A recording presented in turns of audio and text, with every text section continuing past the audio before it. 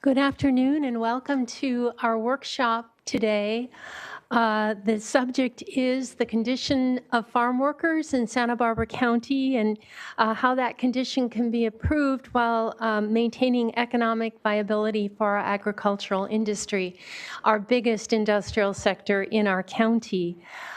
I am Joan Hartman, the 3rd District County Supervisor, and we, along with my colleague Supervisor Das Williams, who will speak in a minute, created an ad hoc committee. The board appointed us to conduct this workshop and to have some panels that could enlighten us and then hear public comment and take that back to the board in the form of some kind of a report. This meeting is being recorded so that we'll have a record of it. It was really started by a study that was published by Cause, and Cause came to the board and said, could we have some kind of forum to look at this? I know that it's a very sensitive topic, and many people have reached out to us to share field trips, studies, emails, meetings to help us better understand this largest industry in our county. And I really appreciate all of that help. Today's, the structure for the event today is going to be setting some groundwork, some basic information through an introduction. Then we'll have a first panel on farm worker compensation and the county's agricultural economy. And then we're going to be looking, secondly, at significant issues that impact farm worker well-being. So that is the structure. Das and I are going to go down there and take notes and listen carefully. It'll be followed by public comment, and we'll hope that the people who have, maybe we'll offer people to come up for a minute. They can go first if they have to be somewhere else, and then 2 minutes, and we'll see how many commenters there are, whether we'll actually have 3-minute comments. But I just would like to say for myself, that this is extremely valuable. The county doesn't really have an opportunity to hear directly from farm workers. We do have an agricultural advisory committee, but farm workers don't have a seat on that committee. And we now, thanks to our Department of Social Services and Workforce Development, have a farm worker resource center. And we thank all the advocates who have proposed and worked for that, because it is a way to get important information from farm workers about the kinds of services that they need. But I'm really looking forward to learning more today, and thank you all who are participating on the panels, as well as those who are in attendance. I think all of us is smarter than any one of us, and so I thank you all for being here to share. Supervisor Williams? My name's Supervisor Das Williams, and I am honored to be here today. And we asked for this because while many of the people of Santa Barbara County are struggling with high housing prices and other elements of cost of living, none are affected more than our lowest income neighbors.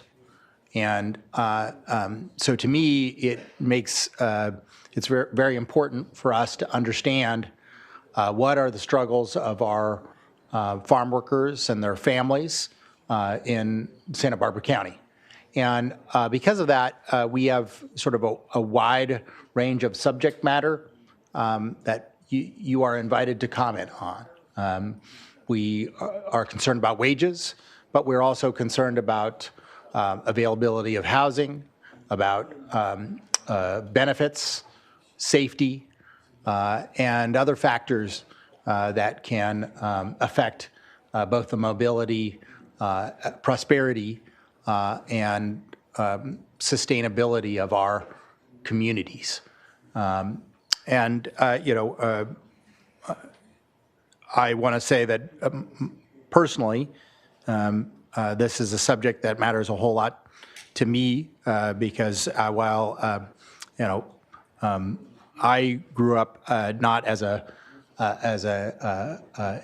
as a grandchild of immigrants, not a child of immigrants, but a grandchild of immigrants. So I understand the struggles and how immigrant populations strive to be a part of a community. And so I'm interested in this from multiple facets. We will give a report, either verbal or written, to the Board of Supervisors, and I hope that it will guide future policy from the county. And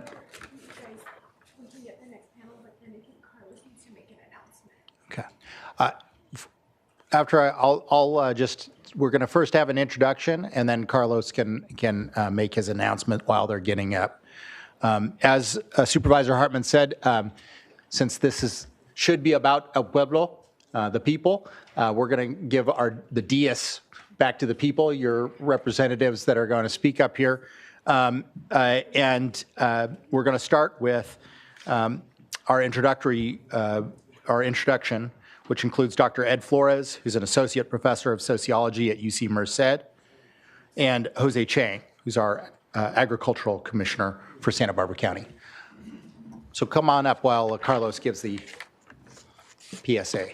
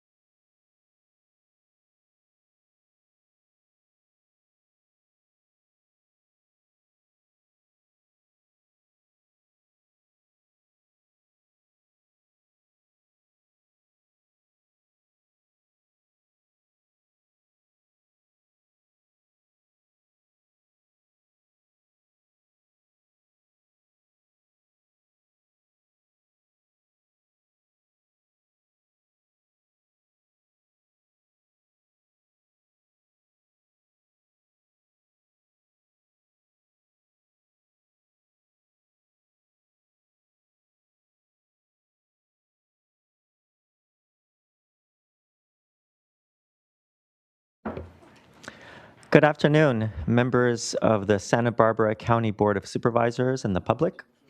On behalf of the UC Merced Community and Labor Center, we are honored to speak and to participate in this historic temporary ad hoc committee hearing regarding farm worker conditions in Santa Barbara County.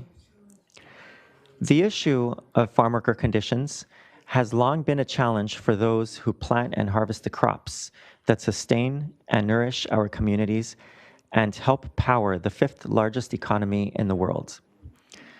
In my remarks, I will share a little about the history of farm work, including Santa Barbara County, but also challenges still facing farm workers today and how this committee presents a great opportunity for improving farm working conditions, including wage increases. Farms and farm work have long been a major industry in Santa Barbara County. The U.S. Bureau of Economic Analysis estimated Santa Barbara County's 2022 gross domestic product at $31.1 billion, and agriculture, the USDA estimates at $1.9 billion of the county's GDP. Santa Barbara County's agricultural industry has grown impressively across time, with the exception of a few temporary swings, but not all who have contributed to the agricultural industry have prospered equally. Santa Barbara County's current relationship with agricultural production began during the colonial era, with the enslavement of Native Americans. Small farms and ranches increased following Mexico's independence from Spain, but following the Mexican-American War, Anglo-Americans used various legal means to unfairly transfer land away from Mexican farmers. Then, between 1860 and 1870, westward expansion of U.S. industrial agricultural production subsequently pushed most of Santa Barbara County's Mexican small farmers and ranchers off their land and into agricultural wage labor. By 1900, Santa Barbara County had the highest percentage of Mexican residents in California, but every county was still overwhelmingly white. California agricultural work has remained racialized through the 20th and 21st centuries, as industrial agriculture was modeled on the southern plantation, and as agricultural workers have experienced among the least worker protections in the nation.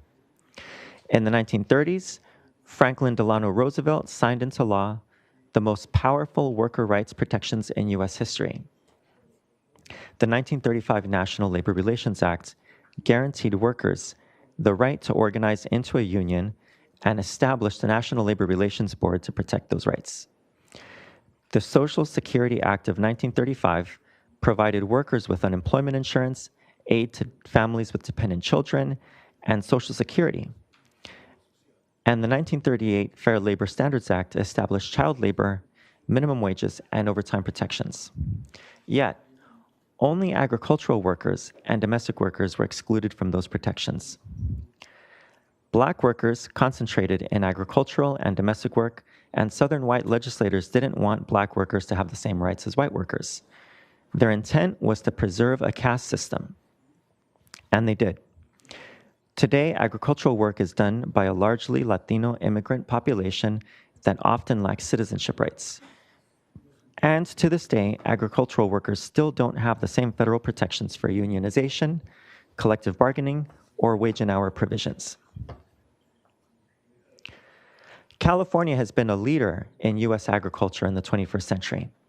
In 2022, California was first in agricultural production among all U.S. states, with $56 billion in production.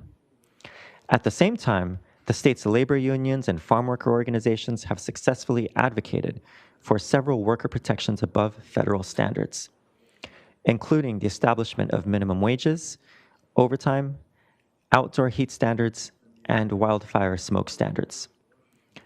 Santa Barbara's farm workers have played a key role in growing the area's agricultural economy. In 2022, an estimated 9,110 agricultural workers worked on Santa Barbara County farms, of which 8,366 also lived in the county. In turn, Santa Barbara County ranks 12th among California counties with $1.9 billion in production. Moreover, the USDA reported that Santa Barbara County net cash farm income increased from $253 million in 2017 to $575 million in 2022, an annual increase of $322 million in net cash farm income. In the past few decades, a movement has spread across the country raising minimum wages for workers in critical sectors or essential industries to a living wage. This has included a $15 minimum wage in various cities and states, a $20 an hour minimum wage for fast food workers in California, and living wages for public sector workers in various cities. While critics have forecasted job losses, employers going out of business, and inflation hurting consumers, research following the implementation of these measures has indicated these are unfounded fears. Wage increases are good for workers, good for businesses, and good for the overall economy. I mentioned a moment ago that annual Santa Barbara County net cash farm income increased by $322 million recently. Here's one more figure our center has produced, $262 million. According to MIT, a living wage in Santa Barbara County for 2 working parents and 1 child is $28.95 an hour. At the same time, the American Community Survey tells us that 8,985 of Santa Barbara agricultural workers earn less than a living wage, and that their average hourly wage is $13.98 a minute, an hour.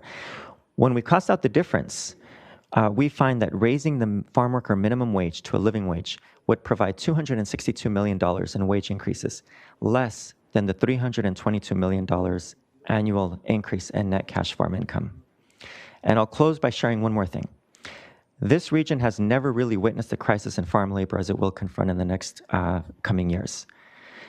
Our report, Golden Age, found that for most of history, the majority of workers in California's industrial agriculture were native-born, not immigrants, until the 1970s.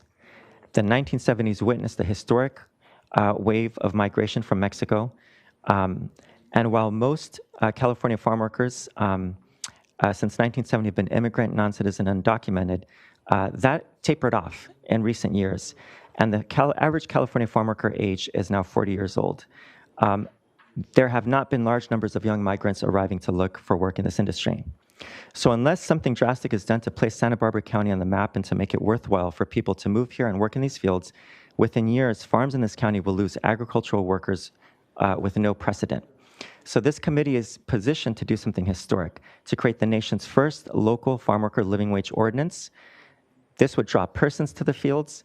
This would make Santa Barbara County a destination for new workers and residents, and it would further establish the county's reputation as a leader in agriculture and increase revenues in agricultural production with ripple effects across the rest of the county's economy. Thank you.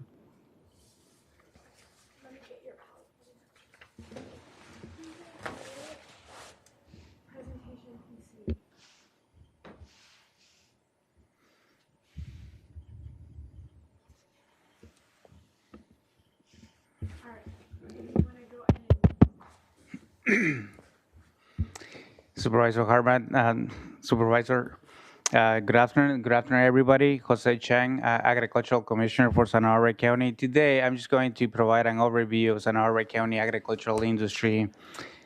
Let's see. So this is information from the latest USDA census data, which was released not long ago, and this is from 2022. The number of farms in Santa Barbara County is approximately 1,359, and the average size of farms is about 457 acres. For the total acreage, when it comes to farm by use, in this screen you can see the cropland, pasture land, woodland, and other. It totals 621,663 acres. One thing that I want to point out of this graph is that when you look at the number of farms in Santa Barbara County, about 57% have less than 50 acres.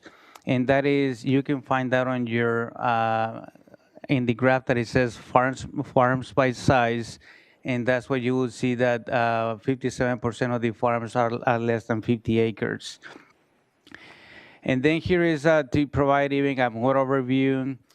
This is the number of cultivated acres in the county is 163,151 acres, which is about 7% of the total county land base. For us, we also take into account grazing land, and in the county, we have 573,000 acres, which is about 33% of the total county land based. And this number right here, it is from an economic study our office did a number of years ago, and it is something that our office will be working on updated. So this number is a little bit outdated. I suspect that it's a little higher, but the multiplier effect of the ag industry in the county economy is about $3 billion to the local economy. This number here, I will suspect that it is about the same, but again, it is from that same economic study we did a number of years ago, and something we will be updating in the near future. The ag industry in Santa Barbara County contributes about 30,000 jobs in the county, and this is for both direct and indirect jobs. It is also important to mention that the ag industry in Santa Barbara County has an exceptional crop diversity, and this provides an economic stability within agriculture and to the county economy as a whole. It is also important to highlight that the agricultural industry in the county has other known market values to the county, and it is something that economists call ecosystem services, such as the scenic beauty, water purification, and carbon sequestration. Also, the ag industry in the county exports to about 38 different countries around the world. And the top export commodities are all of the different berries, cucumber, cauliflower, broccoli, tomato, lettuce, peppers, among other commodities, agricultural commodities. This is the 2023 Crop and Livestock Report we recently released from the Ag Commissioner's Office, and it was the first time published in Spanish, where we reported the total gross production value in 2023 being $1.875 billion. I just want to highlight that this is the gross production value. This is not really the money that farmers are putting in their pocket. And our report doesn't take into account all of the different loans that farmers have to pay back, and really the cost of producing 1 acre of farmland. We don't take into account all of that. And lastly, I just want to highlight these are the top 10 agricultural commodities in the county, and you can see them by gross production value.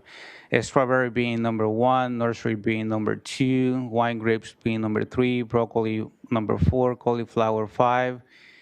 The different lettuce 6 and 7, celery 8, blackberries 9, livestock 10. And that's all I have. Thank you.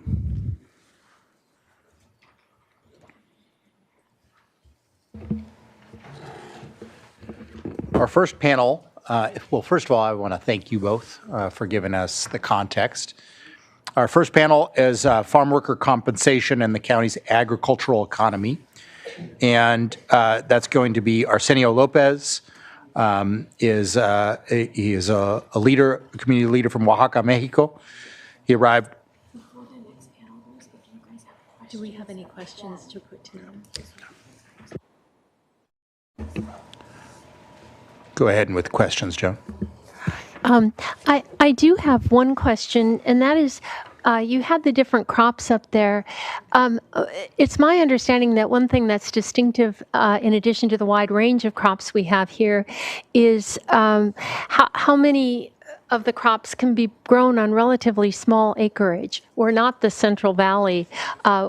People can make it on 5, 10, 40 acres. So as you look at the crops, are there some that are more amenable to growing on smaller acreage and still profitable? Yeah, thank you, Supervisor Harman, for that question. So, I have had experience in working in 2 other different agricultural counties. And one thing that is unique in our county is that strawberries, it is still, a crop of opportunity for many people. And, even with about 50 acres, I have met some of the smaller farmers, and some of those smaller farmers tend to be minority, and some of those are even women. And so they don't need a large number of acres, to be profitable. Of course, not everybody will be profitable every year or every time.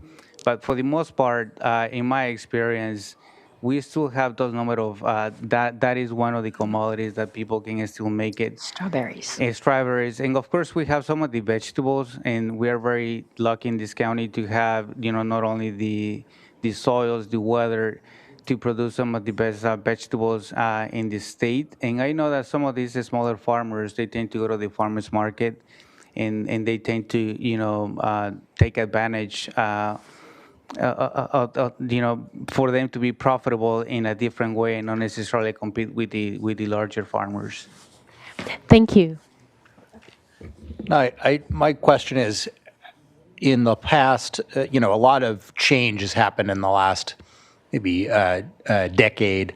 What has that during that time, has the total number of farm workers in the county changed much? And if so, how much?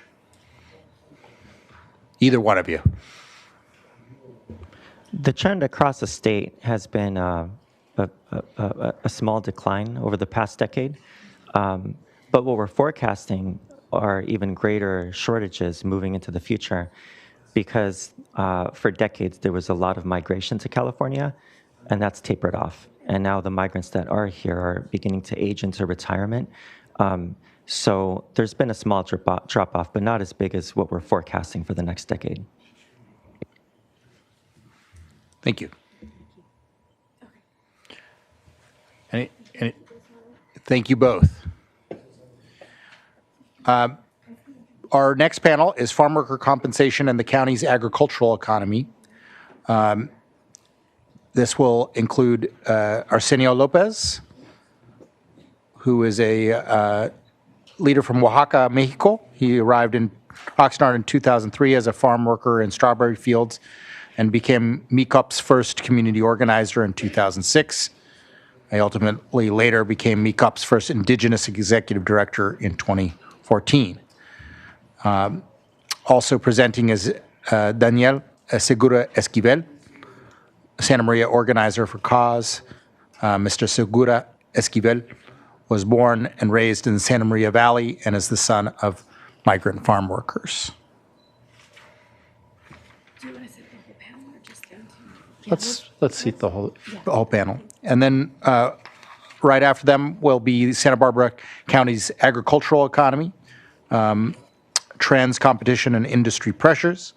That includes Claire Weinman, president of the Grower Shipper Association, which represents more than 170 growers, shippers, farm labor contractors, and supporting agribusinesses. And Mark Martinez, vice president of public policy at the California Strawberry Commission. The California Strawberry Commission is a state commission under the California Department of Food and Ag.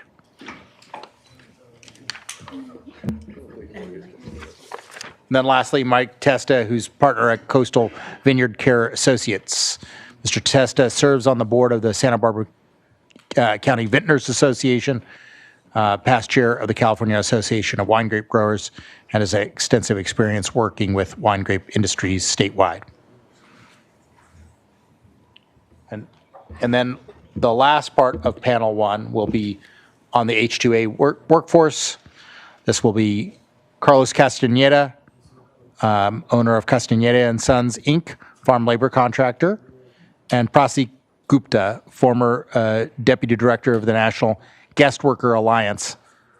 Mr. Gupta currently works with the California Coalition for Worker Power.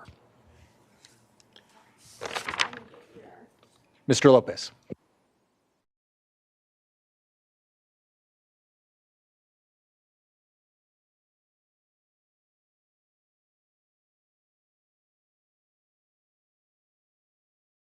So good afternoon, supervisors, and thank you for the opportunity to address you today. My name is Daniel Segura. I'm the Associate Organizing Director for Cause here in Santa Maria. I am here alongside Arsenio Lopez from MICOP to represent Alianza Campesina and advocate for a living wage for Santa Barbara County's farm workers, the essential but historically undervalued workers who make our county's agriculture possible. Alianza Campesina was born out of workers continuously performing strikes throughout 2019 to 2021. The first strike that we supported was Rancho Laguna in May 2020. During the pandemic, where workers were experiencing dangerous conditions, lack of access to basic needs, and intense labor. Following several local strikes, workers organized themselves and decided that higher wages was the only solution to effectively address all of their lived needs. That is why today we are calling for a 26-hour county wage ordinance for farm workers. This isn't just about increasing wages, it's about addressing the racial and economic injustices these workers have faced for generations. This issue is not about charity or goodwill, it's about justice. Justice for the workers who harvest our crops, care for our land, and feed the world. The injustices farm workers face are rooted in history. Since the days of the New Deal, farm workers, many of them people of color, have been excluded from foundational labor laws like the Fair Labor Standards Act of 1938 and the National Labor Relations Act, which granted rights to minimum wage, overtime pay, and unionization. These exclusions were deliberate and discriminatory and set the industry on a path to low wages and poor working conditions being the norm generations later. On average, a full-time year-round farm worker in Santa Barbara County earns $36,244 a year, which is well below what's needed to meet basic living costs. They earn only around $17.42 per hour, despite working some of the most dangerous jobs. Farm work is one of the deadliest jobs in the nation. As you will hear from speakers today, farm workers work in grueling and hazardous work conditions to put food on the table at wages far lower than other sectors that do this type of work. To put this into statistical perspective, agricultural labor sees more fatalities than construction, with a fatal injury rate of 18.6 per 100,000 workers, double that of construction's 9.6. Just last year, there was 2 tragic deaths of workers in our county. Yet farm workers earn far less than construction workers, truck drivers, or manufacturing employees, all of whom earn much more despite similar or even lower injury rates. Construction workers earn $25.04 an hour, and truck drivers $26.76 an hour. Farm workers are increasingly leaving for better paying jobs in construction, truck driving, and manufacturing. It's an issue of justice and respect. Farm workers' skilled labor deserves dignified financial recognition. It's also making the agriculture industry unsustainable for our county. So let's get why we see a living wage as feasible and essential. Santa Barbara County is an agricultural powerhouse, as we just heard moments ago, bringing in $1.9 billion in 22 alone and $1.85 billion in 2023, with strawberries generating the highest crop revenue in the county both years. Last year was the second highest revenue for Santa Barbara County agriculture in history. As we can see, there has been an upward trend with the county's total production value of our agriculture. Yet, this economic success is built on the backs of unpaid workers who struggle to afford basic necessities like rent, childcare, groceries, and healthcare. We hear concerns against the living wage for farm workers, that it will lead to job losses, raise consumer prices, or hurt small farmers. But history and economic studies show us the opposite. As we heard earlier today, a recent UCSB Berkeley study found that raising the minimum wage for fast food workers to $20 an hour resulted in an 18% increase in take-home pay, with no significant job losses and only a modest 3.7% increase in prices. A higher wage isn't just humane, it's practical. Studies show that higher wages lead to better retention, improved morale, and increased productivity. This stability benefits everyone, from workers to employers to consumers. The agricultural sector's struggle to attract workers stems from its low wages. Ironically, the industry spends even more to recruit H-2A guest workers when their local workforce runs short. Costs can exceed $30 an hour when factoring in housing, food, and transportation. This alone shows that the industry can afford to pay fair wages to local workers, but is instead taking the costly route of failing to retain their own workforce and paying more in the long run. We're talking about an industry that generates hundreds of millions in profit each year. Big corporate distributors like Driscoll's can afford to pay their Santa Barbara County suppliers more to give workers a living wage with negligible impact to the consumer. Today, only 7% of the retail price of products like strawberries, 28 cents on a $4 box, for example, goes to farm workers. A bottle of wine sold for $20 to $30 at the store only pays about 20 to 30 cents back to the farm workers who harvested those grapes. Previous research from Philip Martin, professor of agriculture and resource economics at the University of California, Davis, shows that a 40% increase of wages would lead to a 4% increase in consumer prices, which would only be about $25 a year per household. Even then, as stated previously, a lot of these costs could be absorbed by big corporate distributors, such as Driscoll's.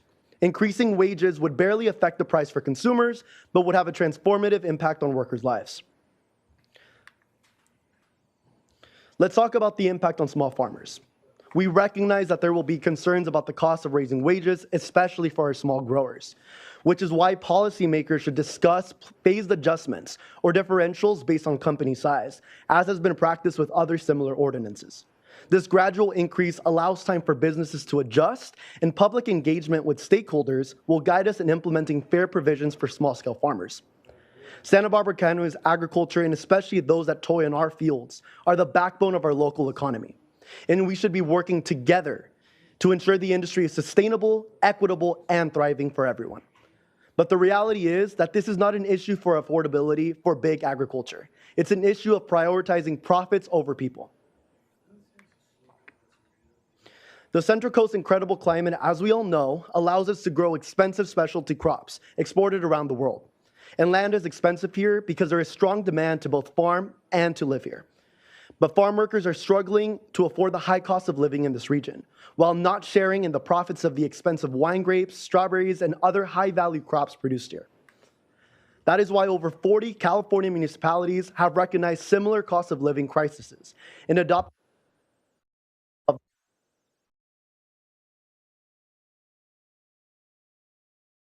hour by 2028. And in Inglewood, healthcare workers now earn $25 an hour after their city passed the living wage ordinance. It's time for Santa Barbara County to make the same commitment to our most essential workforce for our local economy, our farm workers. Raising farm workers' wages could lift thousands of families out of poverty, which could save the county money on anti-poverty programs while allowing farm workers to spend their income back into the local economy. It would increase spending at local businesses, create more demand for services, and generate tax revenue benefiting everyone, including the small businesses and industries that depend on a thriving community. A stronger, more financially stable workforce makes for a healthier community and a more resilient agricultural sector. In conclusion, a 26-hour living wage is possible, it's necessary. It's not just a fair wage, sustainability of our local economy. Our farm workers are the heart of our work deserves a dignified living wage. We have a moral and practical obligation to ensure that they can live where they work, raise their community. The opportunity to rectify historical injustices, support our community's future, and set a precedent of fairness and respect. Let's make Santa Barbara County a model for equitable treatment in agriculture. We urge you to take this step towards justice and fairness for our farm workers. Thank you for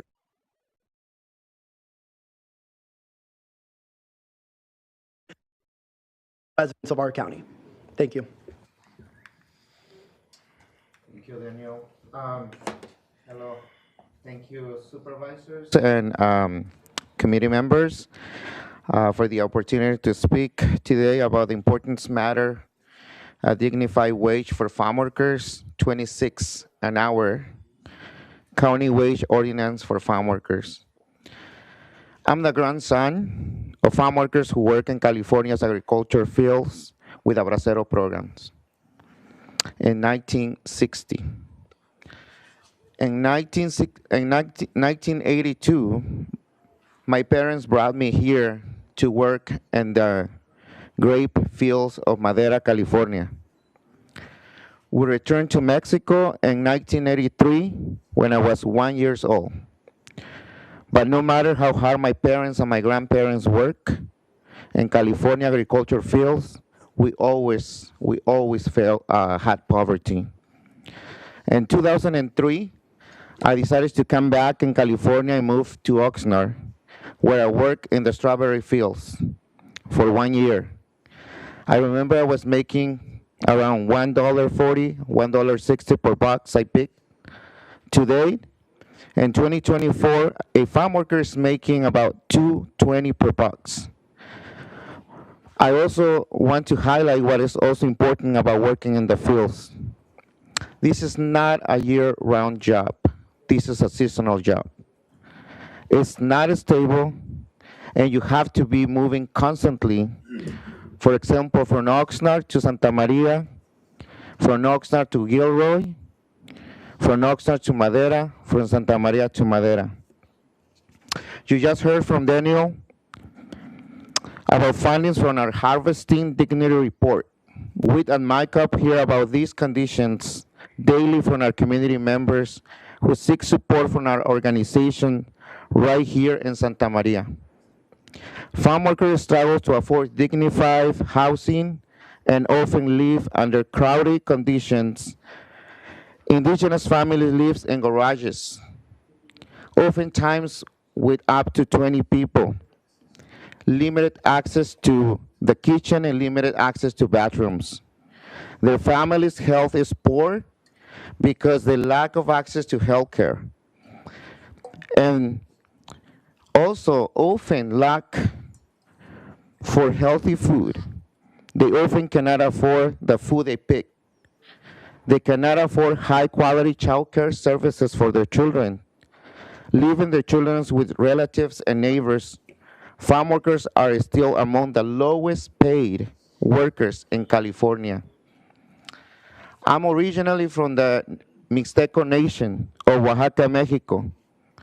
Although current data tell us that about 30% of the ag workforce is indigenous, I will say that 60% of the agriculture workforce in California is made up of largely Mixtecos, Zapotecos, among other indigenous communities such as Triquis, Nahuatl, Purépecha, Guave, Otomí, and others.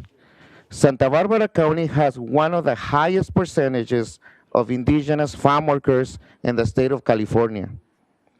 Our communities are often monolinguals in their indigenous languages, and many who work in the field do not speak Spanish. MICO has advocated for a safety net program such as Medical and CalFresh. We also supported our communities with enrollment for these benefits if they need it and if they meet the eligibility criteria.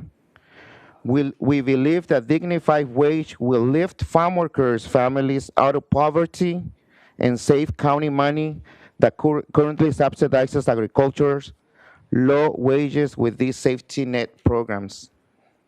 The California industry is the largest in the whole United States, positioning our state as the fifth largest suppliers of food and other agricultural products.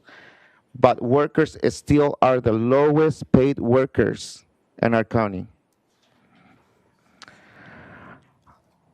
Working conditions have not changed that much for farm workers. They continue to be vulnerable to labor laws violations and live under critical fears because of the retaliation they are victims and when they report these violations.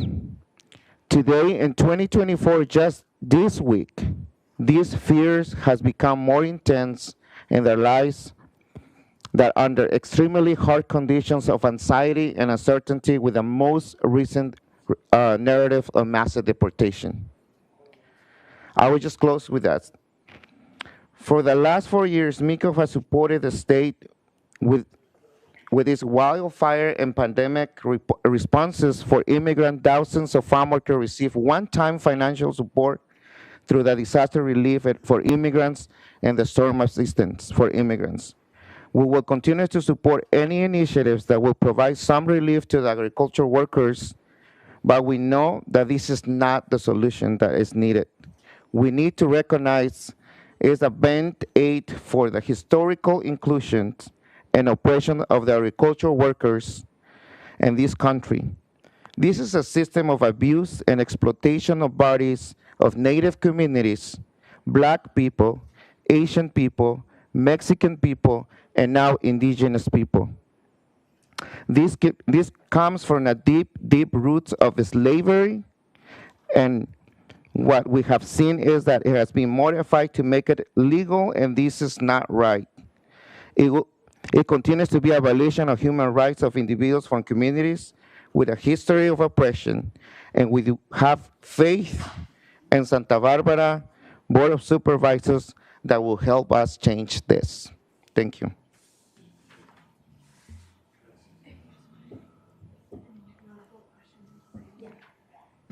We'll hold questions to the end, and so there, if you want to. Hi, good afternoon. Press the button on the screen. Okay, Thank you. Good afternoon, Claire Weinman. I'm the president of the Grower Shipper Association of Santa Barbara and San Luis Obispo counties. Agriculture is the leading source of income and employment in Santa Barbara County. Farm workers play an important role in our community and agricultural economy. But increasing the minimum wage for farm workers will drive local growers out of business, cost farm workers their jobs, and hurt our local economy. We're interested in continuing our long-standing leadership on constructive issues important to our community, but hiking the minimum wage will damage our economy and cost farm workers their jobs. Let me tell you more about why this proposal is so concerning. We understand the desire to increase wages, but doing so would cause serious harm, not just to growers and vintners, but to farm workers, allied businesses, consumers, and the economy as a whole. A forthcoming study by a leading ag economist shows the damage even a $20 an hour minimum wage would do to growers, vintners, farm workers, supporting businesses, the local economy, and tax revenue. According to the study, an increase to that minimum wage would force a third of local growers, representing nearly half of production, out of business, caused the loss of 12,284 jobs in Santa Barbara County, including 9,473 farm worker jobs, cost the local economy roughly $1.36 billion annually in lost agriculture and other output, cost the county nearly $8 million annually in tax revenue. The same study finds increasing the minimum wage to $26 an hour would do even more damage. It would force 72% of local growers out of business, representing nearly 90% of the production of the top 10 crops. Cause the loss of 16,084 jobs in Santa Barbara County, including 12,404 farm worker jobs. Cost the local economy roughly $1.78 billion annually in lost economic output. Cost the county $10.2 million in lost tax revenue annually. This proposal will force many family farmers, vintners, and supporting businesses to close their operations here. Farmers and vintners in Santa Barbara County already face some of the highest costs in the state. Many won't be able to stay in business if the board were to pass this proposal. These farmers and vintners help support a wide range of other important industries: tourism, finance, restaurants, equipment, shipping, distribution, grocers, and more, that would also be hurt by this proposal. Driving family farmers, vintners, and supportive sectors out of business will hurt the local economy, cost jobs, and reduce revenue available to pay for critical local services provided at the city and county level. This proposal will cost farm workers and other supporting workers their jobs. Many farmers and vintners will be forced to stop operations, immediately costing those working their jobs. Supportive sectors and industries will also be hit, costing job losses beyond just agricultural production. Growers and vintners able to withstand this increase will increasingly seek to mechanize operations where they can, eliminating additional jobs. So, in closing, increasing the Santa Barbara County minimum wage creates a huge competitive disadvantage for local growers, vintners, and supportive industries that will drive operations, jobs, and economic production out of Santa Barbara. Pushing local growers and vintners out of business will force Santa Barbara to import more of our food supply, many times from international sources. Increased shipping will increase carbon emissions associated with our food supply, undermining the county's efforts on climate. Finally, this proposal leaves out many workers who will be forced to pay even higher costs of living.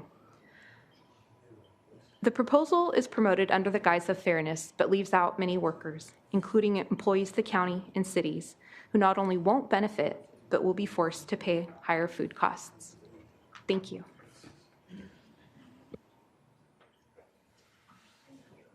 Either Mark or Mike, whoever wants to go next. I'll go. And then go on and press your little button on the mic screen.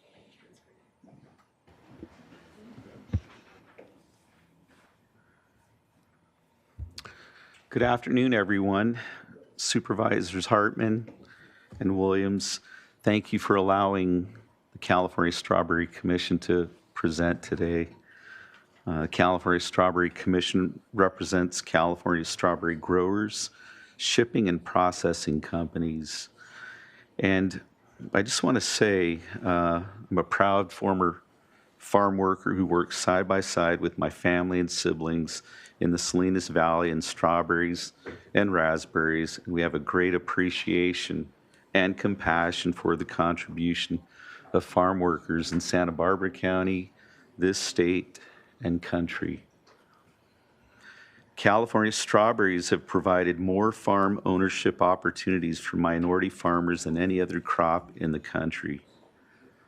In fact, approximately 85% of our farms are minority owned, with the largest segment of our farms Latino owned. Many of these Latino and Latino owned farmers started out as harvest workers, and they've worked their way up as crew leaders, supervisors, foremen, ranch managers, and eventually to ownership. This is truly a success story of upward mobility to ownership and the American dream. However, these last 2 years have been extremely difficult for California strawberry farmers and many others in agriculture commodities throughout the state. And this is also the case for Santa Barbara County farmers. As you may recall, last year in 2023, we had historical flooding that resulted in total losses for some farms, followed by continued difficult weather conditions through the rest of the year, which made it difficult for many farmers who were unable to recover from these weather challenges, creating losses as well. This has been followed by the opposite. 2024 has seen the weather incredible. Fruit quality has been good and in abundance. Unfortunately, the price return back to the farmer to produce their crop on the average has not been enough to cover the increasing costs of production, creating a situation where most farmers are barely breaking even, with most losing money at this time. With back-to-back years of losses, paying back existing loans, and securing financing to continue operating is worrisome for the future of our industry. Most counties report the gross value of ag commodities in the annual county crop report. Commissioner Chang mentioned that earlier and showed the numbers. What the crop report does not include are the actual costs to produce each commodity and the actual pressure each farmer faces to produce this food to the general public. In April of this year, the University of California's Cooperative Extension and UC Davis's Department of Agricultural and Resource Economics released a crop production report on the cost to produce strawberries on the coast.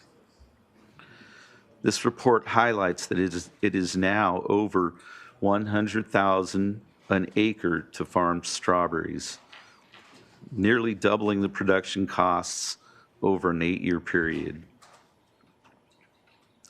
Per the report, and over this 8-year period, labor costs have increased by approximately 85% per acre.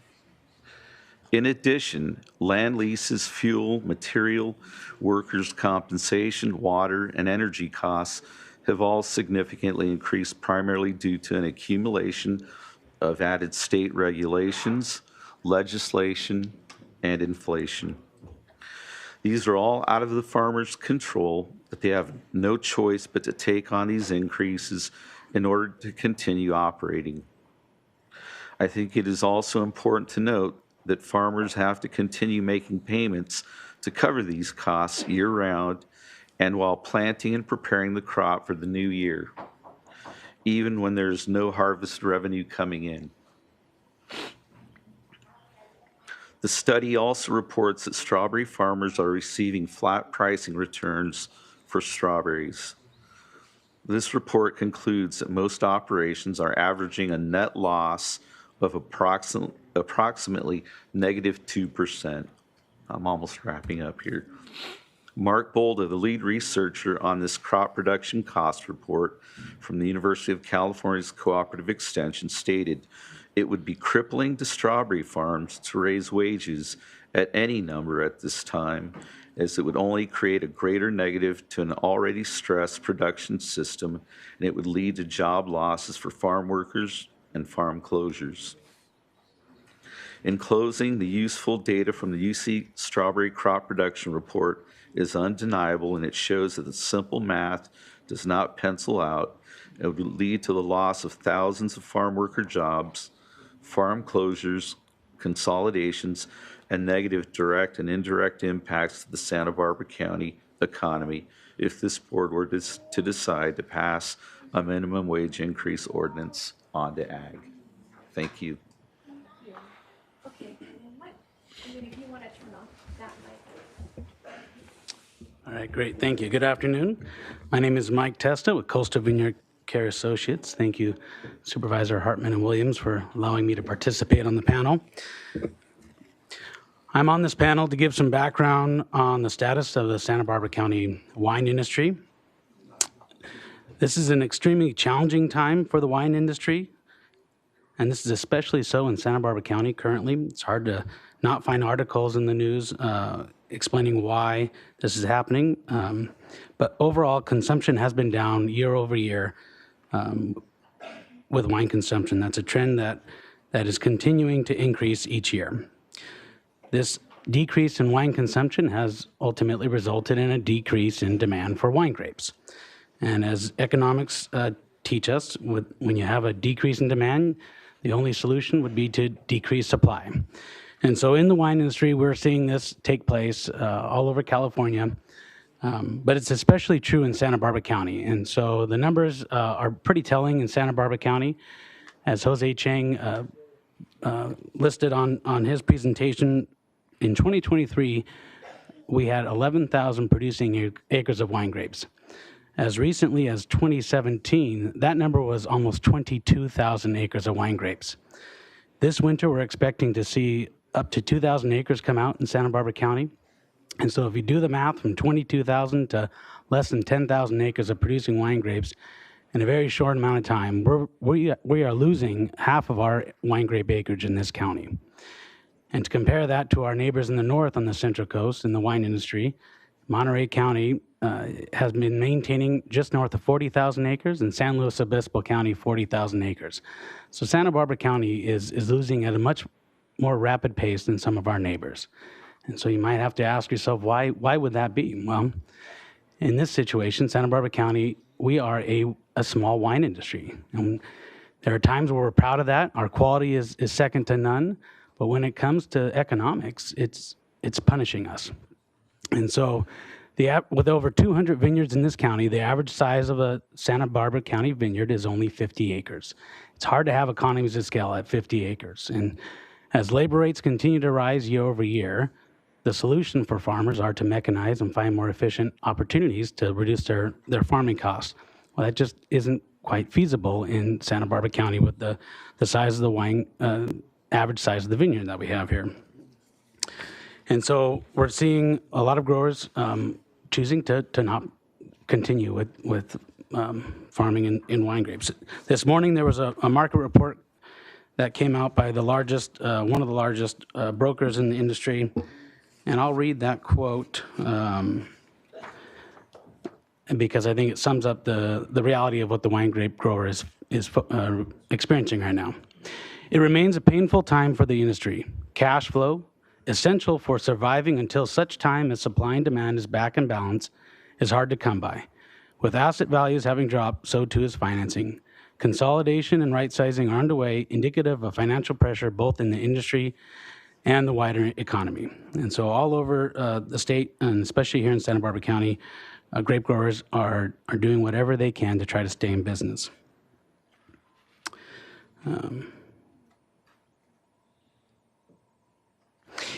In Santa Barbara County, as I mentioned, we are made up of small vineyards, and the smaller the vineyard, the higher your proportion of farming costs are directly tied to labor. And so in Santa Barbara County, about 70% of our cost to produce a ton of grapes is tied to labor. The larger the vineyard, the larger the economies of scale, and that proportion starts to shrink. And so any increase in labor rate directly impacts smaller growers at a higher rate than it would a smaller grower. And that translates to an impact with small winery producers. Small winery producers rely on small growers because it's the small grower that can accommodate the request of small lots for small programs for small wineries. We have over 300 wineries in Santa Barbara County, and those small wineries rely on small growers to be able to support their business. These tasting rooms, which drive a lot of agritourism into this economy, into this county, provide jobs far outreaching the farm industry, whether it's restaurants or hotels, anything that has to do with tourism relies on the success of these small wineries and tasting rooms. And so the more we see the cost of grapes increase and the cost of wine increase, the bigger impact it is going to be on these small tasting rooms.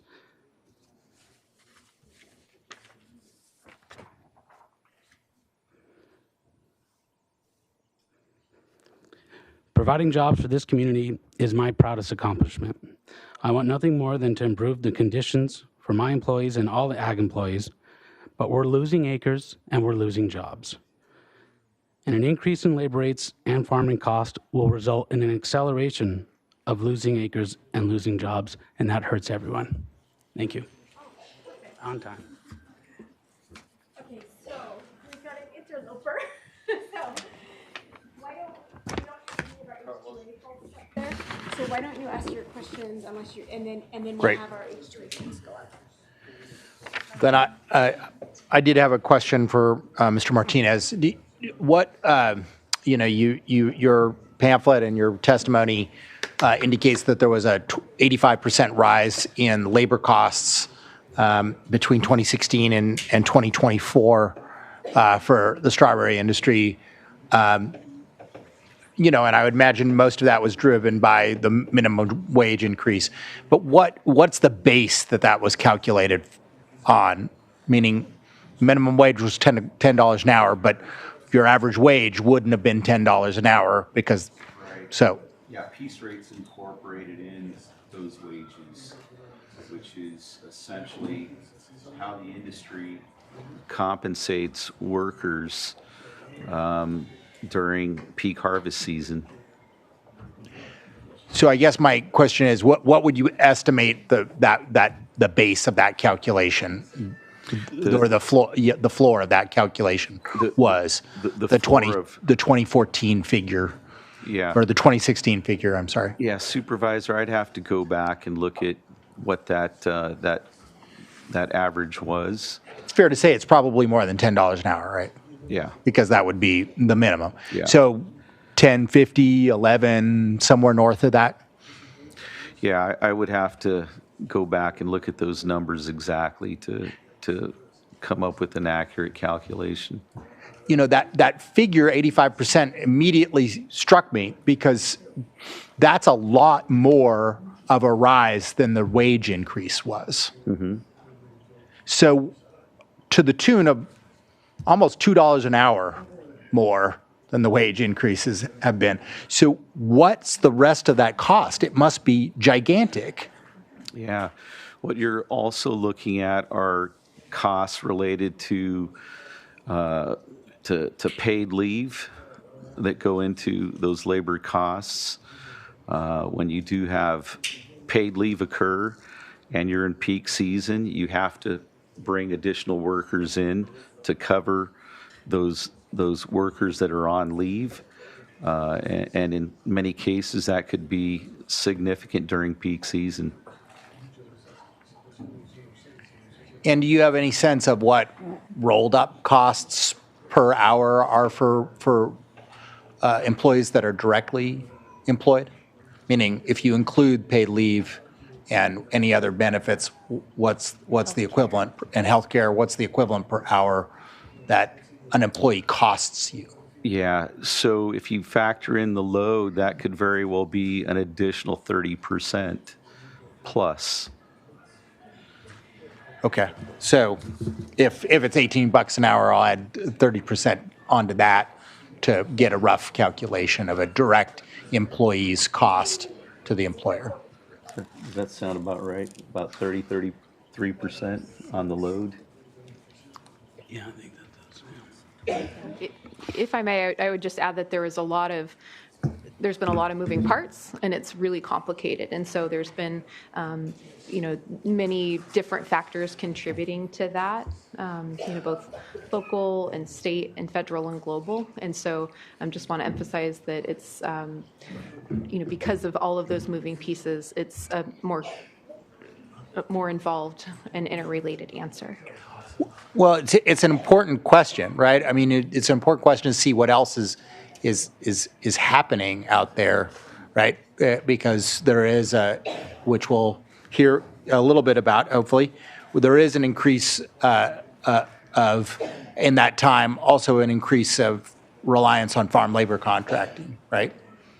And farm labor contracting, you already have to pay them $23, $24 an hour per hour, right? If you contract, if a wine grape grower or a berry farmer contracts with the farm labor contractor. So I'm trying to understand the advantages. $17.50 times 1.33 is $23.27. And you're saying a direct employee would cost about that per hour if you included paid leave and Everything benefits included. And so that's why some folks would still pay a farm labor contractor that's charging $23 or $24 per hour for a laborer who's getting paid 17 bucks an hour, right? That makes sense. It's about the same cost. I'm just trying to get my head around why, like the first thing that struck me is, well, you're already paying that much, right? Or those folks who are paying farm labor contractors are already paying close to the $26 that's being asked for here, but it's the other costs that you're talking about. Yeah. Well, some growers use FLCs, many don't as well. And do you have any, opinion of what's better for the worker and for mobility within the workforce? I Direct think- hire or farm labor contracting? We're going to hear more about H2A. Yeah, but I want to know his opinion. Yeah, I think it's case by case per farm, per grower, what their preference is. So, I think it's really up to the grower to decide what works best for their model. But you don't have any opinion on what's better for the worker? What's better for the worker? Sure.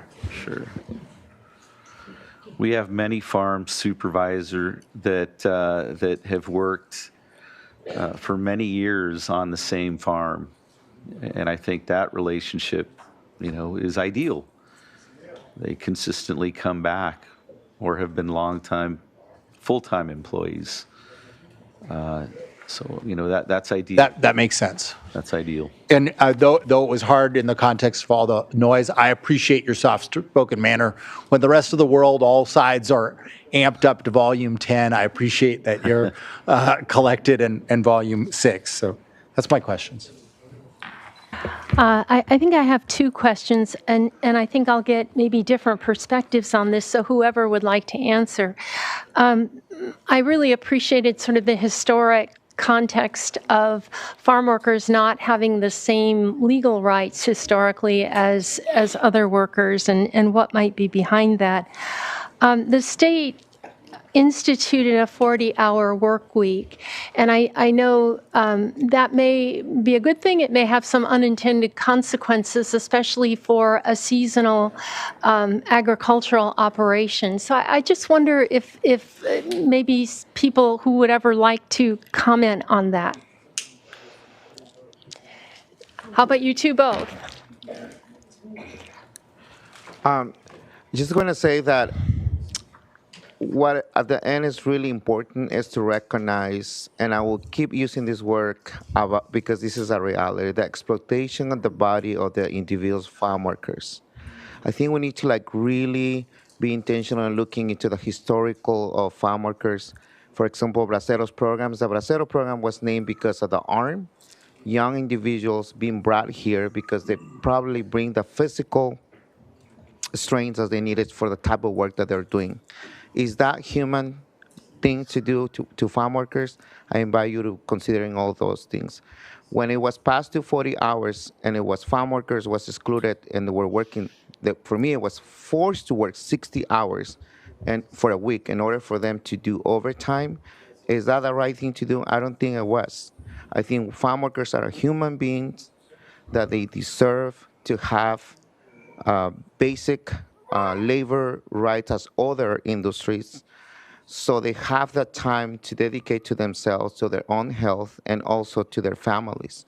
I think beyond from like it was that financially for the farm workers or not, I think what is important to recognize that this is historical exploitation of the bodies of the individuals.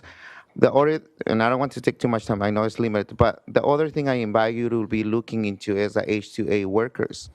If you look into the workforce that is being brought up from Mexico, there's no females. It's mainly males.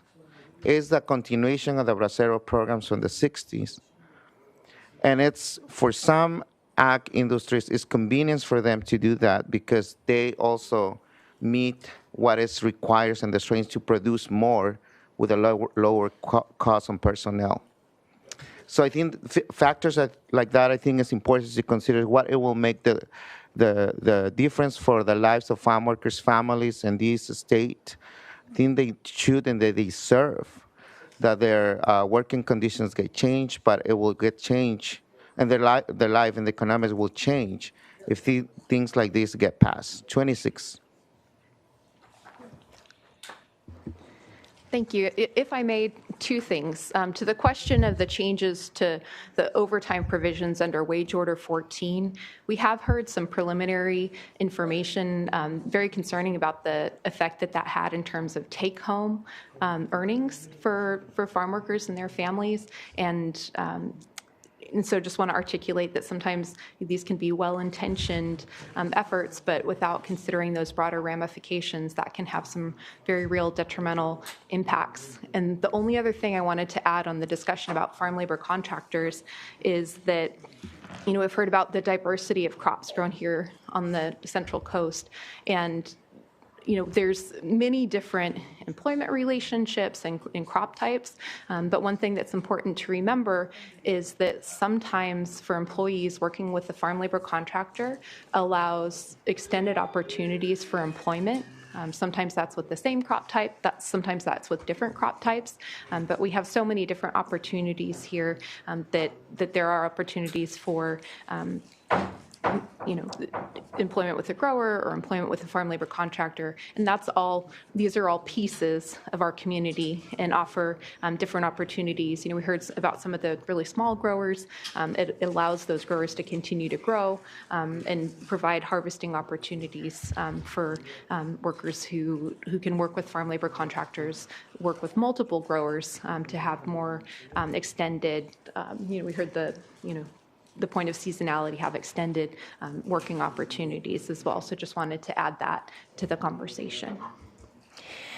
And here's a question that I think may go to the heart of the matter, at least for me. There's an analogy that's been made for minimum wage to fast food workers and farm workers. So I think about that analogy, and does it really hold up? And so here's what I'm thinking so far. Correct me if I'm wrong. And again, I'd like two people to respond to this. But if I'm a consumer and I buy a cheeseburger at a local, there I can go to the cheapest one, but they'll have equal costs. In other words, they have a minimum wage for fast food workers, whether I go to McDonald's or some other fast food restaurant. So there's kind of an even playing field because it's statewide. But if you think about farm workers, if we do something in Santa Barbara County, the industry, say I'm Driscoll's, I could buy from Santa Barbara County, I could buy from our neighboring counties, I could buy perhaps from Georgia or even from Mexico. And I'm going to go where I can get it cheapest because it's not a local market, it's a national and international market. And that to me seems like a really important difference to address as we think about what are the impacts of setting a minimum wage and what, who you've got to compete against to survive as a business. So I don't know if anybody wants to address that, but that's something that's important in my mind as we think about this. And I'll make a quick comment to that on the wine industry. That's a real concern that I have, and so over half the grapes grown in this county already leave this county. There aren't enough wineries here in Santa Barbara County to consume the grapes that we grow, and so they become part of the larger market, whether it's Central Coast or California appalated. And as you mentioned, it doesn't matter if it's Santa Barbara County or Monterey, wherever it might be, and if our farming costs continue to rise, we're going to become that much less and less competitive of an option, and we'll continue to see more loss of business in the wine industry. Yeah, so it really depends kind of what your market is, what the impacts might be. Well, were there other, yes, Daniel? Yeah, I was going to also say I don't think we should underestimate that this is Santa Barbara County, where tourism is also one of the biggest revenues for the local economy. Looking at the wine industry, looking at the crops that are grown here, again, like I mentioned in my presentation, the climate here is very unique to the Central Coast, where other counties in Central Valley and Mexico aren't able to produce at the rate that we do.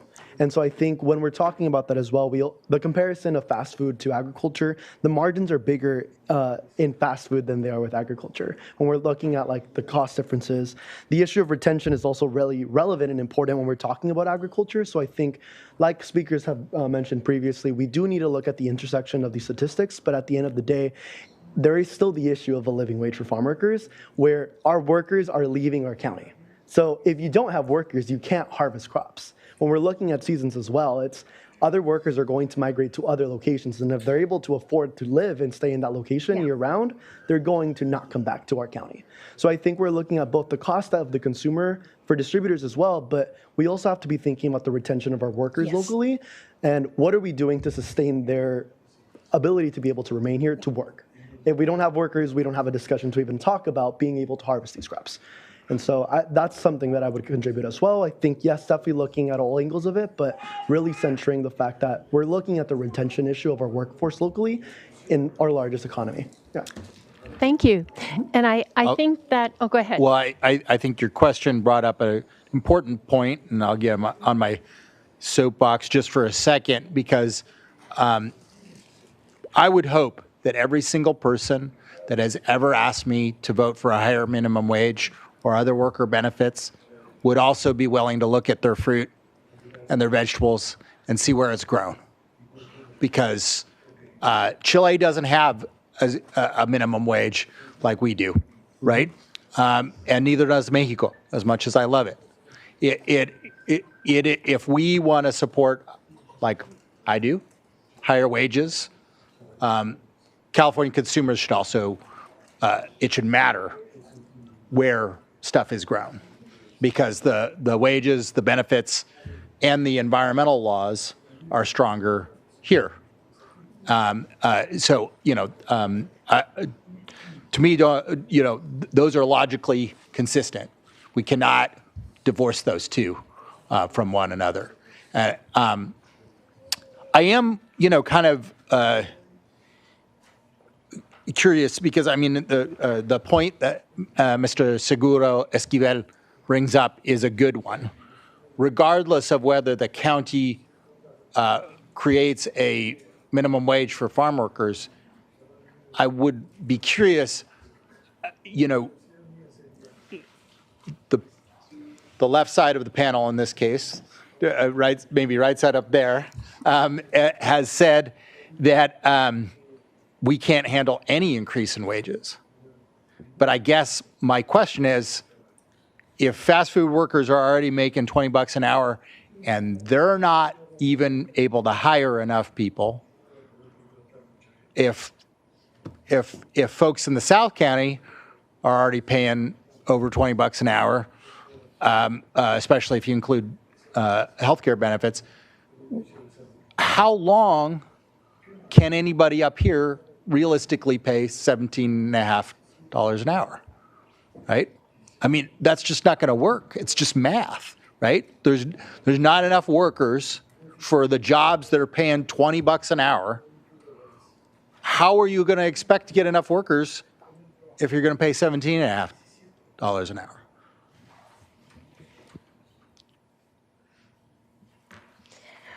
One thing I've heard is that there'll be increased consolidation of small farms into larger farms and more mechanization. That's what I've heard. I don't know how realistic it is. That is, are we ready to replace farm workers with machines? I mean, so I think the reality is that we are losing workers and we are losing acres. And Santa Barbara County needs to make a big effort to keep ag successful here, right? We want to keep as many jobs here as possible and pay the highest wage possible, but we need the county to work with agriculture to be sustainable.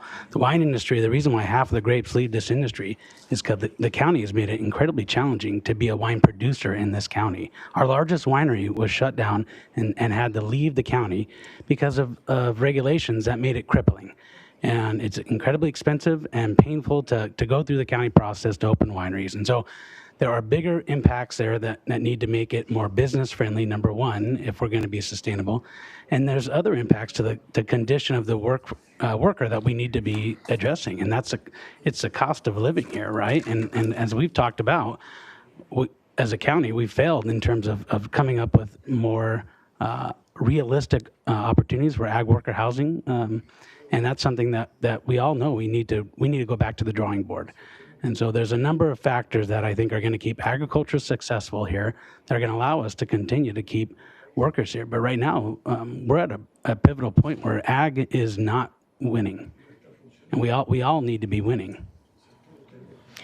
That may be a good note to end this panel and bring up the H2A. Yes, let's do that. But I did want to thank Mr. Testa for bringing that up, because the county, with Supervisor Hartman and I, we did about a number of years back make it easier to do farm worker housing, but the production has not come from that we hope to see. Yeah. And so I think it's an important question to put a marker in, because if a large driver of farm worker cost of living is double-digit increases every year in housing, right, then how's that going to work? Thank you. Thank you. Did you already read this about them? Okay. I don't know.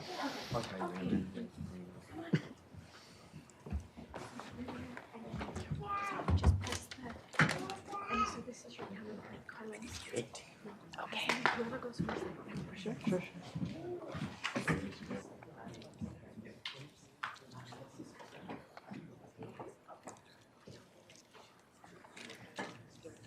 So whomever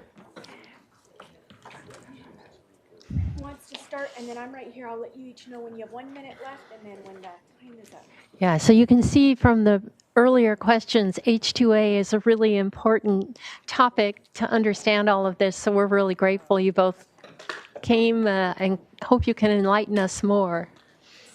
Who would like to go first? Sure, I'll go first. Hi, my name is Proshi Gupta. I was the former deputy director of the National Guest Worker Alliance. H-2A workers are classified as guest workers.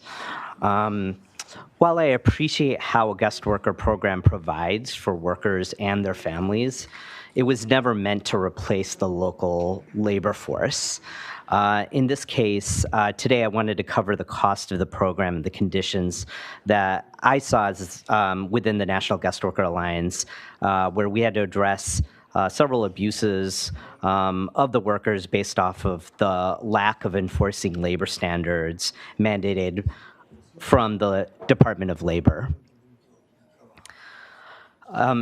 You might have received just this handout just recently right now.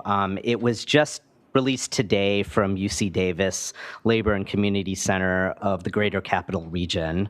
It is referring to the 10 years of the H-2A visa program in California.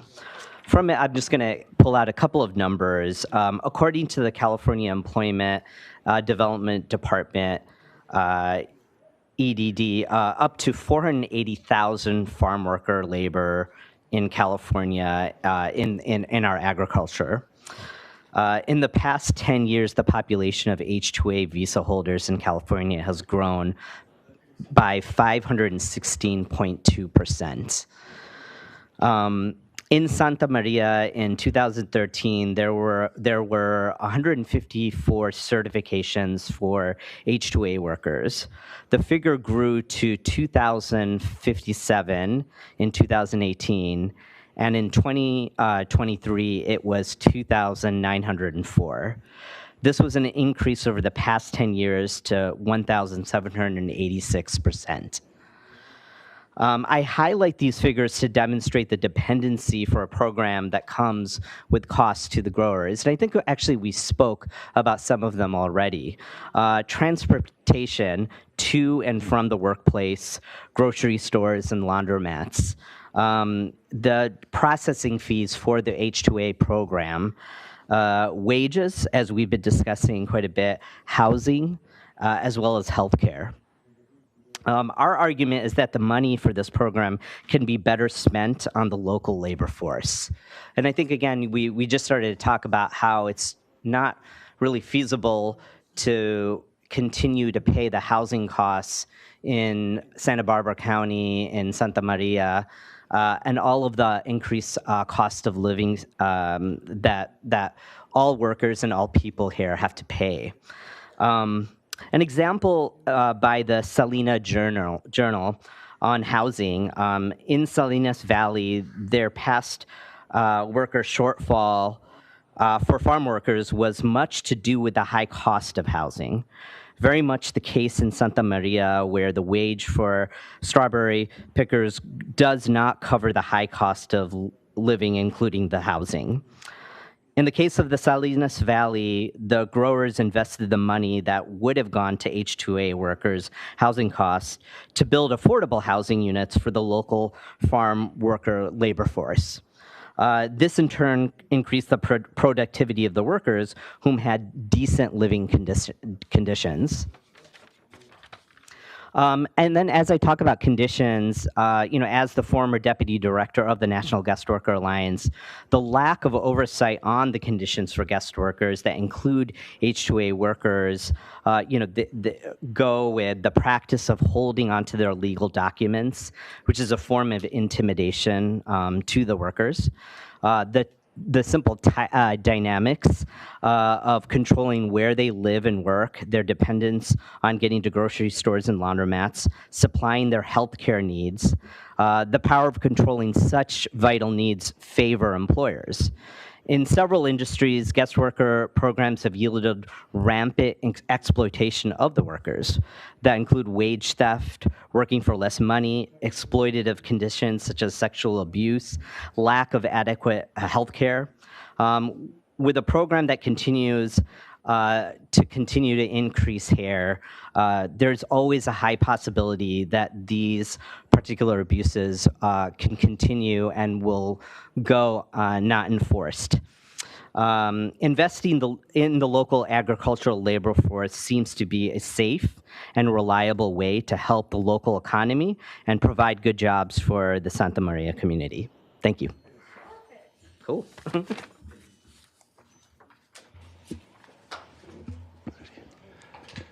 Good evening, Supervisor Hartman and Supervisor Williams. Thank you for the opportunity to speak on H2A today.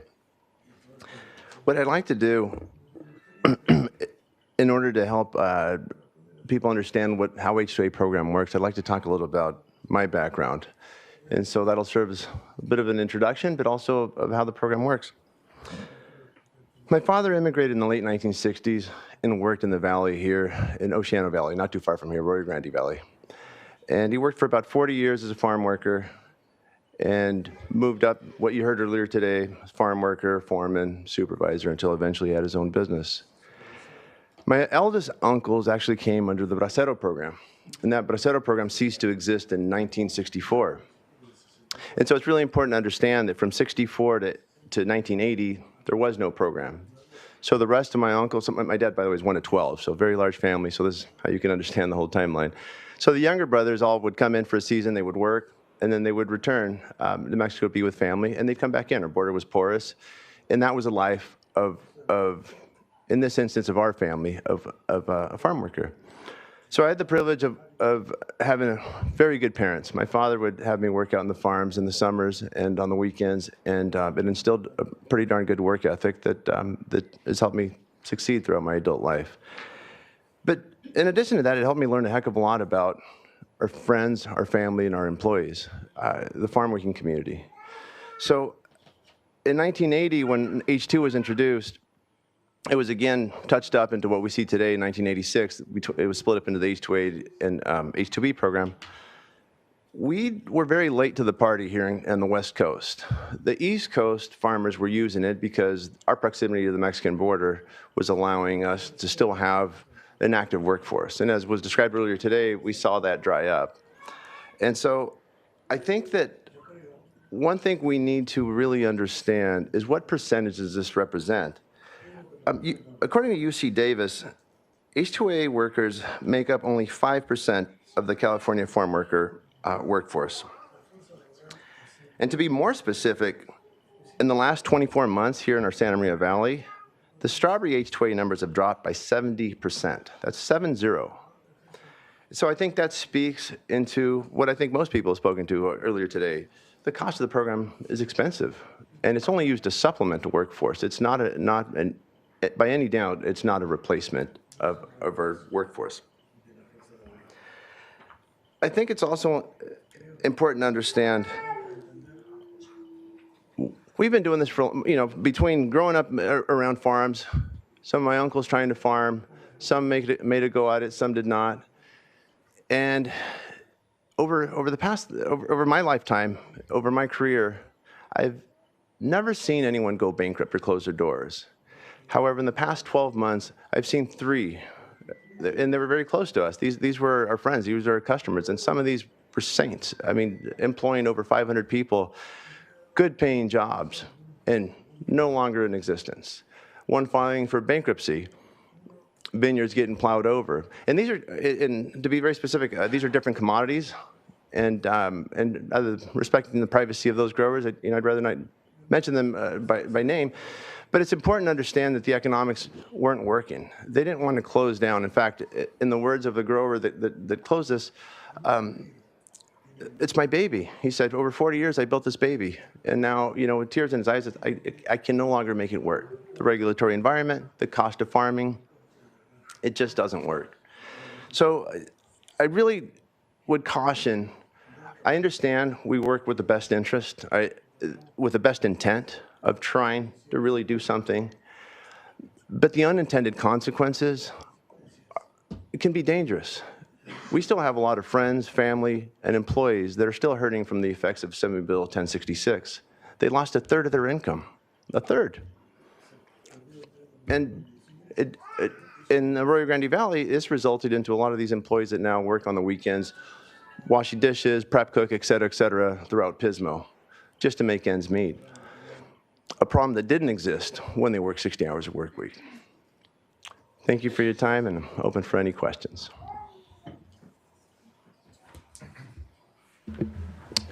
We, through our affiliation with SB-CAG, did a hearing on street vendors in the last 2 weeks. Joan, Supervisor Hartman was one of those that made sure that the hearing happened. And at that hearing, it was revealed that there's a lot of relationships in larger groups of street vendors, maybe out of centralized employment in Los Angeles or other big cities, that have relationships with their workers that you could describe as indentured servitude, some affiliation with coyotes, and then folks working off their fee to their coyote through their employment. Do either of you have concerns that that is something that you see in some of your competitors in the farm labor contracting business? Or do you, I know you presented on H2A, but my question is more about whether that is a common or or at least too common of a phenomena in the farm labor contractor industry. So I think it's really important to accept that just like there's good teachers and bad teachers, there's good politicians and bad politicians, there's good FLCs and maybe not so great FLCs. But we also have to understand, in the 60s when my dad first came, and even prior to that, when my first uncles came as braceros, there wasn't even portable johns out there. There wasn't a Department of Labor, there wasn't a wage an hour, there wasn't, you name it, the county ag commissioners. So who would you talk to? And you fast forward to where we're at today, there's, I believe, over 13 agencies that regulate us, that come in and inspect us. And so we're open, we're transparent. Come on in, look at our books, interview our employees. So I think we have to accept there's a lot of great employers out there, a lot of great FLCs out there. And painting with the same broad strokes would be pretty unfair. You know, I think that it comes back to this concept of just continuing to increase the H2A program here in California and the impact and how do you actually enforce it, right? So I think, as I understand with the employer side of it, trying to be good employers, right? There are a lot of unintended consequences that we just don't have any control over. I'll just give an example of a different industry, but in housekeeping and janitorial, there was a group of workers that were sent from Sinaloa, Mexico, right? There was no way that the employer was going to know that there were clearly some violations happening at the workplace that was starting to become reported to the Department of Labor.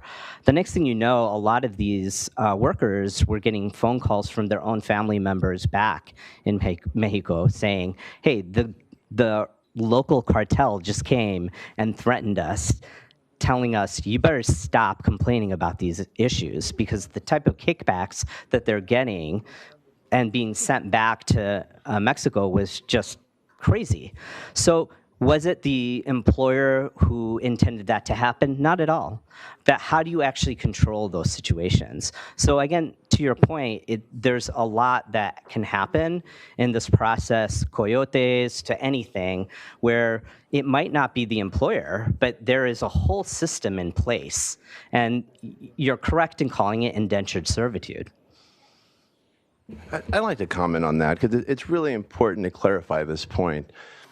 We don't make headline news by being good employers. We're not front page of the paper because we pay people we pay well or we treat well.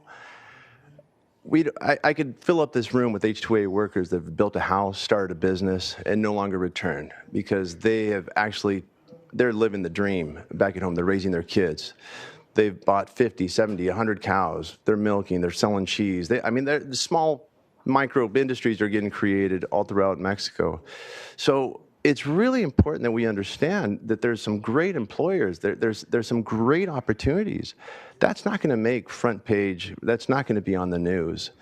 DOL doesn't make a business by reporting that, oh, we investigated Carlos's operation. He did great, thumbs up, front page of the paper. They're going to report ABC Corporation that didn't do a good job, and that's what you're going to see on the front page of the paper. So, again, to criminalize across the board, I think, is very unfair. And I think, yes, they should be prosecuted. Yes, they should lose their license, and they do. And some of them get jail time. Great. But let's remember that there's a lot of great operators in this community, and ag community, I think, does a fantastic job being members of associations. It's to educate, it's to learn, it's to understand what laws are coming in and how to operate. So this is really important to take into account, that there's fantastic operators out there, and we are all on the same page on that. We don't want to see bad operators existing in any industry. I believe you that there are many good operators. I guess my question is, do you think that there is, you have to adhere to several layers of state and federal regulations, but is there truly enough enforcement? The way I figure it is when you have a number of rules that do increase costs, but you don't have adequate enforcement, then that becomes a punishment of the ones who play by the rules and an empowerment of those that violate the rules. And so that's what, in that context, I'm asking you the question, is there enough enforcement of state and local rules? And I'd invite both of you to answer. My father started the business in 1991. We didn't see a whole lot of inspections and regulation in the early 90s. I started with the business when I was still in high school, or helping my father. In the past 10 years, we've been audited every year, more than once on many occasions. And we're a small operator. And we're talking about, like I said, statewide, less than 5% of the workforce. So I would say, yes, there's plenty of oversight. There's plenty of oversight. And you're speaking both in terms of farm labor contractor for non-H2A and on the H2A side? That's correct. I think, from the H2A side, I had cited that there has been an increase of 516.2% in the past 10 years. This increase, just to your point, is I just don't see how you could actually enforce it with such a rapid increase consistently happening. The dependency on the H2A program as opposed to investing in the local labor force is, I think when you actually invest in the local labor force, you have a lot more control over the enforcement. I don't think an H2A program was ever designed to actually fill at this capacity around the state, and in particularly in a community like Santa Maria. I'm confused on one point, so I hope somebody can clarify this for me. It was my understanding, on the one hand, that the H2A workforce is declining and makes about 5% of our total farm worker workforce, and yet, on the other hand, in the last 10 years, it's grown by over 500%. Are both true, or did I miss something? Please. I'm quoting the study from UC Davis saying that H2A workforce makes up only 5% of the California workforce. Also, if you look at H2A filings, it's public information. California farm worker workforce? That's correct. Okay. Yes. So I was trying not to keep this national, since we're talking about a county issue here, but I wanted to have you see a statewide picture, right? But when you bring it here, our strawberry H2A filing, so this is public record, you could look it up, anyone in this room can look it up, those numbers have dropped 70% over the past 24 months.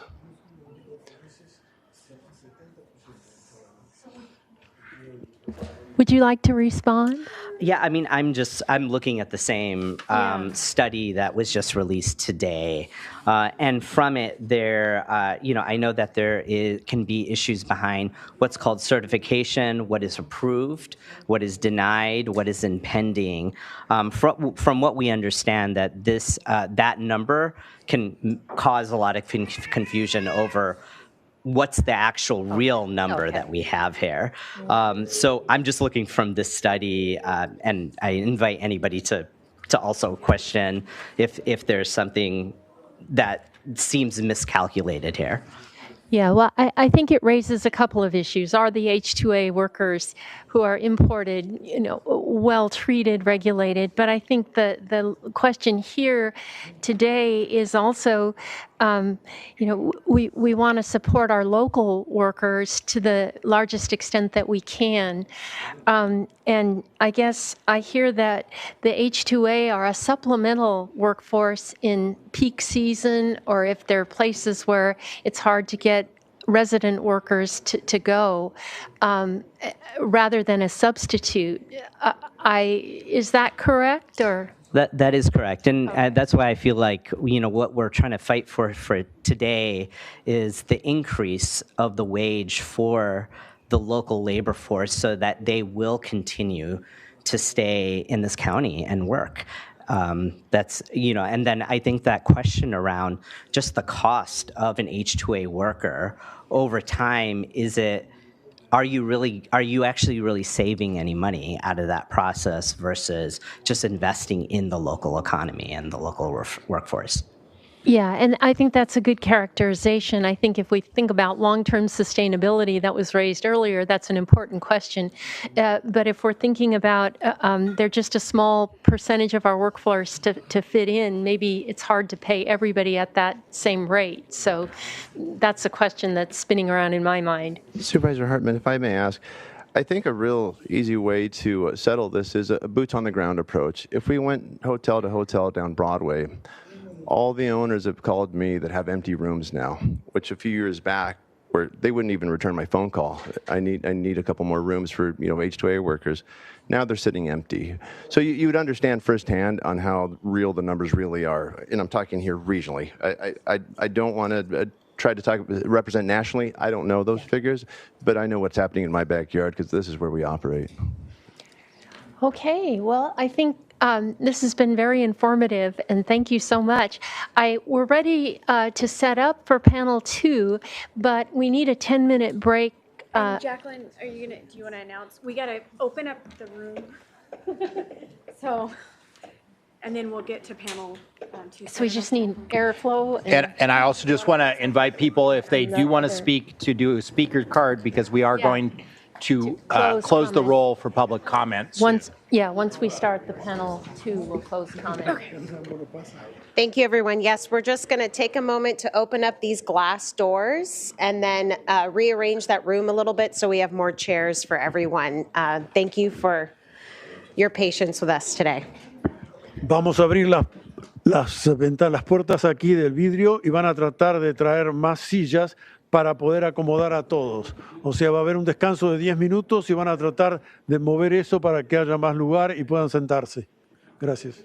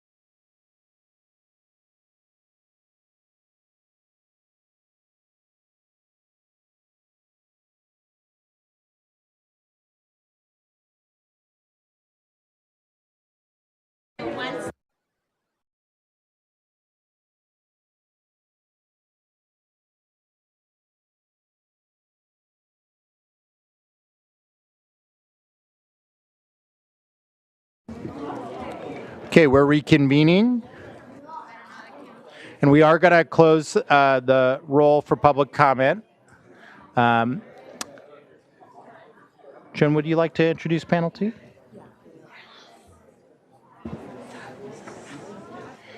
So this is the last call for speaker slips.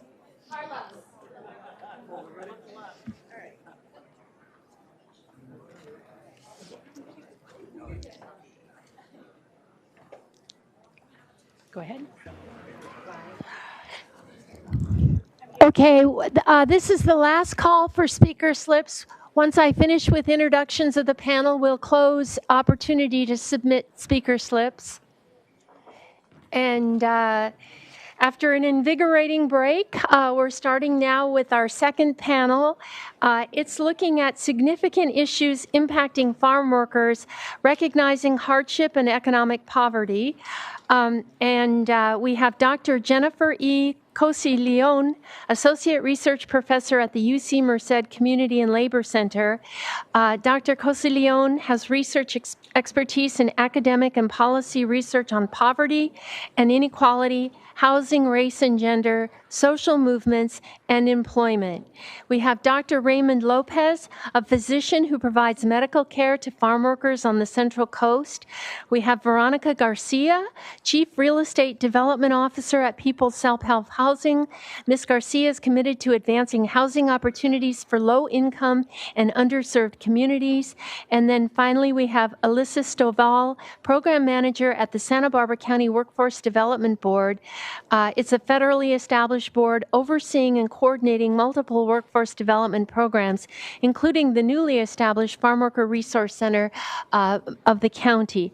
So these are looking at things in addition to financial compensation that determine the quality of life and conditions for farm workers in our county. So Dr. Cosi-Leon, would you like to begin? Let me get your PowerPoint.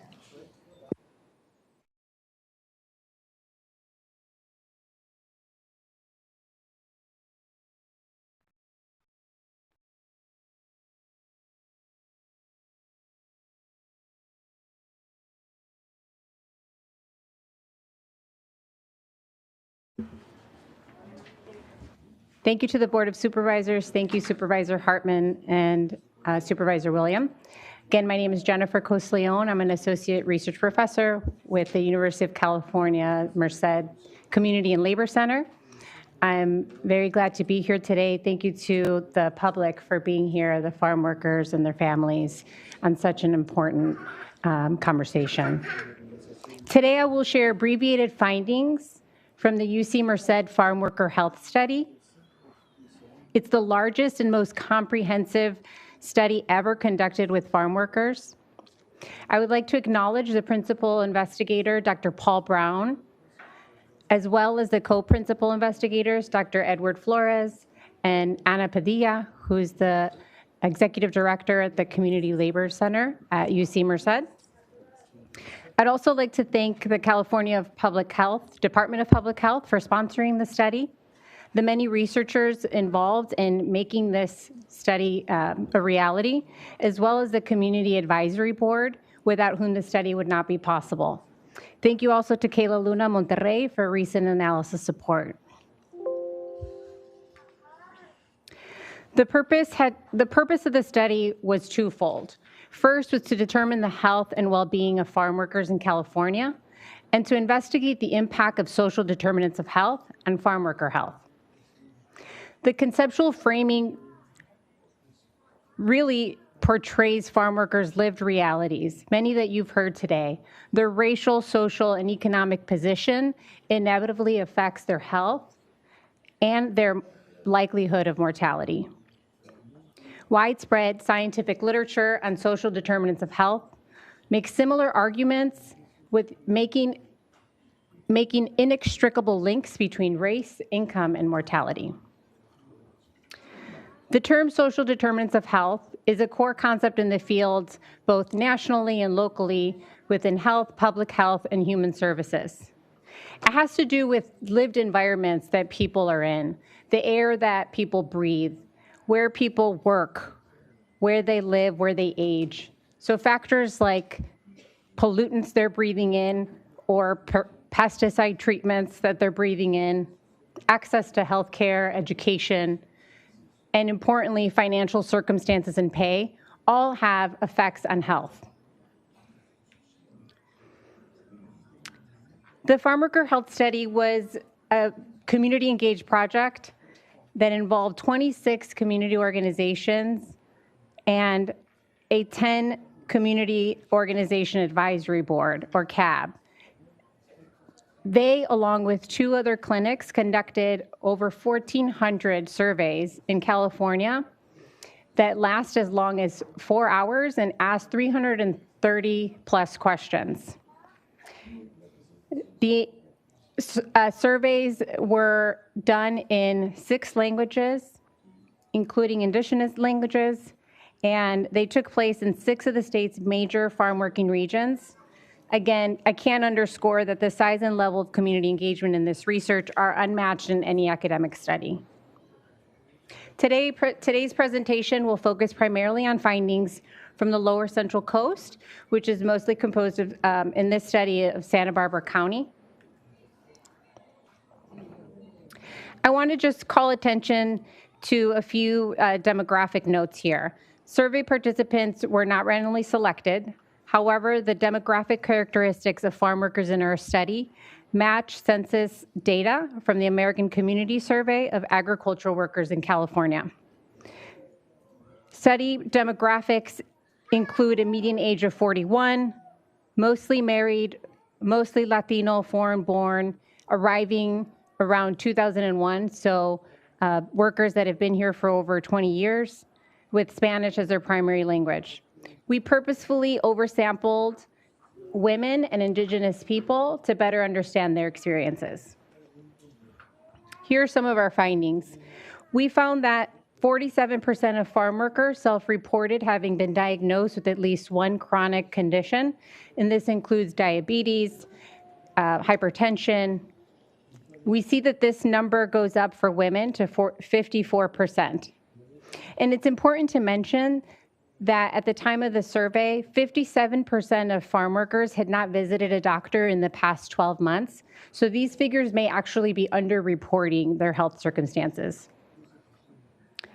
In terms of food security, 47% of respondents experienced either marginal or high food insecurity, affecting their food quality that they purchased, the variety, and their family eating patterns. So what this means is, again, echoing what people have said today already, that many farm workers' wages are so low that they can't afford to buy the very food that they harvest. In terms of our social determinants of health findings, farm workers experience economic and class disadvantage on a daily basis. They work seasonally, full-time, often for a contractor or third party. They make poverty wages. Our study found a median of $15,000 a year. And in addition, as we've heard already today, they must travel long distances for work, incurring additional travel costs. 1 in 4 respondents in the lower Central Coast said that they would not be able to pay to cover a $400 expense, including a health emergency. Can I just ask you, what constitutes the lower Central Coast? The area that's defined as lower It Central. mostly includes Santa Barbara County in this study. So meaning the majority of the numbers going into that figure are Santa Barbara County workers? Correct. Wow. Yeah. Thank you. As you heard today already, and will likely hear in public comments, and I'd like to add that to my time. Despite being underpaid and living without a living wage, agricultural workers face occupational hazards, including strenuous work conditions, exposure to contagious diseases, high temperatures, exposure to pesticides and wildfire smokes. And over half of farm workers did not have health insurance, according to our study findings, either because they weren't eligible or because it was too expensive, again pointing to the pay inadequacies.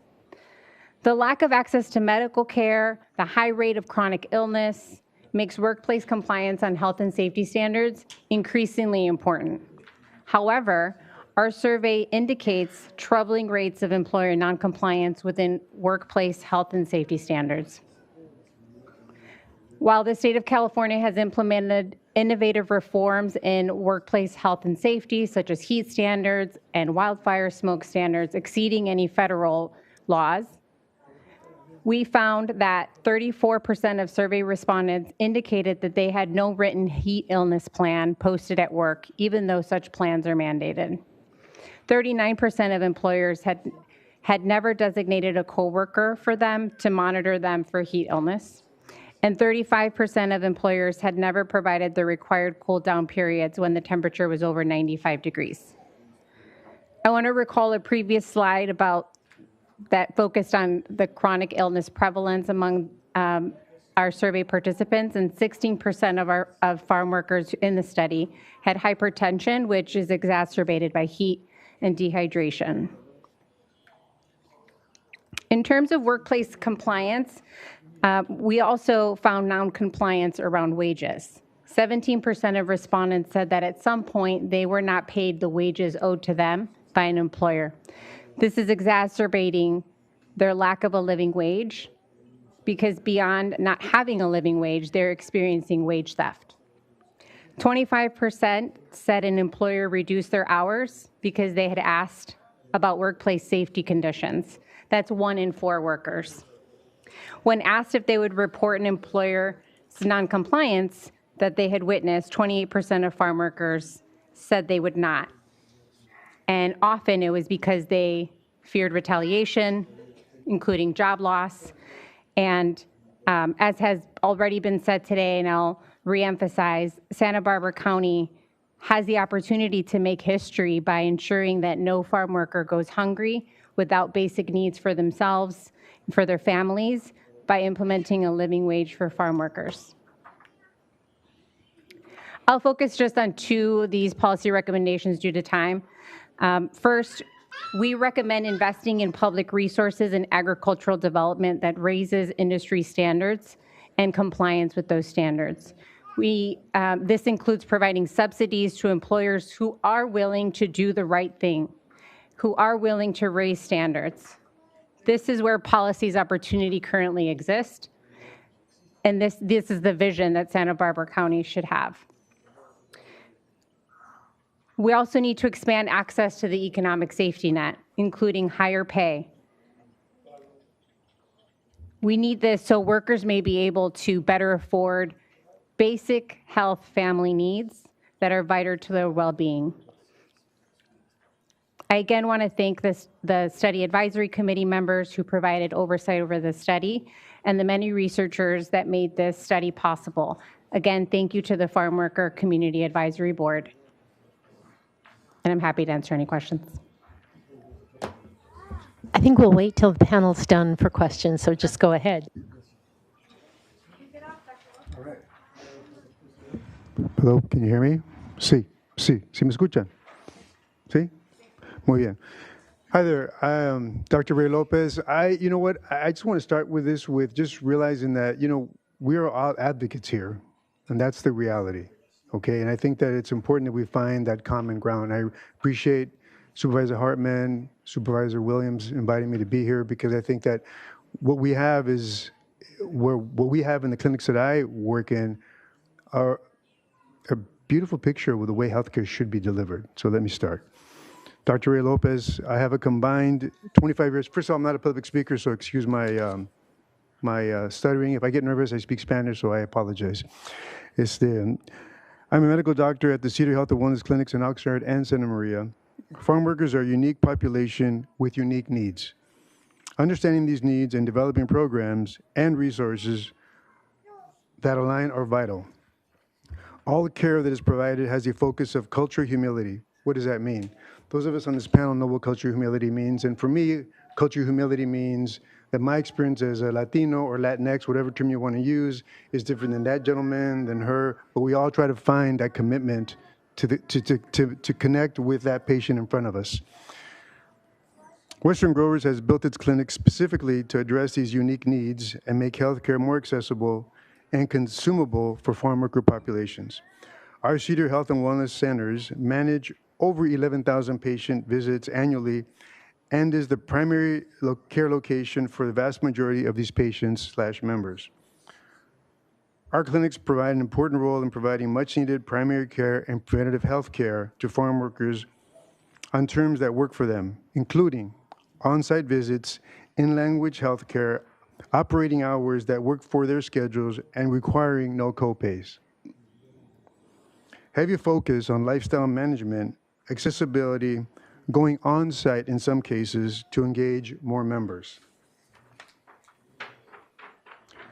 Mobile health fairs and vaccination clinics bring services to the worksite and provide an opportunity for outreach. We also partner with counties and other organizations who are also providing important services to farm workers. In conjunction with county resources, COVID influenza vaccine clinics have been highly successful both within the clinic and the farm worker setting. What I hold in my hand here, this is a syringe. What does it have? It has the flu vaccine. What did I do this morning? We gave about 70 flu vaccines on site. We've given about 500 in the last 3-4 weeks. Okay, on site, in the back of a car, at the fields. Therefore, the folks that are literally feeding our families. You may ask, where do these clinics get their funding? Our clinics are funded by growers throughout the Central Coast by a multiple employer health plan specifically for growers in California and Arizona called Western Growers Assurance Trust. The beauty of this is the clinic often pays for itself in the form of better healthcare outcomes. Let me explain. Because we provide direct primary care with no co-pays or cost to the patient, we have better engagement, and ultimately that prevents more serious acute healthcare issues, which translates into lower costs for the health plan. Sounds appealing, doesn't it? Many growers do the right thing and offer their farm workers health coverage they can use to access our clinics. So for those growers that do not, farm workers are accessing care in some other way, either Medi-Cal, Covered California, or private pay medical clinics. The important thing is continuing to educate people on what options are available from the county or state and their entities, and really promote preventative care and good health. We are passionate about educating the community on healthcare, and we're passionate about treating them without being patronizing, without being paternalistic, treating them in a way that is culturally very attuned to where they're from. Because the difference between those folks and me is one generation. My mother came here as a farm worker. My uncle immigrated his 9 brothers during the Pradero program. So to me, this is an extremely passionate and important thing for me to be able to give back.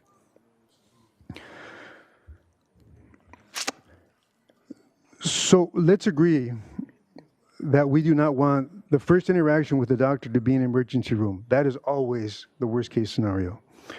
These clinics are a great start, but let us agree we can do more to meet the basic healthcare needs of farm workers. We really like what we do. We really like what we're doing at the Western Growers coverage plans, not just with the Cedar clinics. The strategy is to remove barriers to accessing healthcare in as many ways as possible. The barriers can be financial, cultural, geographical. Our plan is to make significant progress in providing more and more services with no co-pays. We provide care navigators in Spanish that help people navigate the healthcare system. We have a network of doctors and providers and hospitals that are reachable by people that don't have their own transportation. As an aside, we're in the process of moving our Oxnard clinic, and one of the criteria we used in scouting locations was that it be near public transportation. In addition, we are exploring how to incorporate no-cost ride for our patients so we can help them to their appointments. Removing these barriers and continuing education is a big part of what we think we should be doing and do more. So I have some, I trained as a family physician in the county of Ventura, and I worked in the county clinic.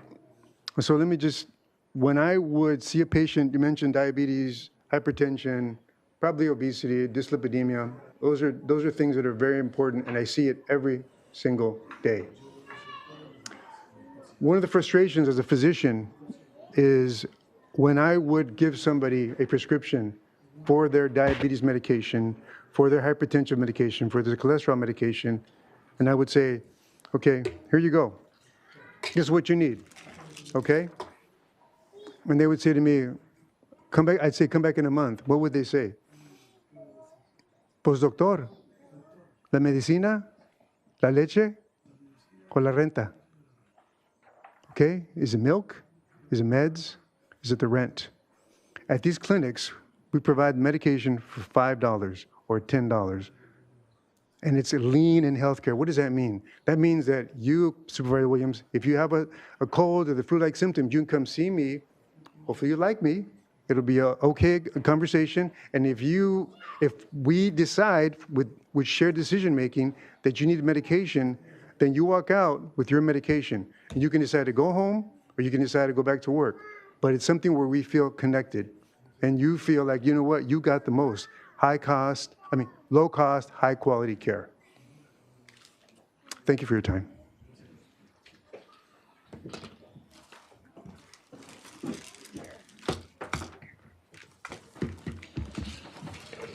Hi, good evening. Thank you for the opportunity to speak. I'm Veronica Garcia, Chief Real Estate Development Officer for People Self-Help Housing. I also serve on the board of California Coalition for Rural Housing, where farm worker housing in particular is a really significant priority for us. In my career, I've focused on affordable housing, particularly farm worker housing. So I've worked for several organizations, including Cabrillo Economic Development Corporation, currently Peoples, and local housing authorities as well. My passion has been this community, so the Central Coast in particular. Just for some context setting, as far as housing affordability goes, the California Housing Partnership is a statewide nonprofit. They issue annual reports on housing affordability measures. And for Santa Barbara County, 17,037 low-income renters don't have access to an affordable home. Concurrently, we've seen a 30% decrease in state and federal funding that would be available to address housing problems. 75% of extremely low-income households pay more than half of their income towards rent. And renters need to earn $49.11 per hour to afford rent. That would be 3.1 times the state minimum wage to afford the monthly asking rent of $2,554. So those are the statistics that CHP issued for Santa Barbara County as of 2024. So that's the context that we're operating in, diminishing state resources to be able to produce affordable housing, to build new affordable housing units, while we've seen an increasing need and increasing rents year over year, even amidst really challenging times. For Peoples in particular, we specifically in Santa Barbara County, we currently own and operate 279 affordable, income-restricted, farm worker designated homes, and we have another 185 homes that are planned in the planning stages. So we really are committed to producing additional affordable housing for farm workers, and we do rental, affordable housing. We also do affordable homeownership. So we have one for sale affordable property in Santa Maria with 16 homes dedicated to farm workers. Generally, the primary financing vehicle for the production of new affordable housing in our country is the Low-Income Housing Tax Credit Program. That generates significant equity from investors, from conventional banks, to be able to finance the construction of affordable housing. But to access the tax credit, the low-income housing tax credit, affordable housing developers like Peoples, we compete to win a tax credit award. We compete with projects from across the state. And it is an extremely competitive process. And in recent years, the state has rewarded projects that are located in quote, high resource designated areas based on a mapping system. Unfortunately, typically agricultural communities with high numbers of farm workers like Santa Maria or where I live in Oxnard aren't typically high resource areas. They're typically actually low resource areas, which means farm worker projects or farm worker and agricultural communities are typically at a competitive disadvantage. In recent years, we have been able to access the HCD Joe Cerna Jr. Farm Worker Housing Grant Program to fund new affordable units for farm workers. But because a new housing bond did not pass this past election, we are expecting only one more funding round to be available of this Cerna program.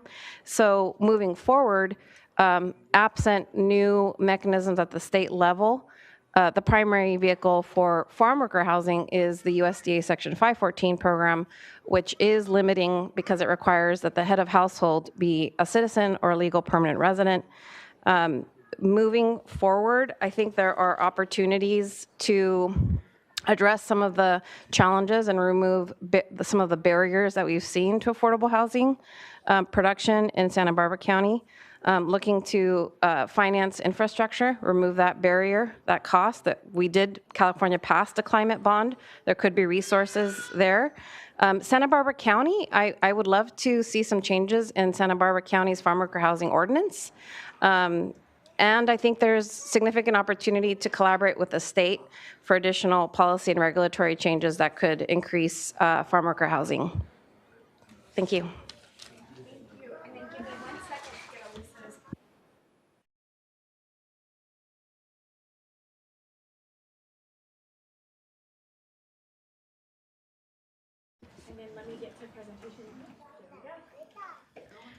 All right, good afternoon, everyone. My name is Alyssa Stovall. I am the new programs manager with the Santa Barbara County Workforce Development Board. It's my pleasure to be with you here this evening. Thank you for including the WDB in this conversation. We appreciate it. And so I'm here to talk a little bit about upward mobility and some of the resources that are available to our farm worker community. And so I'm going to talk broadly about sort of two topics. And the first thing that I want us to look at is sort of the need for or the encouragement of skills development. And so thinking about where there are resources available to our farm workers right now, I think the thing that comes most strongly to mind is the educational resources. And I'm talking about our community colleges, our adult schools. I think specifically of Hancock College here in Santa Maria, and specifically the community education program that they have, which offers some robust programming specifically related to GED preparation courses, ESL classes, citizenship classes, and more. The other sort of piece of the skills development or upskilling opportunity really comes out of conversations that our Farm Worker Resource Center team has had with local agricultural employers. So talking to the employers about the skills that they would love to see our farm workers taking advantage of, the upskilling opportunities. So things that have come up are things like commercial driver's licenses, digital literacy courses, pesticide certifications, welding certifications. And so one of our goals at the WDB is to sort of collaborate with the employers, these ag employers, and be able to tailor training opportunities that are going to benefit the agricultural workers and also the employees. And so that leads me to talk a little bit about some of the programs and opportunities that we at the Workforce Development Board are currently offering or in the process of getting off the ground. The first one of those is called the Farm Worker Advancement Program, or FAP. And so FAP has generally sort of three primary goals, the first of which is to provide access to quality jobs with benefits for the farm workers in our community. The second of which is to provide, as I mentioned, opportunities for training and upskilling for our agricultural workers. And then finally, also incredibly important is that collaboration piece, building relationships with our ag employers so that the training opportunities that we are providing are beneficial to the employer and to the employee.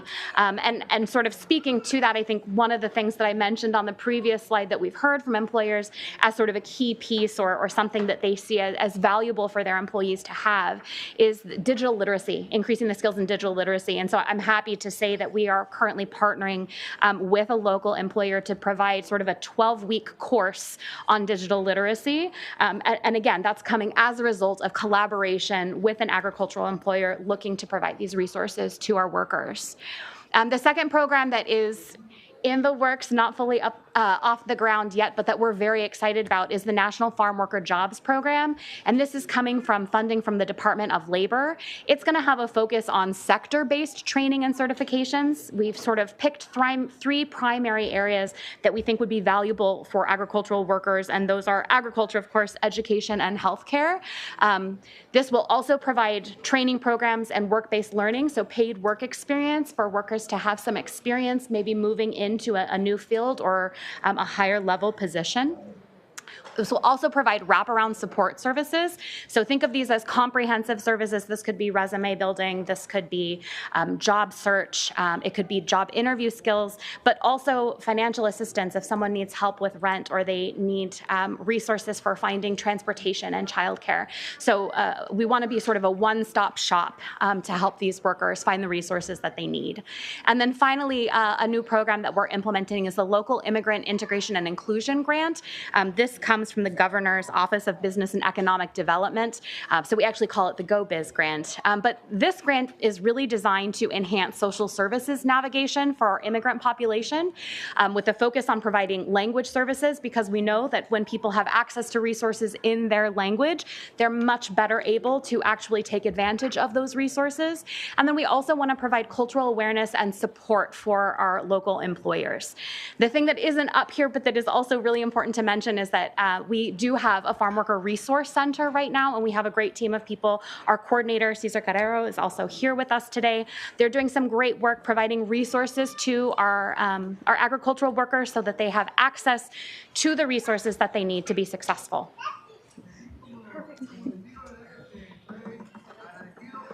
So I guess it's time for questions. Supervisor Williams? I have a number of questions. First, on the housing front, I mean, I said a number of years ago we made permitting more permissive in this county for farm worker housing, and yet we have not seen a significant rise in the production of units of farm worker housing. One of the things I've thought about is, and the context also is we're about to pass an ag enterprise ordinance that will make it more possible for people to have guests, like campers or overnight guests in a hotel-like fashion on ag land. Ironically, after we pass this in December, even though I support it, it will be far easier to operate a hotel-like operation on ag land than it will be to build farm worker housing. A fact I consider to be a kind of rallying cry that we should do something to make it easier to permit. What factors do you think are most significant? You already cited funding. That's an obvious one, and that most affects the nonprofits. But when an employer wants to do it, but maybe thinks of a nonprofit operator, which there are some cases under discussion these days, what would be the biggest barriers at this point? And how does it factor in the question of whether the county permits modular housing or not, and sewer versus septic? I think the last time I checked the county's the farm worker housing ordinance, if you're looking to build permanent housing like traditional stick build, you have to be an employer. And of the farm worker housing developments I've seen, typically they're being built by nonprofits like People's. So I think that could be a one easy, quick fix to create more flexibility so it's not just limited to employers. And for employers, I think the cost alone can be somewhat daunting and the risk. We have had a conversation with an employer about partnering on a project that could initially start as, include H-2A units for H-2A employees, but convert to permanent affordable low-income housing tax credit finance project, but it didn't move forward. So I think it's hard to get that kind of long-term commitment from an employer to take on the risk. Nonprofits like People's, that's what we do. That's what we want to do to serve the community. From a permits perspective, I think that we have one project in Santa Maria that was approved through SB 35, an existing streamlining ministerial law. And our intention is to provide farm worker housing units there. So we were able to use a state ministerial path. But once you reach land use approval, we're still seeing additional barriers and hurdles beyond that. For example, to get a final subdivision map approved, which really shouldn't be creating risk at this stage in the project. The project's approved. So we're seeing that it's taking quite a bit of time to get through building permit and to get final maps approved, which creates additional risk and cost. So those are additional hindrances and barriers that even though there are state laws, permit streamlining laws, we're still getting kind of stuck in the mud to be able to pull building permits and get final map approvals in some communities. To your point about infrastructure, I think, I'm not sure I caught the question specifically. It was two. One is, do you feel like modular housing is permittable? And is that a better option? Or is there something on our end that we need to fix to make modular housing legal? And then the second is, our septic sewer rules part of the problem as well? I can't speak to the septic rules because I just don't know the particulars of whether that has been a hindrance or not. I do know of farm worker communities that don't have access to potable water or sewer treatment systems. And so I do think we need greater sense of urgency from all parties involved to mobilize and resolve situations that we know of like those in the community. And as far as modular, I think the results have been fairly mixed from projects across the state. Some have seen success, and some have really run into significant challenges.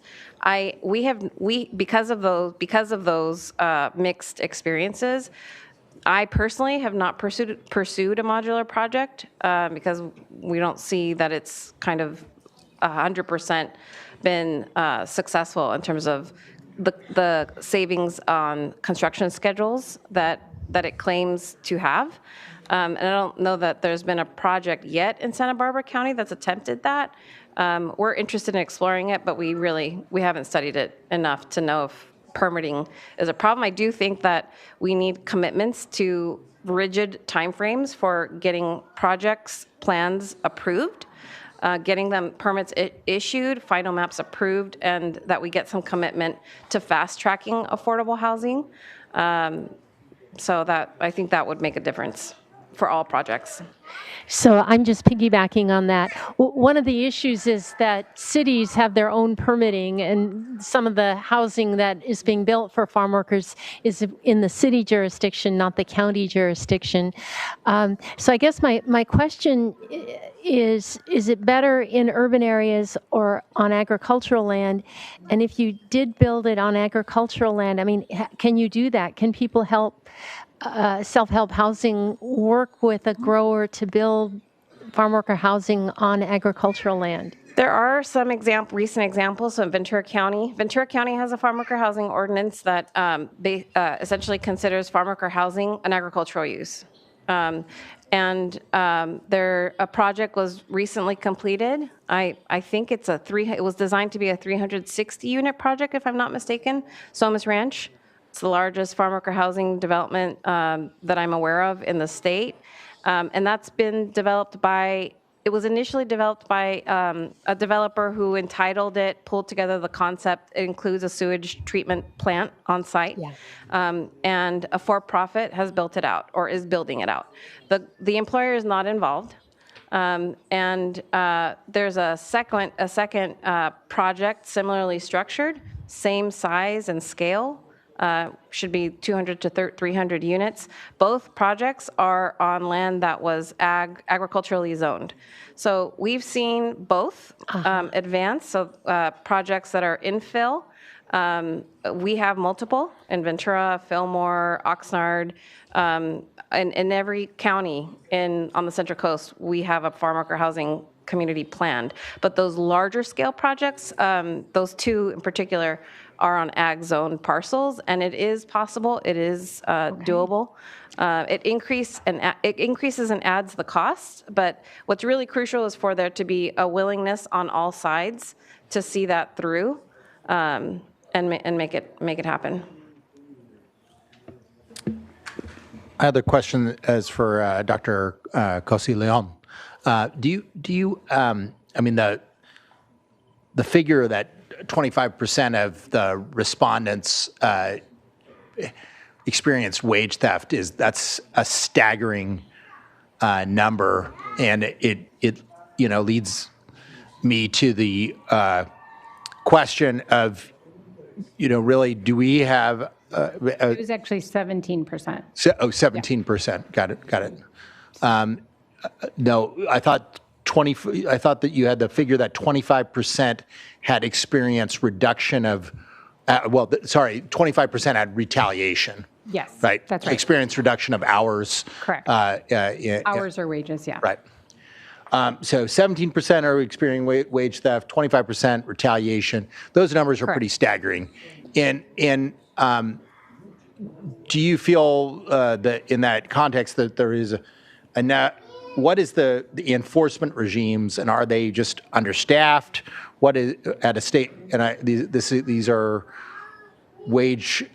state regulations, so they should be enforced by the state.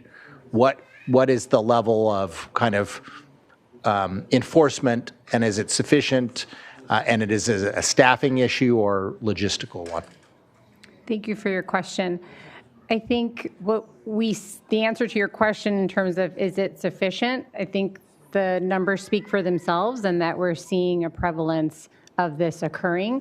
I can't speak to why that is the case, but underpinning all of that is the fact that farm workers don't have a living wage, which then make this kind of retaliation, this wage theft that they're experiencing, which exacerbates that reality.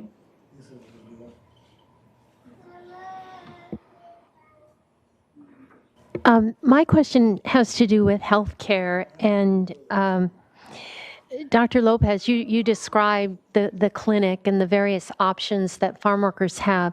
It's my understanding that the law requires growers who employ more than 5 people to offer health insurance to farm workers, but there is a percentage, I think it's 5% contribution, and very few take that. Could you explain that a little more? Thank you for your question. However, I'm not really a policy person. I'm just a doctor. So when it comes to this, I can just tell you that the way we've set this up should not be a barrier for care. In terms of once you're in the office, if you have to be seen for whatever reason, we have in the clinic I can speak to the fact that we have about 120 medications there in the clinic that we can give patients right then and there. In terms of numbers, I don't know what the requirements are in terms of having the need for coverage.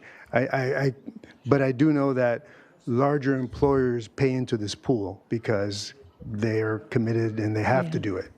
So, and what about families? Is it just for the worker, and how are the families covered? Oh yeah, great question. So you as an employee of this company, you are able to come to the clinic, and then you can opt in dependents, right? But let's also remember that in the larger scale, in terms of healthcare in the state of California, as we mentioned in my little conversation, was that there's a lot of folks that have the option of Medi-Cal.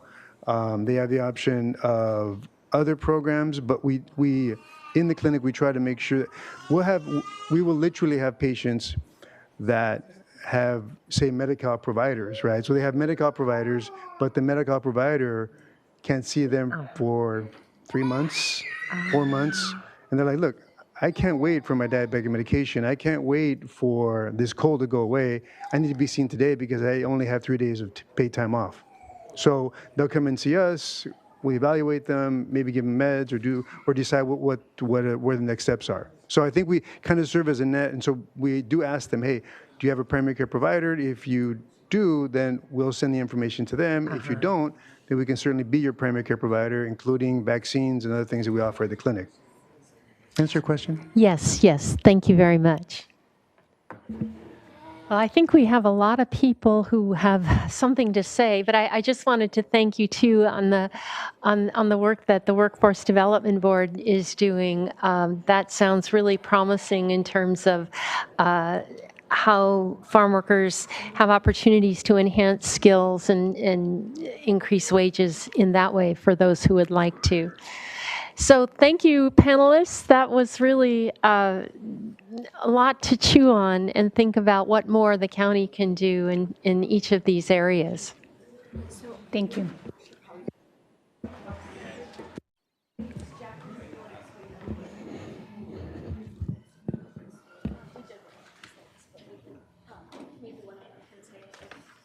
Why don't you go ahead? Why don't you go ahead because you've done it.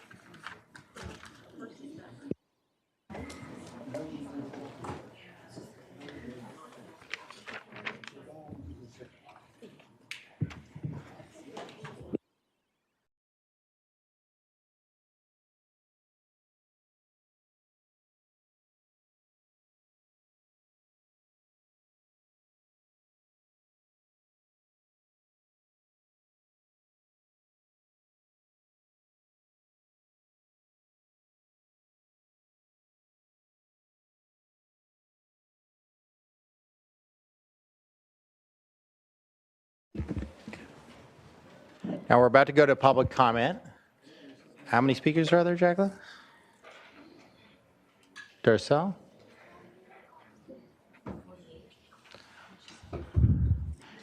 So there's 48 speakers, and with shuffle time, 2 minutes each, that means that we might be here for 2 hours or more. So if your comment can be made in 30 seconds or a minute, I invite you to try that. Some of you will and can do the 2 minutes. I want to thank you all for your patience. I want to thank everyone here, particularly those of you that struggle the most economically, to have your voice heard, to come here. I know is a great investment, and I really appreciate you making your voice heard. With that, can we have the... I would like to just add that we don't clap or boo or yay, but if you do agree with something, we do allow this so it doesn't distract, but if you feel you need to endorse what the speaker has said, we encourage you to do it that way. Yeah, and so I input all the names of all the speakers that we got from the speaker slips, and so if, as DOS Supervisor Williams mentioned, if you have a 1-minute comment, you can go ahead and speak first. Just say your name really clearly so I can make a note on the list, and otherwise the other names are going to be randomized for anyone who wants to take the full 2 minutes. You're a 1-minute commenter. Good evening, supervisors. My name is Gloria Soto, and I'm here to stand with Santa Barbara County farm workers and support a $26 minimum wage. As daughter of farm worker parents, I witnessed firsthand the physical and emotional toll that demanding field work takes on individuals who are essential to our growing economy.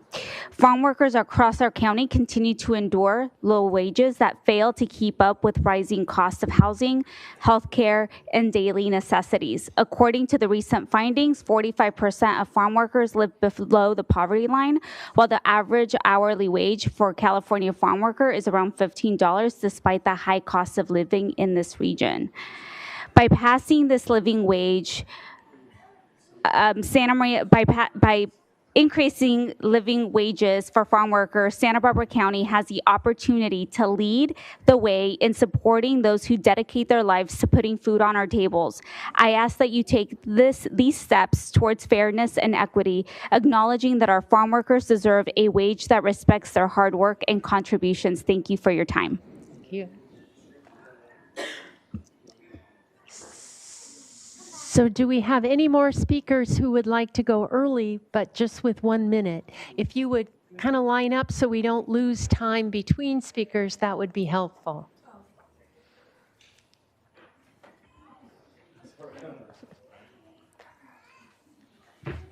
Hi, my name is Russell Doty, and I grow lemons and avocados in South County. My family has farmed the same ranch for 4 generations and over 100 years. A $26 an hour minimum wage would put our ranch business and way of life in jeopardy. We pay above the current minimum wage and, when possible, bonus our employees significantly. Last year, with a small avocado crop and poor lemon prices, we ended the year in the red. An additional cost of $26 an hour, along with the health care and retirement plans that we already pay, would be detrimental to our business. The thing that we have in abundance is land. If it was cost effective and the permit process was way more easy to navigate, we could give our employees a $20,000 to $30,000 raise per year in savings on rent. In 2015, it cost $60,000 it cost $60,000 before we even moved a blade of dirt to install employee housing, in permit costs and in consultant fees, because the process is so difficult. As a family farm, one of our top priorities is passing the ranch on to the next generation. One way we do that is by putting our kids to work on the ranch during their teen years. If we were to have to pay an inexperienced 15-year-old $26 an hour, it would end that tradition. If we don't develop a love for farming in the next generation, that generation will be more likely to, or forced to, cash in and sell to someone, a corporate farm not from our area that doesn't know our people, and they're become a agricultural input rather than people. Thank you. Thank you, Mr. Doty. Hello, my name is Alan Diaz Correa, and I am the Senior Climate Associate for CEC, the Community Environmental Council. Today I'm here to advocate for fair compensation and a livable wage for farm workers in Santa Barbara County. Since 1970, CEC has worked toward community-based solutions with a focus on climate and environmental justice for the Central Coast. Projects like the Guadalupe Community Monitoring Project, the Breathe Better, Live Better Project, and the Guadalupe Lompoc Initiative reflect our commitment to supporting frontline communities.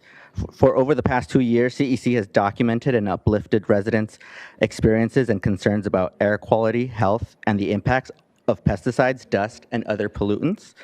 We consistently hear from farm workers' families that wages have not kept pace with living costs. While the county benefits greatly from their essential labor, farm workers and their families deserve a livable wage, and we support increasing the minimum wage to $26 an hour. CEC supports wage increase for farm workers for the following reasons. And that was your 1 minute time. Oh, okay. So for hazard pay, health impacts, and emergency preparedness and compensation, we advocate for $26 an hour. Thank you. any more takers on the 1 minute? Okay. Hi, I'm a vineyard manager, wine grapes here in Santa Barbara County. Just to throw out some numbers, 100 acres Andrew Heilbrunn. Yeah. Just to throw out some quick numbers, 100 acres costs about $1 million a year to farm. $500,000 of that goes into labor and the other $500,000 into materials. The FLC overhead's about 43% of that $500,000 in the labor. And then materials are, pesticides, fertilizers, $100,000 of that, $500,000. The fuel is about $24,000 a year. Bathrooms are $13,000. Drinking water is about $10,000. And this goes on and on. The last month for the water well, electricity was $26,000. We had to drill a new well recently here in Santa Maria area. That was $800,000. So the costs are pretty enormous and difficult to figure out where the revenue is going to come from. We needed to sell our fruit at about $3,300 a ton to break even, and we were selling it for sub $2,000 in some cases this year. So, thank you. Final call for 1 minute. Okay, 1 minute. Okay, so the list is projected on all these screens, and I'll call them in order. The first person I have is Cesar. Okay, she's at 1 minute. This just is to get out of the Sorry. way. Okay, what's your name? Michelle Embrees. All right, good afternoon, County Board Supervisors. Thank you for your time and for hearing us out today. My name is Michelle. I'm here on behalf of all farm workers in their efforts for a sustainable living wage. Having worked closely alongside farm workers on this issue and coming from a family of farm workers myself who have dedicated their lives to feeding others, I am here to tell you that housing, more housing and access to healthcare is not enough. And instead, our community needs to be fairly compensated for their hard work. Every day, regardless whether it rains or shines, hot or cold, farm workers show up and feed our nation. They are deemed essential during pandemics, wildfires, and world-stopping events, but the reality is that our workers can barely afford to live. With such low wages, many are living paycheck to paycheck and struggle to provide for their families. Although more housing and access to health care is necessary to all workers, a living wage would lift our community out of poverty and allow them to enjoy life without having to worry about basic necessities. So I urge you, board supervisors, to take action, listen to our workers, and put yourself in their shoes when listening to their stories. In fact, if you step outside, you'll see a lot of our workers and their families here in support because they know that the only path forward for the ag industry is a livable wage, and it starts with you. Thank you.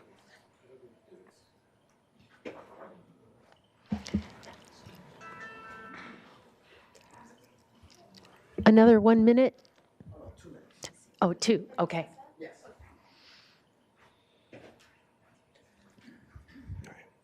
29 years ago, the world forced my mom to step onto the fields where her hope got stolen from her. 16 years ago, I was born into a world with no hope, and that's why we're here today. Behind the supervisors, there's a quote that states that all should have a prosperous life. The fact that my mom is stressing about rent this month is proof that that is not the case. Every kid you see in these rooms is proof that that is not the case. We are all proof that that is not the case. Mi nombre es Cesar Vázquez, and I'm here to fight for hope. Not just for me, but for my mom and for my community. The second my mom stepped onto those fields, her future was taken from her. Our future was taken from us the second we were born. For the past 16 years, we have been allowed to survive, but never allowed to truly live. My mom has never been paid enough to allow us to truly live. Never been paid enough to have the privilege to post us on Halloween. Never even have the privilege enough to buy us a costume for Halloween. She's never been paid enough to pay for her medical bills. She's never been paid enough to be there for us on holidays, award ceremonies, doctor's appointments, or birthdays. My childhood was stolen from me. Our childhood was stolen from us. And we are so tired of this. We are so tired of picking. We are so tired of wondering if rent is going to be paid this month. We are tired of being overlooked, and that is why here today demanding change. We are here to rise and to unite, uniting across counties to show you all that we are worth looking at. To show you all that my future is worth fighting for. To show you all that my mom deserves to get paid $26. $26 an hour is all we need to truly live for once. We deserve to live, not just to survive, but to truly live. We are not objects that are imported from Mexico, but humans that are worth fighting for. We are humans worth fighting for a better future. 29 years ago, the world forced my mom to break her back to feed you and your children. Now I'm asking you to feed us. Thank you.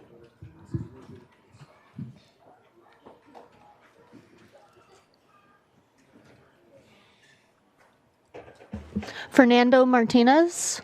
And we hope the next speakers that you'll get close so that we don't lose time in the switch over. And once again, it's on the screen, but after Fernando will be Erasto Zurata. Erasto Zurita. Thank you. Good evening, County Board of Supervisors. My name is Fernando. I have made a few comments in the past. I'm a community organizer with MICOP, and I'm here on behalf of Alianza Campesina. I want to express my gratitude for developing this space and hear from farm workers. Outside, we have about 150 farm workers supporting this meeting.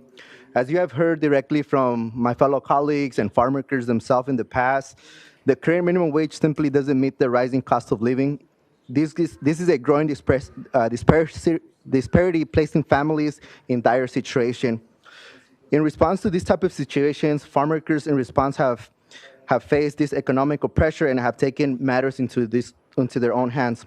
We've seen worker-led strikes and worker stoppages demanding for better wages. These actions have led to small victories, sometimes 5 cents to 10 cents per strawberry boxes. But unfortunately, the worst part is when workers try to organize to fight for fair wages, they face harsh retaliations from employers. Employers often bring in law enforcement to intimidate and deter workers from standing up for their rights. This is not fair. Workers who organize are often placed on a blacklist, means that they're not hired the following season. Also not fair. A lot of workers are not hired back to their workplace. This week itself, we learned that there are a few employers offering workers a 50-cent increase to discourage workers from coming to this event. That's not fair for workers to just be offered 15 cents to not participate in this type of event. As our elected representatives, you have the responsibility to serve the people of Santa Barbara County by ensuring that all residents can live in a healthy, safe, and prosperous environment. That includes farm workers who contribute so much to the agriculture industry and drive our economy. I urge you to take a bold action and ensure fair wages. Today, workers are standing together inside and outside to ensure that they win a livable wage, $26 an hour. Thank you. Up next is Erasto Zurata and Vanessa Taran.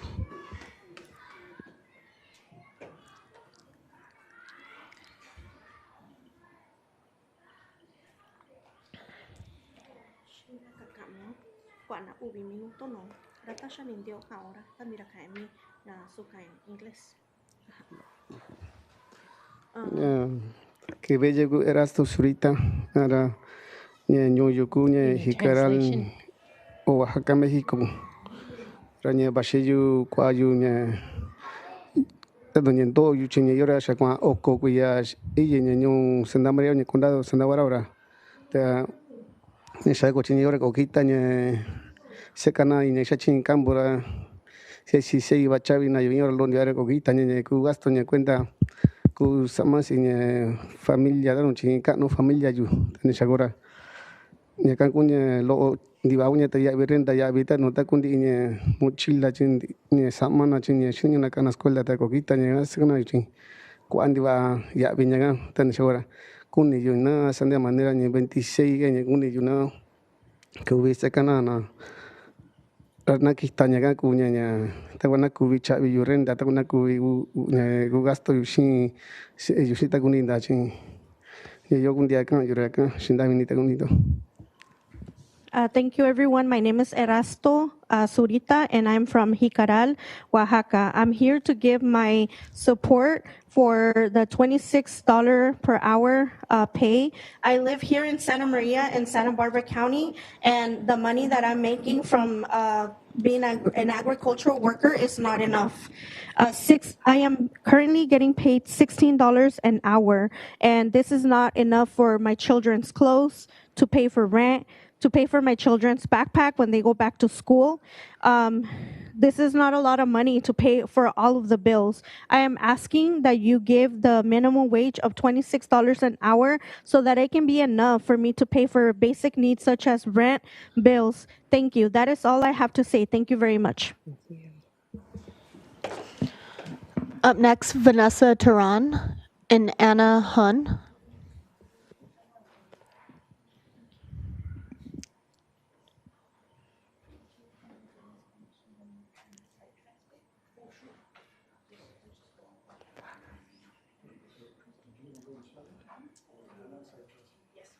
Perfect. Okay. Thank you very much. So I'll stand behind you. Sí. Lo voy a hacer todo y luego usted. Okay, so you're going to do in Spanish and you're going to do Sí, it in para English? completar mis 2 minutos sin que se interrumpa. Great. Si está bien con usted. Gracias. Yes. Let me get my glasses. So Okay. this is just a translation. This is going to be the English one. No, Es en oh, you got español that. usted. Okay, great. Ajá. So go La ahead. traducción de vista. Gracias. I can use this microphone and you can use that one. Muy buenas noches. Good evening.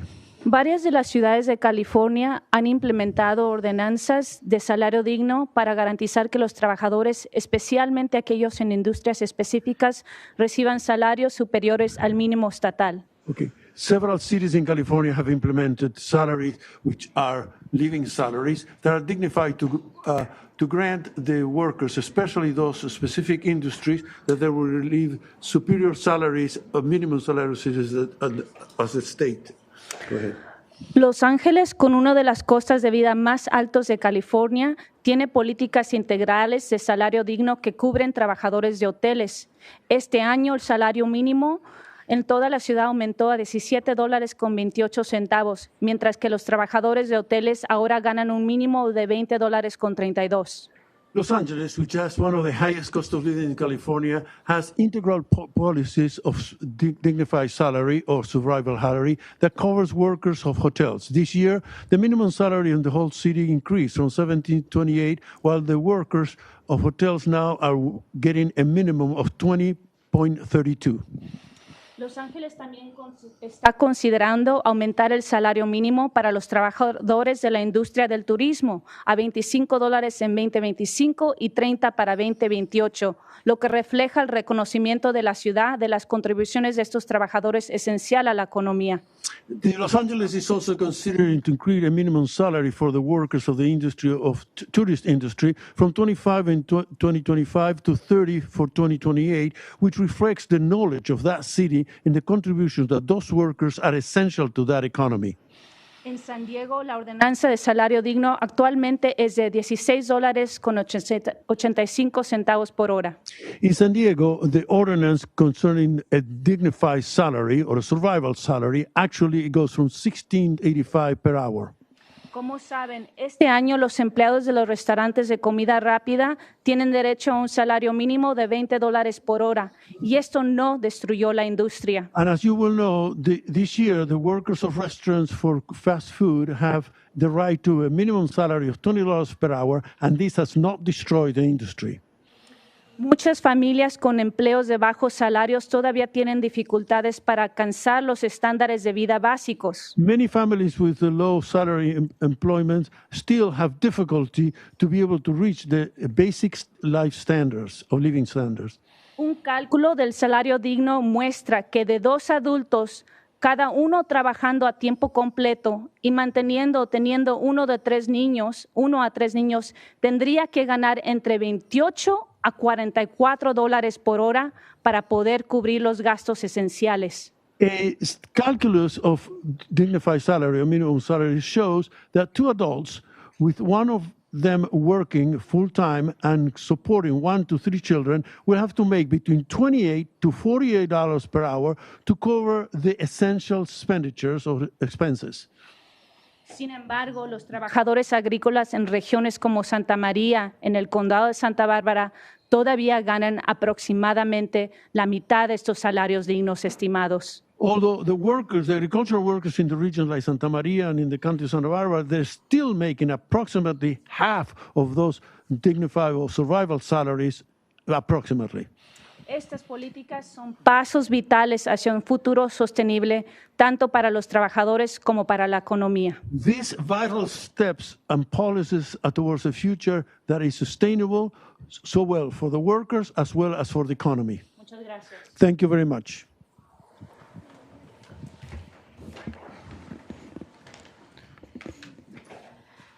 Good afternoon. My name is Anna Nguyen. I'm the program director for MyCop in Santa Barbara County. Our office is based in Santa Maria, and since 2019, with the expansion of our programs, we have been serving the indigenous migrant community that resides here and in surrounding areas like Guadalupe and Lompoc, the majority of which are farm workers. Our team has been actively responding to the urgent needs the community faces, not just issues related with the pandemic, but also other basic needs like housing. Our team has seen firsthand the struggles of finding suitable, affordable housing. We see the hard reality of the farm working community getting paid very low wages and not being able to pay their rent. The threat of evictions is a constant hurdle. I'm sure you are all aware that in order to afford rent, families are forced to share their living space with other renters. This can create hard living conditions for everyone in the family. From mom and dad not having enough privacy, to students in the household not having a suitable place to do schoolwork or homework. We all saw this during the pandemic and realized the importance of having this available to them. The best and quickest way for families to afford rent and their own living space is by getting paid an equitable wage. With the time allotted in this space, I cannot go into detail about this very important need. However, our office has been collecting data on how being able to afford rent can support families and most of their basic needs. I'm happy to share with you at any time. The team and I urge you to please consider this very important ask. The farm working families of Santa Barbara County deserve no less. Thank you. Up next, Marcos Cervantes, and then Yvette Peralta.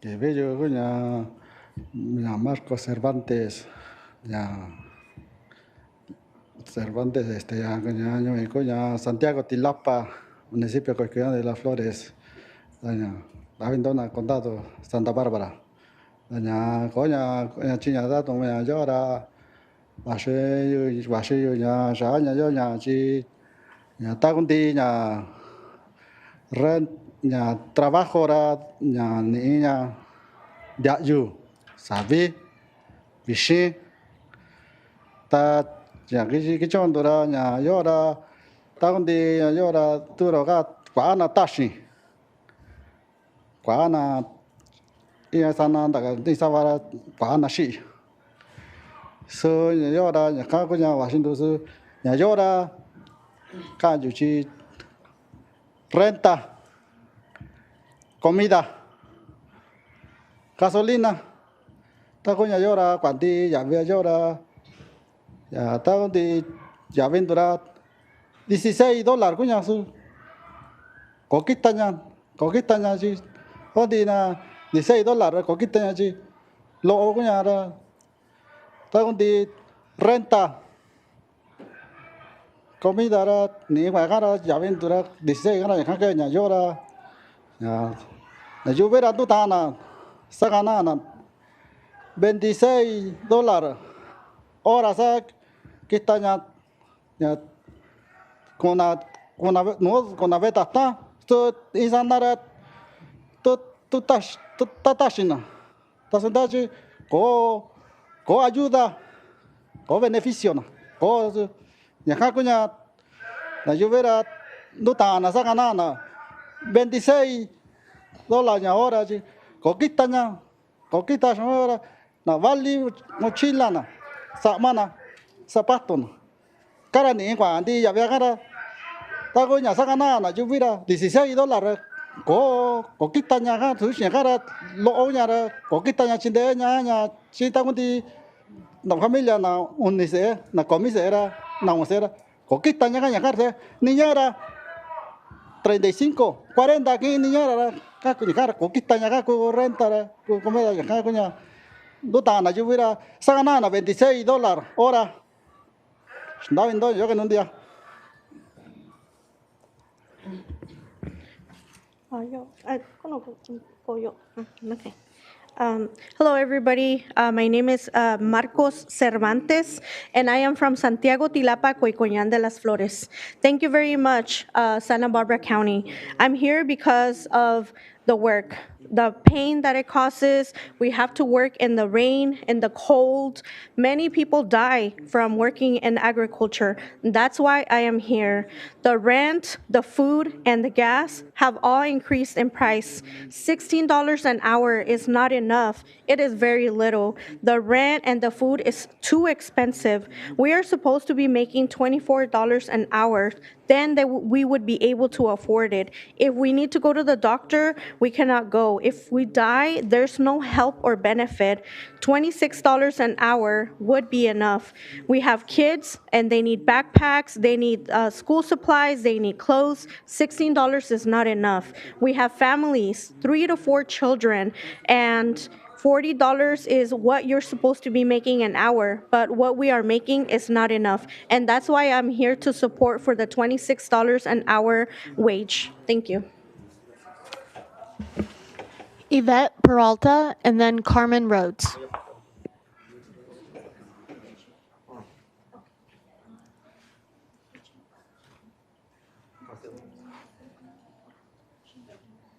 I don't see Yvette, but I'm Carmen. Okay. Good evening, Supervisors Hartman and Williams. My name is Carmen Rhodes. I'm a resident of the City of Santa Barbara and the Executive Director of the newly formed UC Santa Barbara Community Labor Center. I want to address questions that have arisen about unionization. Research shows that generally unionization allows low-wage workers the opportunity for better wages and benefits through the collective bargaining process. And we have seen how increasing wages and unionization can work together to transform low-wage industries and lift people out of poverty. Vanessa gave some really great examples of that. While California workers have the right to form unions, they face intense barriers to successfully do so. Farm work is inherently seasonal, and since the 1980s has shifted toward outsourcing to farm labor contractors. These structural challenges are coupled with many farm workers being undocumented and fearing retaliation from their employers. You already heard testimony from UC Merced about how many farm workers are not willing to file a report if their employer has violated their rights, and how many say they have been threatened to be fired or have their hours reduced if they're asked about workplace safety conditions. And you heard some specific examples from Fernando a little earlier about retaliation threats here in Santa Barbara. This fear makes collective action toward improving working conditions and forming unions an impossible choice. The farm workers who do the essential work of bringing food to our tables deserve living wages. You have the power to raise their wages now, and I hope you will look for ways to protect the rights of farm workers to organize and continue improving wages and working conditions for the generations to come. Yvette Peralta. If not, Jonas White, and then Celestino Guzman.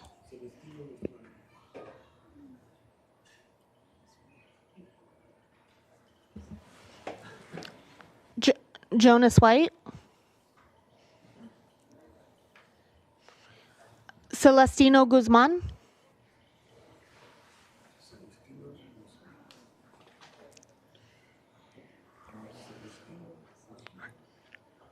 Gabriela Vivan.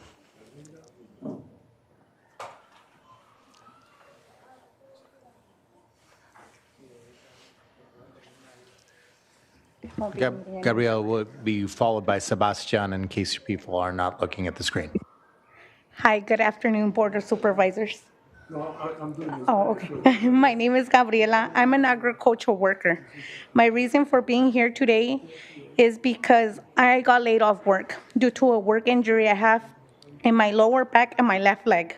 The company also told me afterwards to sign my resignation letter because I could no longer do my regular work like the rest of the people in my working crew. I know I'm not the only person who is going through the same situation. I myself feel that instead of being an essential worker, I'm treated as a disposable worker. Now that I'm no longer working, it seems that rent is getting much more expensive and the economy every time getting more expensive to pay. One income in the household is barely enough to get us through the monthly expenses. The only advantage I have here is that I get to spend more time with my children. But it broke my heart to hear my oldest son, my 14-year-old son in high school, say, "Mom, I want to quit school. And I know how much you love me and want everything that's best for me and my siblings, but love isn't going to play a role in this today. Love isn't enough to pay our bills. Love doesn't put food on our table. Love is not going to get us through this economy, especially because the man of the house that's sitting here today can barely walk." For him to say that, it's his responsibility as our oldest son to become the man of the household himself. We shouldn't have to hear this from our children. So this is why I'm here today, to ask you guys. You guys have the power to do something about us getting paid $26 an hour. We would all gladly appreciate it if you guys would take this into consideration. Thank you. Sebastian, and then Lilia Rodriguez.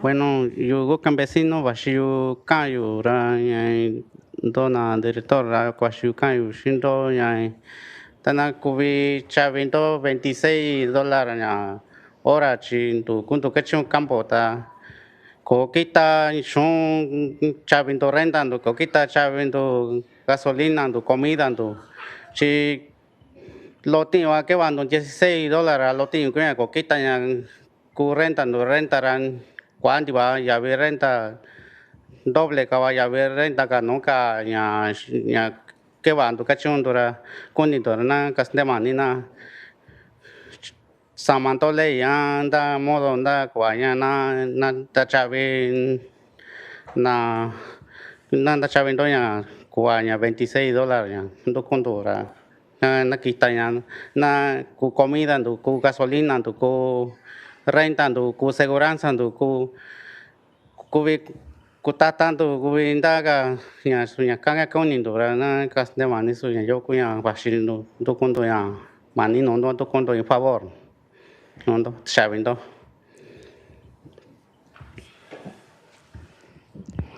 Hello, everyone. I am a farm worker. I want to say thank you to the directors. I am here because I am asking for $26 an hour because we work. It is not enough. It is not enough money for the rent. It is not enough for the gas. It is not enough for the food. It is very little, those $16 an hour. It is not enough to pay for rent. The rent has doubled. We're asking you, please, if you can change the law or what you need to do in order to pay us $26 an hour. That is what I am looking for. This would be enough to cover for food, gas, rent, insurance, and for us to go to the doctor. Please, I am asking for $26 an hour. Thank you.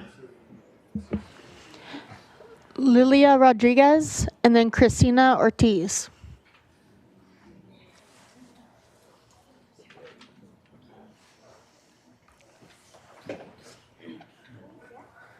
Buenas tardes. Buenas tardes.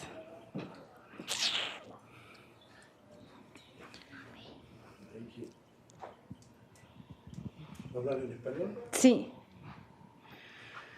Buenas tardes aquí a todos los presentes. Good afternoon to everybody present. Para solicitar su apoyo para el aumento de $26, ya que el pago que hasta el momento tenemos nada más nos ayuda a subsistir.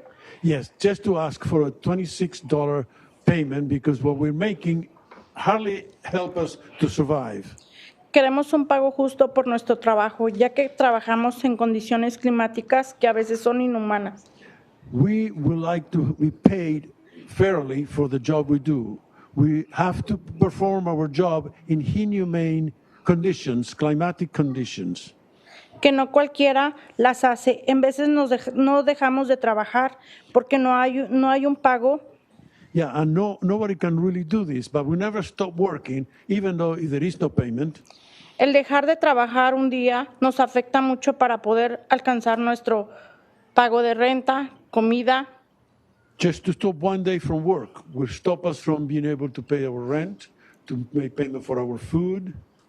Esperamos mis compañeros agrícolas y yo aquí a todos los presentes que podamos contar con su ayuda. We and all my farm worker companions that are here present today, we will count on your support. También el tiempo de lluvia nos afecta bastante ya que baja mucho el trabajo y en veces no nos alcanzan ni las 40 horas. Sometimes the weather, the rain, affects our job because the amount of work goes down and then we don't have 40 hours to make.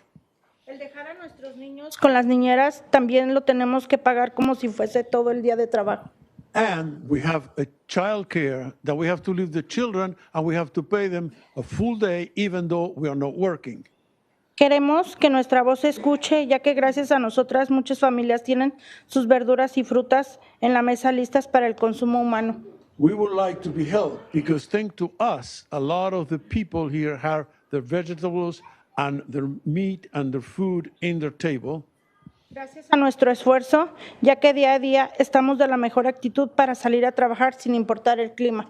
And thanks for your support because every day we are ready to work. Doesn't matter what the weather is, we're always ready to go and to go to work. Aquí está el ejemplo de nosotros que trabajamos. Aquí está mi hija que hoy no tuve con quién dejarla y la tuve que traer a la junta. No hemos comido porque queremos que hoy mi voz se escuche.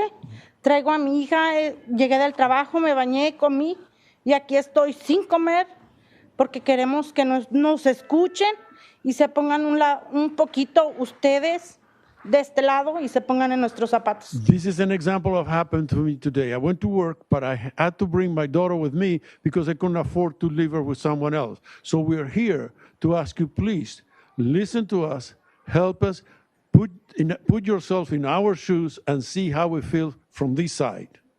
Porque yo soy mamá y papá y saco a mi hija adelante. I am the mother and the father, and I have my daughter right here in front of you. Muchas gracias. Thank you very much. Cristina Ortiz, and then Oscar Sanchez.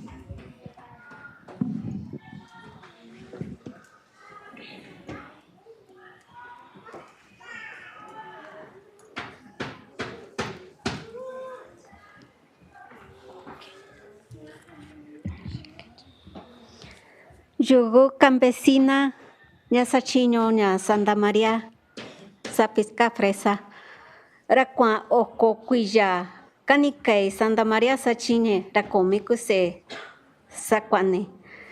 Era $16 coqueta ñanondu, sacanando, tacosaba que era 4 horas, 5 horas, va cuando inki. Era coqueta ña taco renta, dura cuánta ya vi renta, cuánta ya vi comida.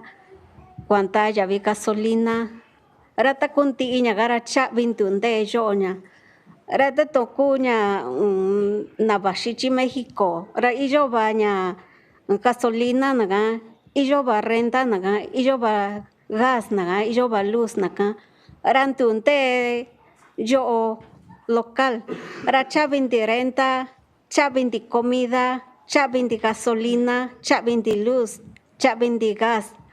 Era $16 ka, era coqueta ñanondu. Era sando iña mani kunche endondu. Era nanta ya $26. Chichikanti iña mani nondo. Shabitando sa sufrindo. Ña ini, ña vishin, sabi, jayu. Shakami ba, era na compañía, era ni na kabarukui jayu. Takma chitu baru kuinchnya jokun. Rasa indu raki bibandu. Tunindu bota tu ko botandu. Rasa karaki bibandu. Rakunche endo mindi shikandi nyamani nondo. Nanta ya $26. Jokun nondi banya shindavi inindo. Hello, everyone. I am a farm worker. I have been working in the strawberry fields for over 20 years in Santa Maria, and I have 4 children who are in school studying. $16 is not enough. Sometimes we work 4 hours or 5 hours per day, and the rent has gone up. It has increased. The food has also increased, as well as the gas, and we pay for all of that. Those coming from Mexico, they don't really have to pay for rent, gas, electricity, but us who are local here are paying for the rent, the food, gas, and electricity, and $16 is not enough. Please look at us and raise the minimum wage for farm workers to be $26 an hour. We are here asking. We suffered through the weather, the heat, the cold weather, the hot weather, the mud. We have to go and work in the fields, and it is filled with water and it is muddy. Whether we have boots or we don't, we still have to go in and work. Please look at us and raise the $26 minimum wage for all of us. That is all. Thank you. Oscar Sanchez, and then Victor Cruz.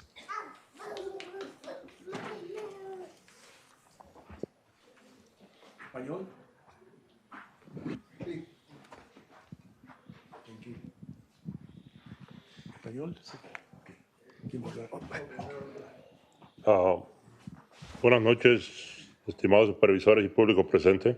Good evening, dear supervisors and present public. Yo soy un trabajador de la agricultura aquí en Santa María I'm a farm worker here in Santa Maria. y estamos luchando por $26 la hora We're struggling and fighting for $26 an hour porque ahorita los patrones los están pagando $16 por hora y pues la verdad $16 por hora no es justo. The employers are paying now $16 an hour, and truly, $16 an hour is not fair. No es justo porque tenemos que pagar renta, It's not fair because we have to pay the rent, tenemos que pagar babysitting we have to pay the babysitter. y una babysitter ahorita está cobrando de $25 a $30 por niño. Your babysitter is charging you now $25 to $30 per child.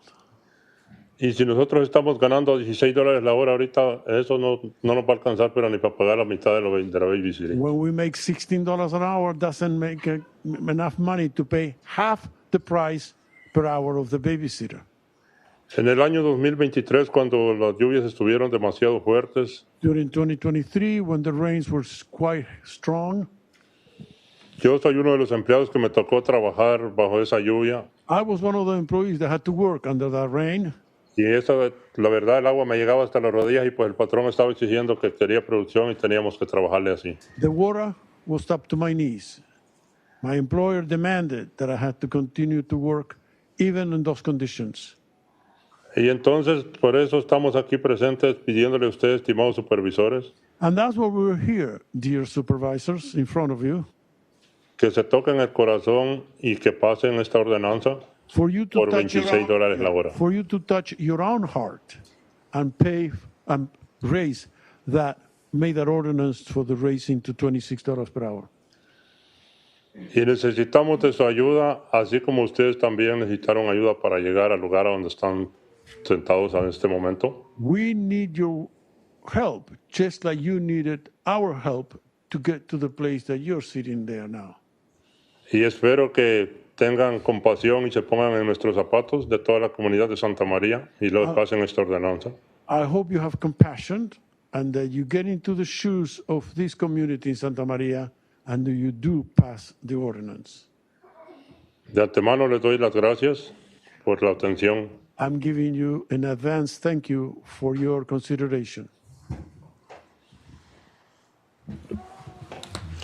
Victor Cruz, and then Pablo.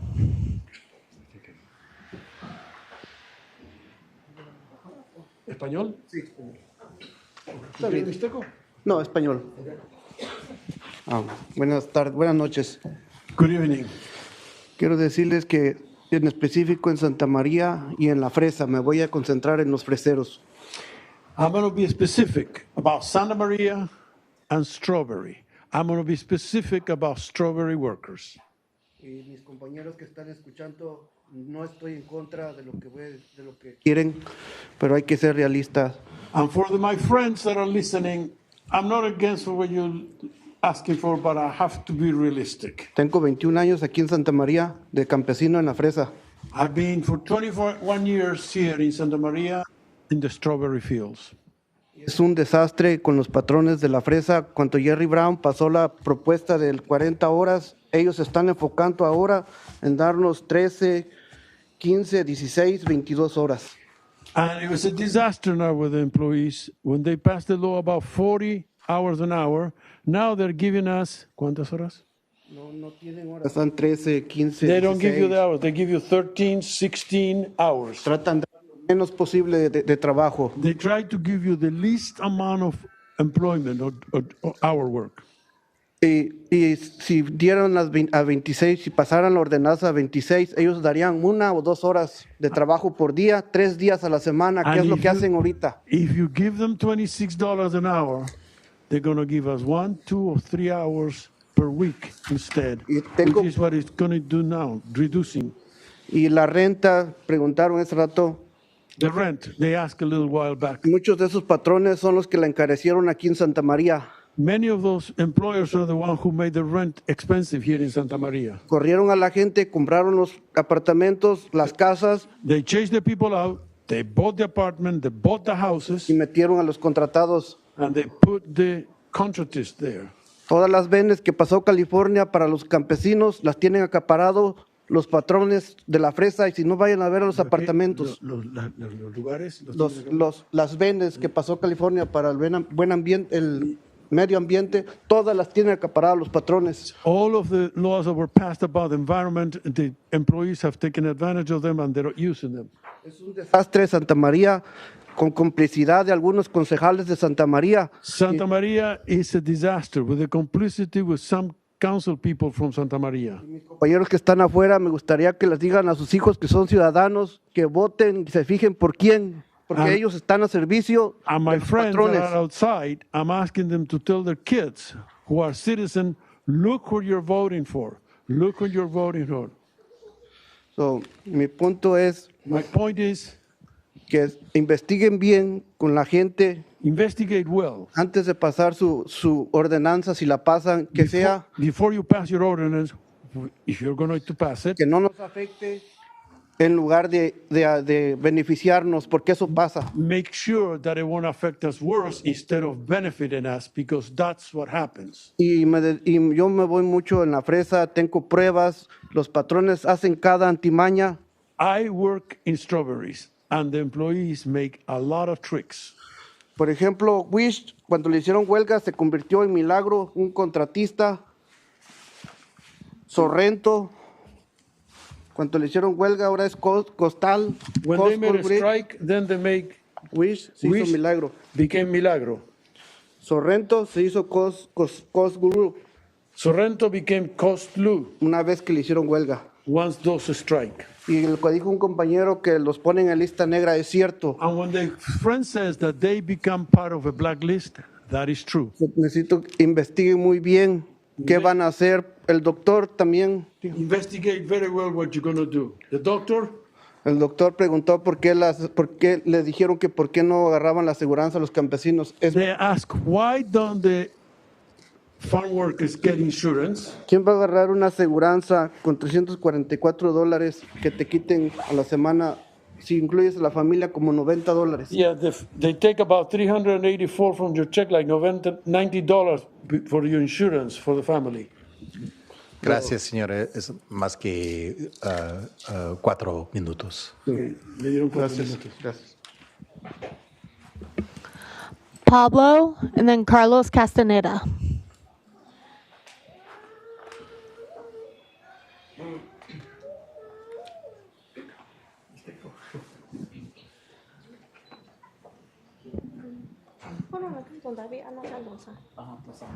Español. ¿Español? Sí. ¿Español? Sí, español. Vamos a leer acá. Me dio por el otro lado. Ok. Gracias. Para leer mejor. Hola, buenas tardes, supervisores Good afternoon, supervisors del Condado de Santa Bárbara. of County of Santa Barbara. Mi nombre es Pablo López. My name is Pablo Lopez. Soy residente de Santa María. I'm a resident of Santa Maria. Soy padre de familia de 3 hijos. I'm a father of a family of 3 children. Doy mi comentario público. I'm going to give you my public comment. Llevo 25 años viviendo en California. I've been living in California for 25 years. Soy un campesino. He trabajado durante todo ese tiempo en I'm la a farm agricultura. worker, and I have been working all during that time in the agriculture. Y el trabajo del campo es muy pesado The work on the fields is very heavy. porque a veces nos toca trabajar en la lluvia, el frío, calor. We have to work during the rain. We have to work during the cold. You have to work during the freezing. Trabajo solamente el que lo hace es el que sabe que es pesado. Only the one who does this work knows how heavy it is.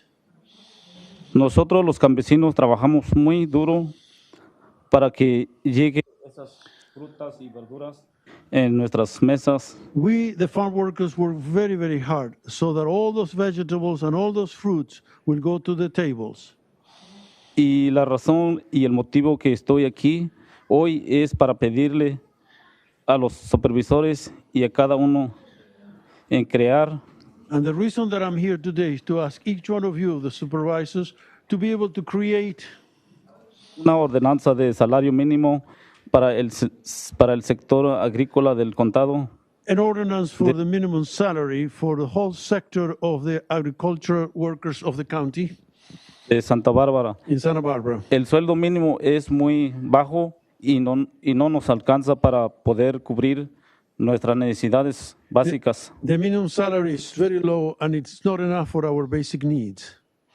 Ahora la renta está muy cara para una familia que trabaja en el campo. Desafortunadamente no alcanza lo que estamos ganando. For a family that works in the field, the rent is very high and it's not enough to pay for the rent for us that are working.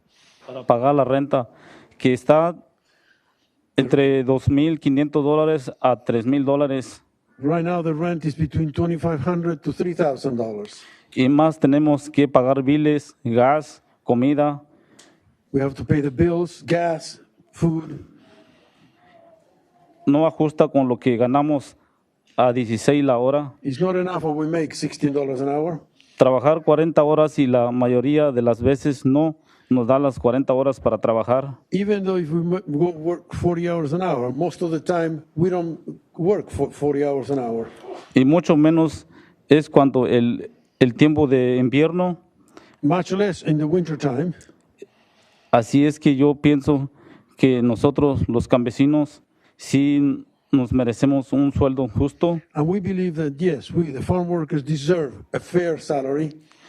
Que le pido de favor a adoptar una ordenanza que aumentaría el salario de los trabajadores. And I ask us a favor to please make an ordinance that would increase the salary of the workers. Agrícolas en el condado del condado a 26 por hora. And make that ordinance to make the salary $26 an hour in the county. Muchas gracias. Thank you very much. Carlos Castaneda, and then Juvenal Solano. And after Carlos, we're just going to take a 4-minute break or something like that. We call them bio breaks. Set. Good evening, Supervisor Hartman and Supervisor Williams. Thanks for the opportunity to speak again. Earlier, I was given an opportunity to speak about H2A, and I wanted to speak a little bit about two topics that are very important. I think there's a common thread that we see here amongst the speakers. The cost of housing is quite expensive. And if we read, there's been fantastic articles in the Wall Street Journal speaking about the overbuilding of Austin, Texas, of apartments. And now landlords are given free months of rent, et cetera, because it's been overbuilt. And I don't want to pretend to say that I understand on how easy it is to build there, because I don't. But it all comes down to supply and demand. We all want to live here. It's a great place to raise your family. And for a person that has, my wife's family's from East LA, that's not a place where I want to raise my kids. We're very fortunate to be here where we're at. You know, it's a great community, it's a safe community, it's a good place to educate our kids and raise our children. But we all feel the same way. And so the supply rather the demand far exceeds the supply. The second thing is maybe it was by the grace of God, maybe it was by mere just chance, but when my father was a farm worker, we had one paycheck. My father was very old-fashioned. My mother would not work.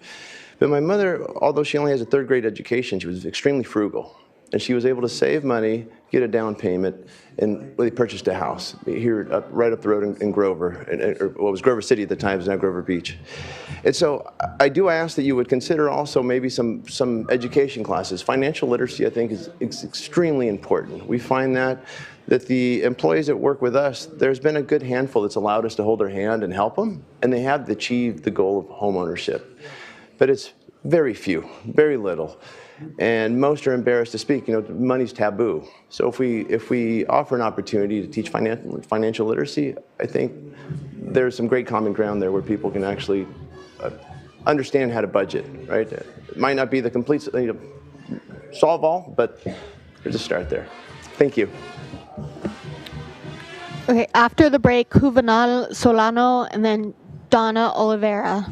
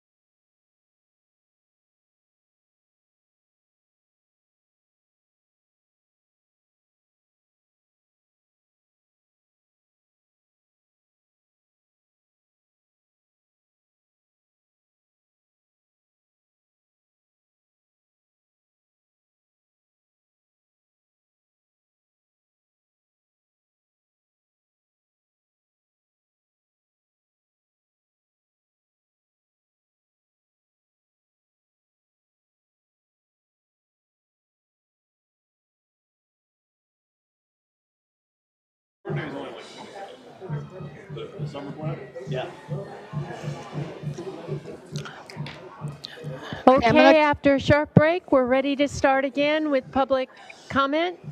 Darcel. I'm going to call the next few names. If we can have folks kind of start to line up, that would be helpful. Juvenal Solano, Donna Oliveira, Gabriel Mendoza, and Alba. Yeah, we have 25 speakers yet to go, and some are translations, so it's a little longer. So if you line up, that helps us use our time wisely. Déjame acomodar. Sí, en español. Buenas tardes, respetables miembros de la mesa de supervisores. Good afternoon, respectable members of the Board of Supervisors. Mi nombre es Juvenal con la organización MICOP. Mi nombre es Juvenal Solano, and I'm with the MyCop organization. Como ya se ha mencionado, el trabajador agrícola merece tener una vida digna. As has already been mentioned, the agricultural worker deserves to have a dignified life. Por medio de un mejor sueldo, And that will be through means of a better salary. un sueldo que garantice la compra de alimentos para su familia, Will be a salary that guarantees the purchase of food for his own family, tener tiempo de calidad con sus seres queridos. to pay the rent, and to have quality life with his beloveds. Fui trabajador de la fresa por 8 años I was a strawberry worker for 8 years. y sé de primera mano que con el sueldo mínimo no es posible pagar las necesidades básicas que tenemos como seres humanos. And I know the minimum salary is not possible to pay the basic needs that we need as human beings. Y por tanto, ambos padres deben trabajar para cumplir con estas necesidades, Now both parents have to work in order to comply with these needs. lo que causa que los hijos están creciendo sin el cariño de sus padres, And now the kids have to grow up without the love of his parents, ya que deben trabajar jornadas completas para muy apenas poder pagar la renta y proveer para sus hijos. they have to work full time during the day just to pay for the rent and to be able to provide for their children. Hoy uno de los presentadores por parte de los agricultores comentó que los hoteles actualmente están vacías, que no hay trabajadores H2A. And today one of the presenters says that the agricultures, he mentioned that the hotels actually are empty because they're not workers with the H2A. Pero también debió decir que están vacíos porque no estamos en la temporada fuerte de la fresa. He should have said that they are empty because we are not in the strong season for strawberries. Por décadas el trabajador agrícola ha sido segregado de los derechos fundamentales. For decades, the agricultural worker has been segregated because of fundamental rights, Tal como el derecho de pago por trabajar horas extras, just like about getting paid properly because of working overtime. y que recientemente con la AB 1066 que entró en vigor en el 2019, And recently with AB 1066, which came into effect in 2019, vino a dar un poco de esperanza a los trabajadores agrícolas, that came to give a little bit of hope to agricultural workers, otorgándoles el derecho de pago de horas extras, granting them the payment for extra time. pero aún así existen compañías que están violando este derecho, But even still, there are companies that are still violating this right, no pagando las horas extras o bien pagando en efectivo para que en el cheque de los trabajadores no refleje que trabajaron más de 8 horas al día. no paying for the hours or well paying cash so that the stub of the checks of the workers will not reflect that they work more than 8 hours. Es tiempo de realmente reconocer la gran labor que hacen nuestros trabajadores agrícolas, It's time to recognize the great work that our farm workers are doing, quienes sin importar las condiciones climáticas, durante el calor extremo, lluvias intensas, incendios y otros desastres naturales, ellos están allí para asegurar que tenemos frutas y verduras en nuestras mesas. and without mattering the climatic conditions during extreme heat, rains, intense fires, and other natural disasters, they're always there so that they'll make sure that the fruit and the vegetables are always on the table. Y como todos aquí debemos recordar que sin los trabajadores agrícolas y otros trabajadores esenciales no hubiéramos podido superar la pandemia del COVID-19. And you also should remember that without the agricultural workers and other workers, that at Essential, we had would have been able to survive the COVID-19 pandemic. Es tiempo de darle dignidad a los trabajadores agrícolas. Is the time have Sí se come, puede por el $26. it's time to give them the dignity to the workers. It's time to give them this dignified salary of $26 an hour. Yes, we can. Gracias. Thank you. Donna Olivera, Gabriel Mendoza, Alba, Fidelina Mendez. Hi, good evening. My name is Donna Olivera. I'm representing myself, but also minority that was briefly mentioned by Jose Chang and briefly mentioned by him also. So I'm a second generation indigenous farmer, strawberry grower here in Santa Maria. I represent a minority here, I think in cautioning us to move forward for $26 an hour. As I mentioned, I'm a minority in here, but a minority in the strawberry industry, but also a minority in ag in the US. However, as pointed out by Jose Chang, I am one of the 50% farm owners that farm less than 50 acres a year. I've been in 3 years in operation. Each year since we have started, I have witnessed a decrease of indigenous farm owners. The accessibility to land makes it difficult for us to continue our operations. The increased cost of fertilizers, pesticides, and labor, so the operation costs has made it difficult for us to exist. My parents, as I mentioned, I'm a second generation farmer, indigenous farmer. My parents planted their first acre of land in 1994. That generation of farm owners and upward mobility of farm workers to farm owners is eroding every year. Like I mentioned, my parents started growing strawberries here in Santa Maria, in Santa Barbara County in 1994, alongside over 10 indigenous farmers. I am one of 3 second generations that have inherited the farm operations of their family. We do not exist here, and we are not represented in the data. That's your time. Thank you. Gabriel Mendoza, Alba, Fidelina Mendez, Araceli Mendoza. I'm okay. Good afternoon, supervisors. My parents have worked in the fields for about 30 years, starting in Sinaloa, Mexico, and coming to the U.S. in the 90s. Despite these decades of labor, they still struggle for fair wages and decent working conditions. Growers claim labor shortages to justify hiring H-2A workers, but the truth is they prefer them because it's cheaper and more profitable. This hurt local workers who are pushed out of housing and face wage of stagnation. As a cost of living rises with food and rent skyrocketing, and also like the climate change, farm workers remain trapped in poverty. This is no accident. It is calculated choice by growers prioritizing profit over people. Our families who sustain this billion-dollar industry deserve a living wage. Fair pay means stable homes, food security, and future for our children. Our struggle is connected across regions, from Santa Maria, from San Quintin, where a lot of Driscolls, to Washington, from Salinas to Santa Maria.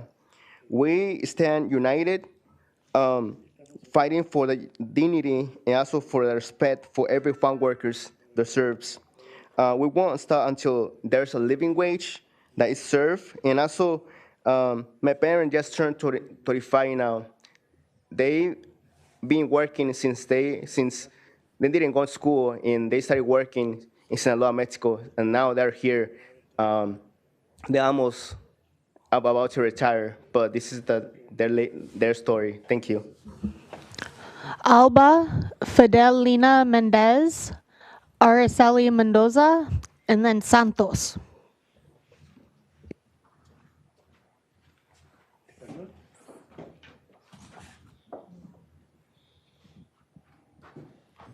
A ver, voy a ponerme de, así lo puedo leer desde aquí. Gracias. Adelante.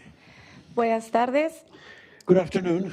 Yo estoy aquí en representación I'm here representing de todos esos campesinos agrícolas, of all of those farm workers, en todas esas voces all those voices que hasta el día de hoy that up to today, todavía siguen en silencio they're still in silence y miedo a no pedir un sueldo and with fear not to ask for a salary digno. that is dignified. Queremos un salario We want a salary que pueda promover that could promote nuestras necesidades, our needs, a no vivir not to be able to, bajo have to live bajo el estrés under stress que llega al mes that at the end of the month comes de renta when the rent y pagos and the payment, de utilidades all the utilities que usamos that we use, y tener que vivir and to have to live limitadamente with limits, con todo, with everything. con el salario que tenemos Because the salary that we have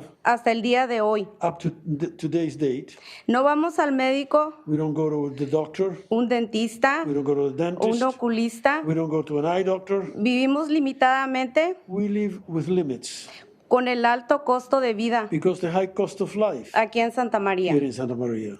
Por eso estoy aquí, And that's why I'm here para pedirles to ask you a 26 la hora $26 an hour para todas esas manos campesinas agrícolas, for all those agricultural workers' hands, por el trabajo que hacen for the work they're doing día con día, day by day, duro y pesado, hard and heavy, que hacemos. that we do. Espero que tome conciencia I hope that you would take conscious y vean la necesidad and you see the necessity de un sueldo digno. of a dignified salary. Muchas gracias. Thank you very much.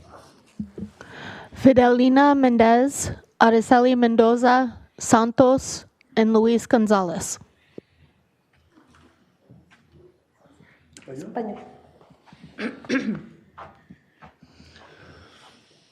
Hable, muy chiquito para mí. Usted hable, yo lo leo.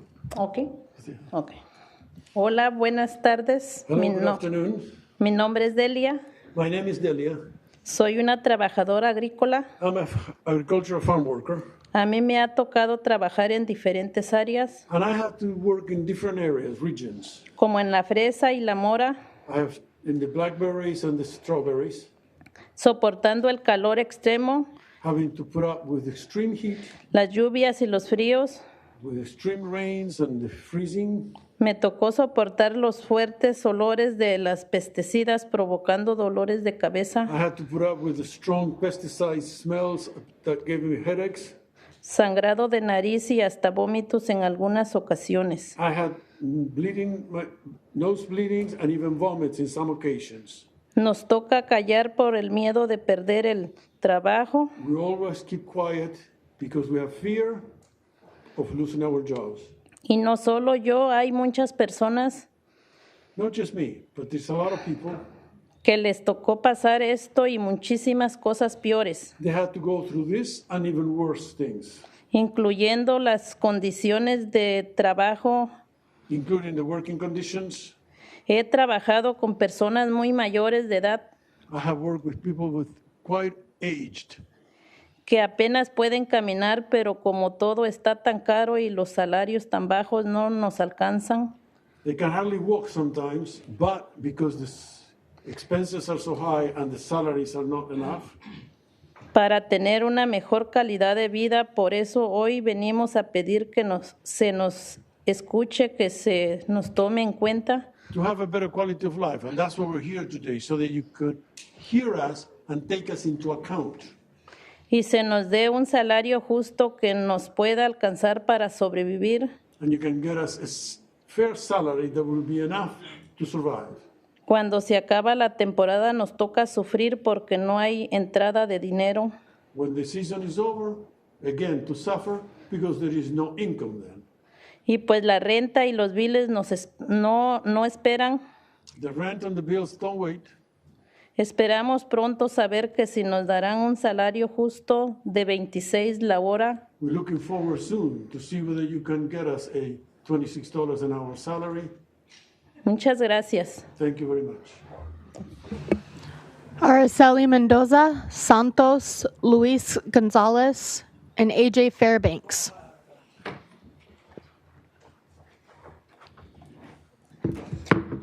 Good evening, supervisors. My name is Araceli, and I am here to share my story. I started working in the fields when I was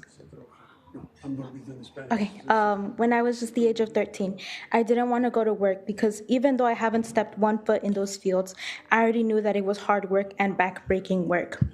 At 13 years old, I spent around 10 hours daily of my life bent over and walking in the field during the summers.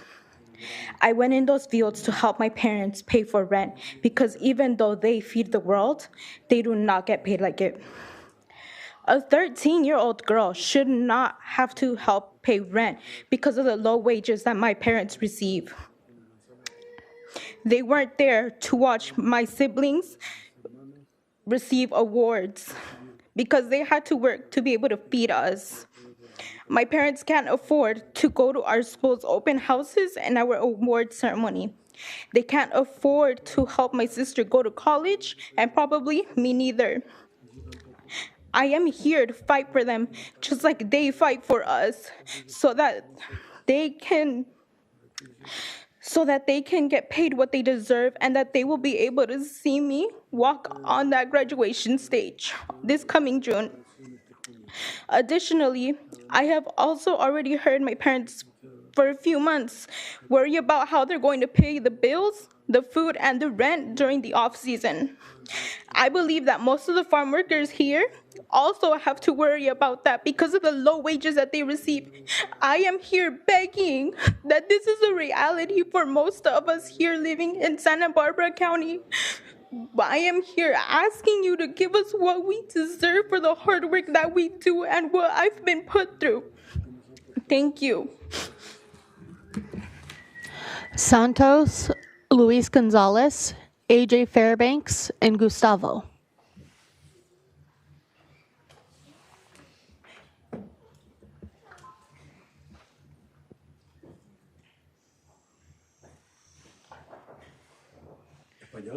Sí.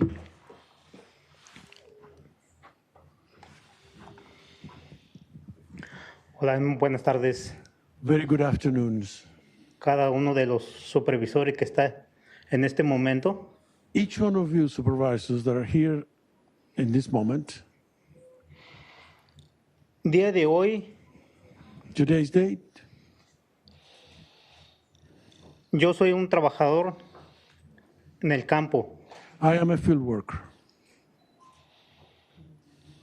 Que parte de ser abusado laboralmente. Aside from being abused work-wise.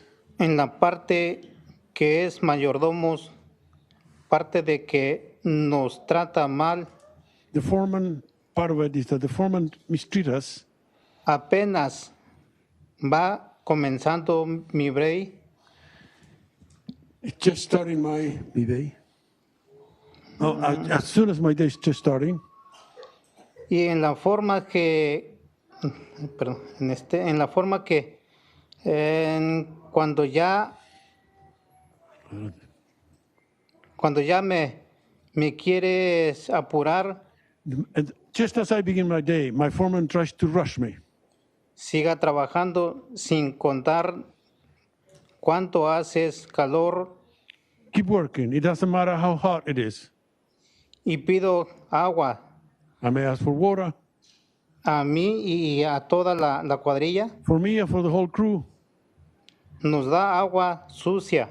Gives us dirty water. Que a causa de eso. And because of that, as a reason for that. Me da dolor de cabezas, dolor de estómago. I got a stomach ache. Hay veces con ganas de querer vomitar, Sometimes I feel like vomiting. pero no tengo otra opción I have no other option. que vienes, el galón está verde de sucio, Sometimes the water gallon is green from dirt. que nunca se lava. It's never washed. Así que entonces estamos aguantando y tomar el agua en esa mala condición. So we have to stand for it, and then we're drinking water in bad shape or conditions. Parte de eso y unos se lastima. Part of that is also that you also become injured at times. Y no se toma en cuenta Nobody ever takes into account que hace sentir a uno que no valemos. It makes you feel like we are not worth it. Como persona. As a human being. Yo me siento que soy desechable. I feel that I'm desechable. Porque me lastimé mi hombro. I hurt my shoulder. Y en vez de ayudarme, instead of getting help, me descansaron. They lay me off. Desde el mes pasado y hasta ahora no sé nada de si me va a ayudar. From last month to up to today, I don't really know if I'm going to be helped. Yo llamé y me dice. I called and I was told que la persona que lleva mi caso that the person in charge of my case no se encuentra. Is not in. Desde el mes pasado hasta ahora. Since last month up to today. No hay entrada de dinero. There is no income. Mi renta, mis biles. My rent, my bills. No espera. Are not waiting. Yo ganara más. If I were to make more. La situación no sería tan mal. The situation wouldn't be as bad. Pero es difícil. It will be difficult. Para sostener la familia. It's difficult to sustain the family. Y las utilidades de casas mes y nos alcanzas para llevar una vida digna. And the utilities every month is not enough for us to have a dignified life. Sorry, that's your time. Sorry. Acabó el tiempo. Muchísimas gracias y espero que tomes en cuenta todo lo que estamos hablando. Thank you very much. I hope you take into account everything we're Hay talking muchísimas about. personas allá afuera desesperando que nos den las respuestas. People are waiting outside for your answers. Muchísimas gracias. Thank you very much. Luis Gonzalez, AJ Fairbanks, Gustavo, and Christina Schallenberger.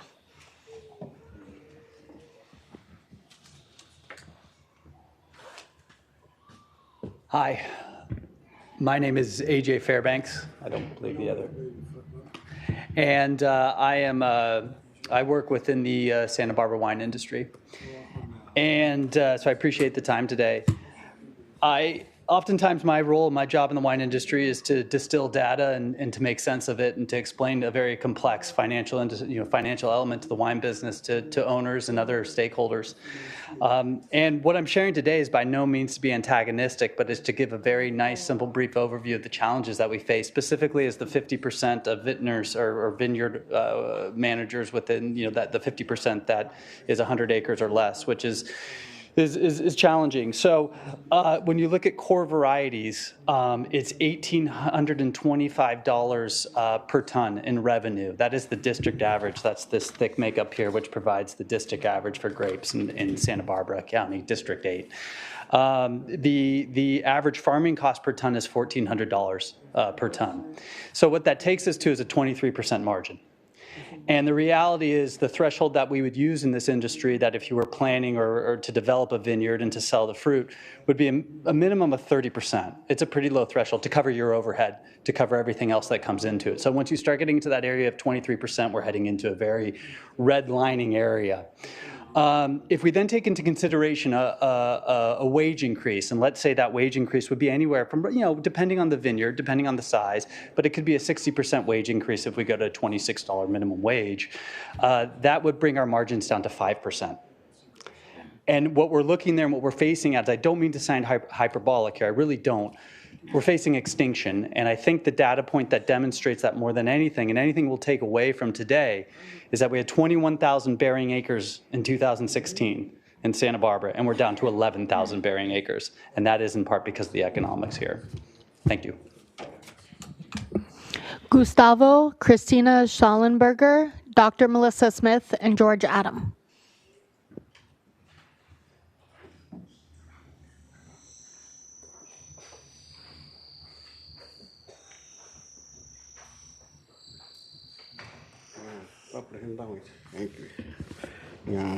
Bueno, yo soy Shaco, supervisor, están en Diquín, Andes, Quash, Bichi, están en Dona, compañero campesino, yo soy con Diquín, ya mi tato, ya presidente, ya comité, ya asesor, misteco, ya tishin, escuela, nos da cuase yo, ya distrito, cuando na vali chat, no na, tato na vali le pa acá, yo no que ra ya ni sai que tato ni sa forma minti in grupo na padre na canto ndavi na sa abogada na ya se ello tato na ya shakui na sa kwana se yo kachindira shagora ston jet kun di me gara tato ndino mina padre na kachina misteco na kachira campesino ni kundiwana ra ya ston jet di na kachita tato ya distrito bonita ra ni sa identifica na 4,600 ya estudiantes ya homeless que china ra ni mil sin ninja con ni cachina gana que chisu ya tato ya cara ndaka to en ya cuenta que ya que china ra tato na estudiante homeless tato na cara na kunante arrimado na shinga familia na de coña no kunde na coña na que chira ya tato cachina kuna homeless ra no va aña kuna homeless no va achi tato nandu kuna ibe kundena Rashini no ati apartamento ra ya había ahí $1,000. Ra yo en requisito que ya shini no a sacanana oni vez mi acá sacan cubisa calificana.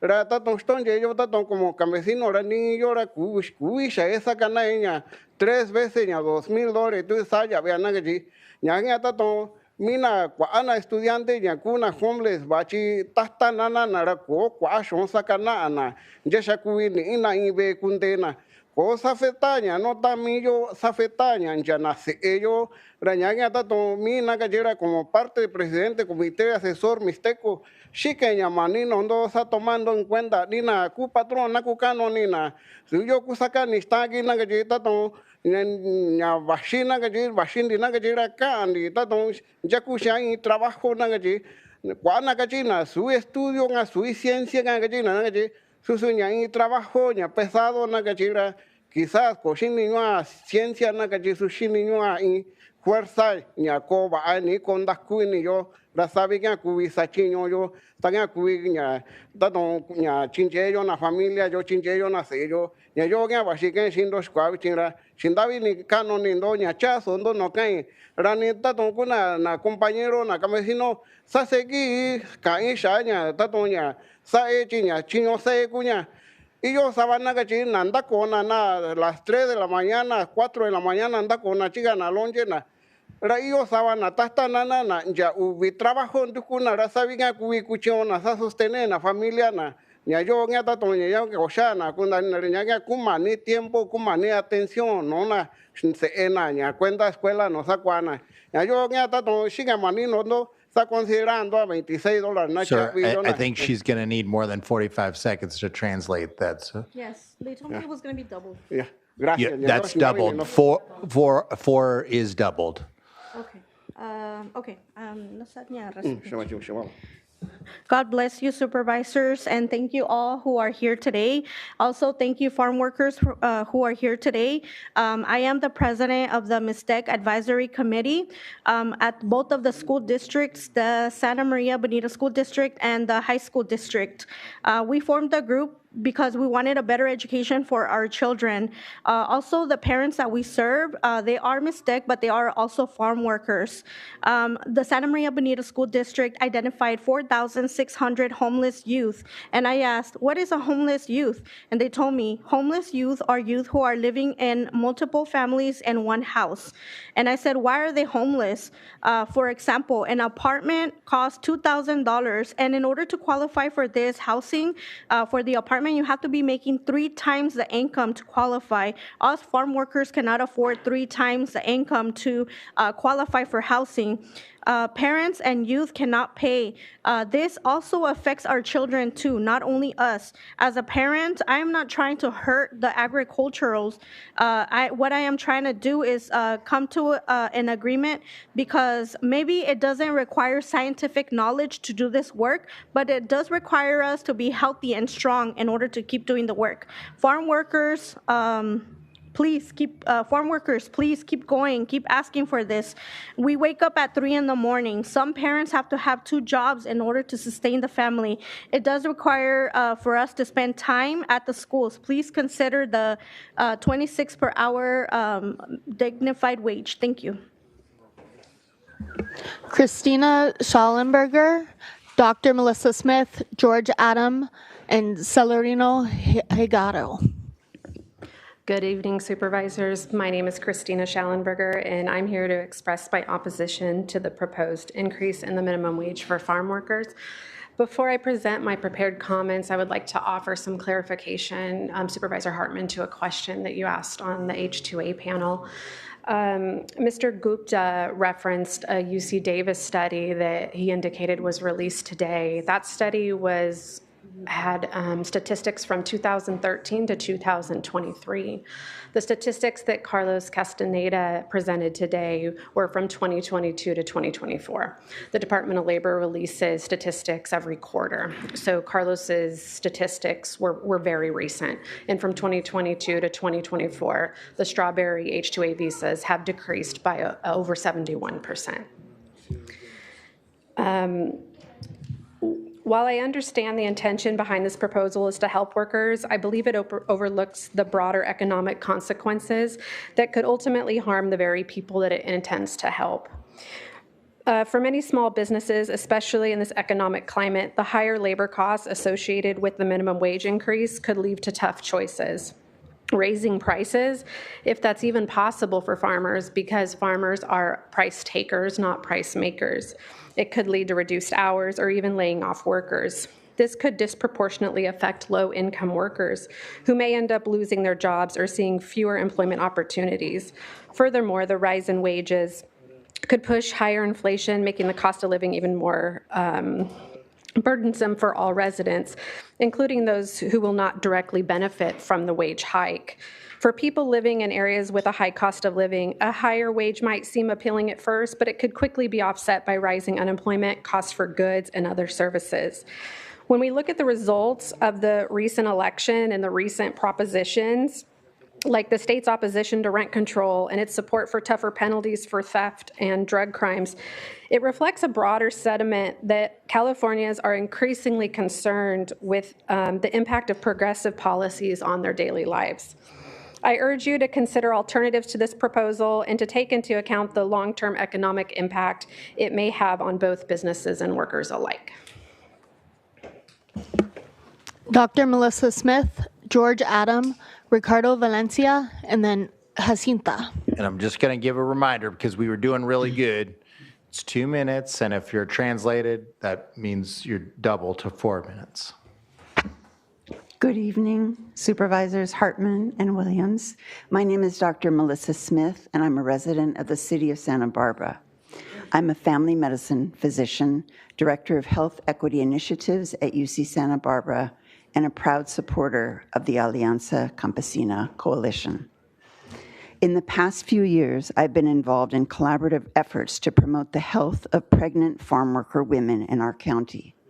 Working closely with OBGYN physicians caring for this population, I've collaborated in research on health challenges of pregnant farm workers and supported community outreach to farm workers to address these concerns. For example, Accessing early prenatal care is critically important to healthy birth outcomes. Farmworker women often lack funds to pay for help with the paperwork necessary to navigate the health system, to pay for transportation and childcare needed to get early prenatal care, and to pay for their cell phone so that they can reliably communicate with their physician's office. Food and housing insecurity also impact the health of pregnant farm workers. A living wage would address all of these challenges, which in turn would improve birth outcomes. These upstream investments would potentially save in downstream health systems costs and public benefits provided to farm workers. Because, as we physicians understand, an ounce of prevention is worth a pound of cure. Pursuing health equity means striving for the highest possible standard of health for all people and giving special attention to the needs of those at greatest risk of poor health based on social conditions. Let us rally together to support these essential workers in our community. Thank you so much for your consideration. Ricardo Valencia, Jacinta, Lauren Orinales, and Darlene Villanueva. You next? I think so. Sorry, yes, George Adams, sorry, Ricardo. Hello, Supervisors Hartman and Williams. My name is George Adam. Been a local grower here for 40 years, been a local dirt farmer. Been through a lot of meetings like this, but this one's really cutting to the quick because the bottom line is that we are price takers. And I'd like to explain what that is. We can only sell in line with our competitors. And you had mentioned something, Mr. Williams, on what it takes to be able to differentiate your product. So you were talking about, we can't divorce, the fact that we're paying them $26 an hour, but the bottom line is, as part of our, because we're supplying product all over the country, and they're buying from all over the world, or, all over the North American continent, basically, is where most of our product comes from. They can go to Mexico, they can go to Canada, they can go to other valleys in California, and that's where we're just not competitive. And for them to put up a sign on their shelf, just as our distribution system dictates, they can't really do that. If you think about it, they're buying and selling different commodities to cover orders all over the country, so they can't really, say, okay, unless they do it on a broader scope, which is, the whole state or something, which is a whole nother issue. But the biggest thing in many of the things that I heard today was that we are highly regulated here, and it's better to keep the product here. I think it's better for farm workers. I mean, we are farm worker advocates as well. We've been in employment for 40 years, and I think our working conditions here are unparalleled worldwide, really, for farm workers in produce production. I mean, if you go anywhere, if you've traveled anywhere, and as I'm getting a chance with my son taking over for me, I'm getting more of a chance to travel around, and really we are advanced, and we're going to keep automating so that we can be able to pay our employees more. The more we automate, the more we can afford to pay them, and that's basically what we are going to have to do to remain competitive here in Santa Barbara County. So anyway, this would basically end ag for us if we pass this. Okay. Ricardo Valencia, Jacinta, Lauren Orinales, and Darlene Villanueva. Good evening, Supervisors. My name is Ricardo Valencia, and I am a resident of Santa Maria. I'm currently the president of the Santa Maria Bonita School Board, and I personally fully support the living wage increase to $26 for farm workers. I also speak to you today as a teacher at Santa Maria High School, where I have the pleasure of serving our local youth. Instead of sharing my thoughts, I asked my students to tell me what they would say if they were here, if they could be here. This is some of what they had to say. Pay them a lot because my parents hurt their backs from long hours of work. Pay more because this is tiring labor. They are paid little to do a lot and have health problems as a result.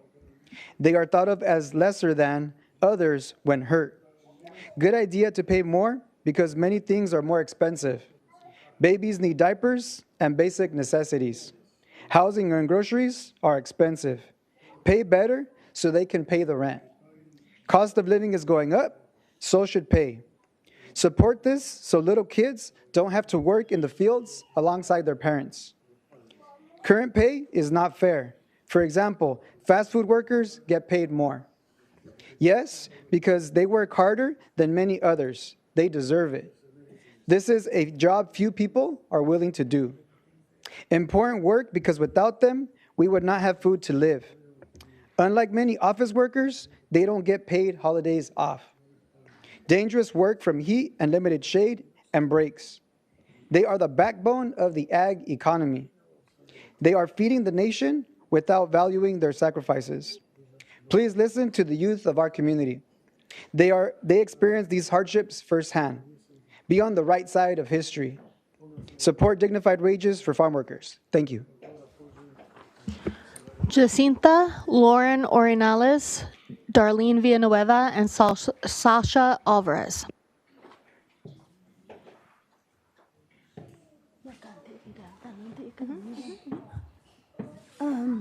Shindavi nindo kishanto tiendo shinto kivichi kunisondo nya necesidad nyantika ni Santa Maria shinto na campesino kui campesina ne kichu shifresa kwa okokuya kichi shifresa ni Santa Maria yo na kuntendo yo ba aka in tatu kui ne yubi kanta indi chinundo so shinin to dolor ne ni yo indi chiyo kui madre tatu sa lucha yo ya se yo ra cuyo campesino ro fácil kunya nako kunsa vera ntia yura nira ni va a un mal condición ra sa presenta un trabajo na chiñuche shane mínimo chabina yo 16 que van tu hora no 16 ra coqueta ne sa alcanzane ta kunti gasto tu chabin tu renta ra no renta ra chabin tu aseguranza carro ra bashi ne belnya ta kunti belnya tikuine luz ne ta kunti tatu ndusha ine sa completando ne gasto ika rane kusalundu ra tatu menos cha cuando shi salundu ta na yo kuna taba trabajo ne campesino los anda cuando salundu ko sa tomando ne tatu lugar kane kutantu shishu undu ra chabindu renta takuyane ku servicio ne ku entiendo ra santi chakane ndu sakitantu ne kara mindo kinto salundu ranta kona bantu ne kaso na shindabi ni entiendo yo ra kunto ne manera kachinyo ndo shi necesitando kutonento no ndio shira chikando nta ashintu subimiento ndo ini ndasento ndo ini las 4 nanta contra hora canta nindo sento con listo nera cuando no niñera 2-3 horas va sento shinto shikwara tukunara cuando sento no niñera koshano sento shinto triste vida kun entiendo shi sento chi ndora no chino ya ndora sento rashina niñera ya sento cuanti va necesidad cuanti va ne dasino ndo kubi kondo sa disfrutando sento ko iki tashindo no sento kundiendo shi sento tatun tu bisa kwano tu nana kachochi tatun tabi ba to sendo shanu nara shintabe ni to kishandora ndatun tu respuesta ndo takara ntia kwana compañero ndo chistara respuesta ndatun tu nakara shintabe ni ndo nyaka ke nunti banya. Thank you for offering this space to be here today and listening. And thank you for listening for what are the needs here in Santa Maria. I have been a farm worker for over 20 years. Look at me, I can't speak, but you don't see the pain that I am in. I am a mother. I work in the rain, in the mud, in the heat. I work in bad conditions. Even when I'm sick, I have to show up to work. $16 is not enough because we have to pay for the rent, we have to pay for the car insurance. All we have to find, we also have to find how we're going to pay for the rest of the rent since we don't have enough. We leave our health behind. Instead of, going to the doctor, paying for our health, we have to use this money to pay for the rent. Thank you. please also work with our needs. May God bless you. We wake up at 4 in the morning and we have to take our children to the babysitter. It is really a sad life. We don't get to spend the time with our kids. We don't get to enjoy them. We have to drop them off, and then the next day we have to get up and work again. Thank you for listening. We are asking for the 26, please, that you will increase the earnings for the farm workers. Thank you. Lauren Ornelius and Darlene Villanueva, Sasha Alvarez, and Armando Celestino. Good evening. My name is Lauren Ornelius, and I am the founder and general programs team member for the national nonprofit organization Food Empowerment Project based in San Luis Obispo, and I eat. I'm not a farm worker, but I eat, and I'm very grateful for everybody in this room who feeds me and everybody I care about. As a vegan food justice organization, we are in strong support of raising the wage of farm workers in Santa Barbara County to at least $26 an hour. As an organization that works also on lack of access to healthy food and fighting food apartheid, living wages constantly comes up as the biggest barrier for people in order to be able to eat healthy.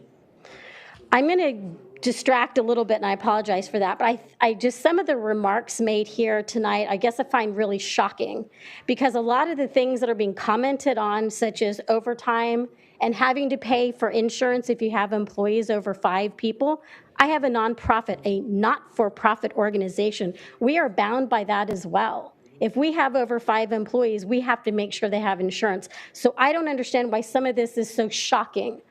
That some of these growers would be held responsible and accountable just like other businesses and nonprofits in California. In addition to that, I don't know any business or nonprofit for that matter that doesn't understand that labor is always going to be your biggest cost, right? They are who make everything happen. The fruit would be dying on the vines if it wasn't for the farm workers. So unless you grow and eat only the food that you grow, everyone in this room has a farm worker to thank, and it is our responsibility to ensure that they are given what they so rightly deserve. The report Harvesting Dignity gave hard evidence to what many of us have already known. Farm workers deserve $26 an hour and more, yet they have yet to be paid what they are worth. These are skilled workers who are forced to work in some of the most extreme conditions. They deserve to be treated with respect, appreciation, and compensated as such. One of the things that came up as well was talking about the $20 an hour for fast food workers. That didn't come along because the state of California decided it on its own. Strong, powerful, convicted, with lots of conviction, empathetic, compassionate, and ethical supervisors made a decision that they felt that workers in fast food deserved living wages. They deserve $20 an hour, and you can do that as well. Thank you. Darlene Villanueva, Sasha Alvarez, Armando Celestino, and Jorge Chavez. These are the last speakers on the screen here.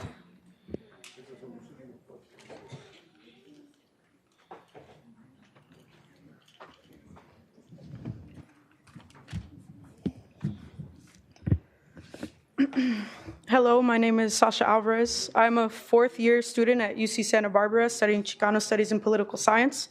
This past summer, I had the honor of interning with the United Farm Workers Union through our UC Labor Center, where I'm also a student intern leading a farm worker campaign that highlights the issues faced by our agricultural community. Our whole community came together to create this banner just to be here today.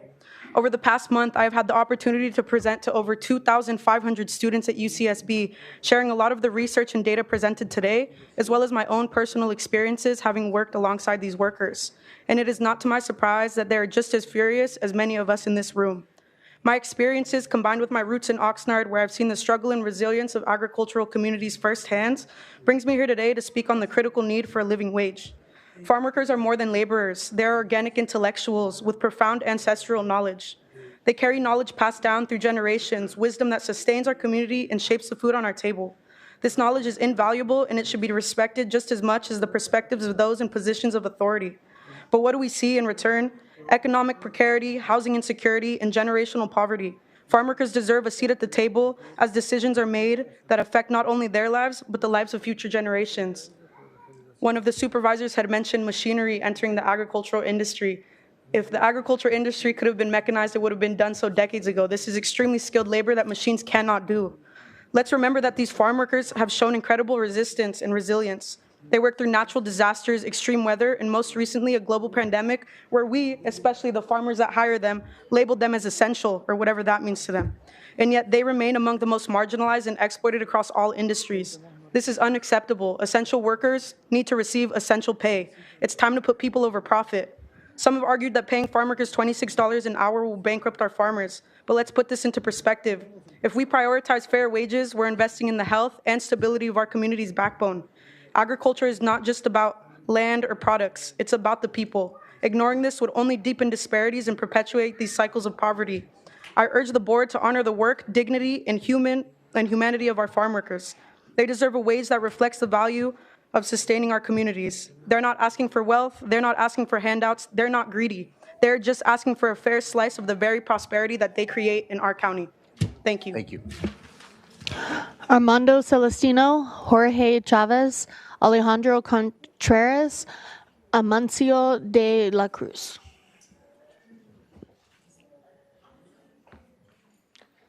No, we're almost done, but let's try to keep to the time limits, folks. That's the number.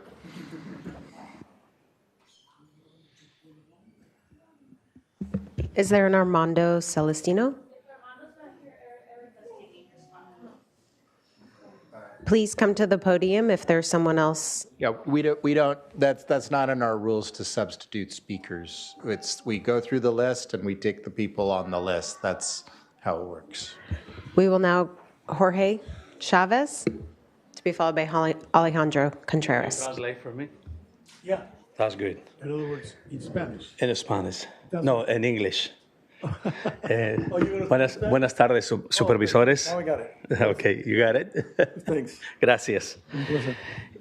Estoy contento de estar esta tarde aquí. I'm very happy to be this afternoon here. Hace 40 años, 40 years ago, el 8 de marzo del 84, yo llegué a este país. March 18th, 1984, I arrived to this country. Llegué a las 11:30 de la noche al lugar donde yo tenía que llegar. I arrived at 11:30 at night at the place that I was supposed to be. Y a las 6 de la mañana me estaban tocando la puerta para comenzar a trabajar. 6 in the morning, they were knocking on my door for me to start working. Un tío mío, yo pensé que me iba a dar quebrada ese día. I thought they're going to give me a break that day. Dijo, viniste a trabajar, hay que trabajar. You said, you came to work, you got to go to work. So, desde ese día hasta el día de hoy, From that day to today's date, hoy tengo el privilegio de estar empleado, I have the privilege to be employed, de tener a mi patrón conmigo esta tarde. to have my boss here with me this afternoon. 33 años trabajando para él. 33 years working for him. Es un honor para mí. It's an honor for me.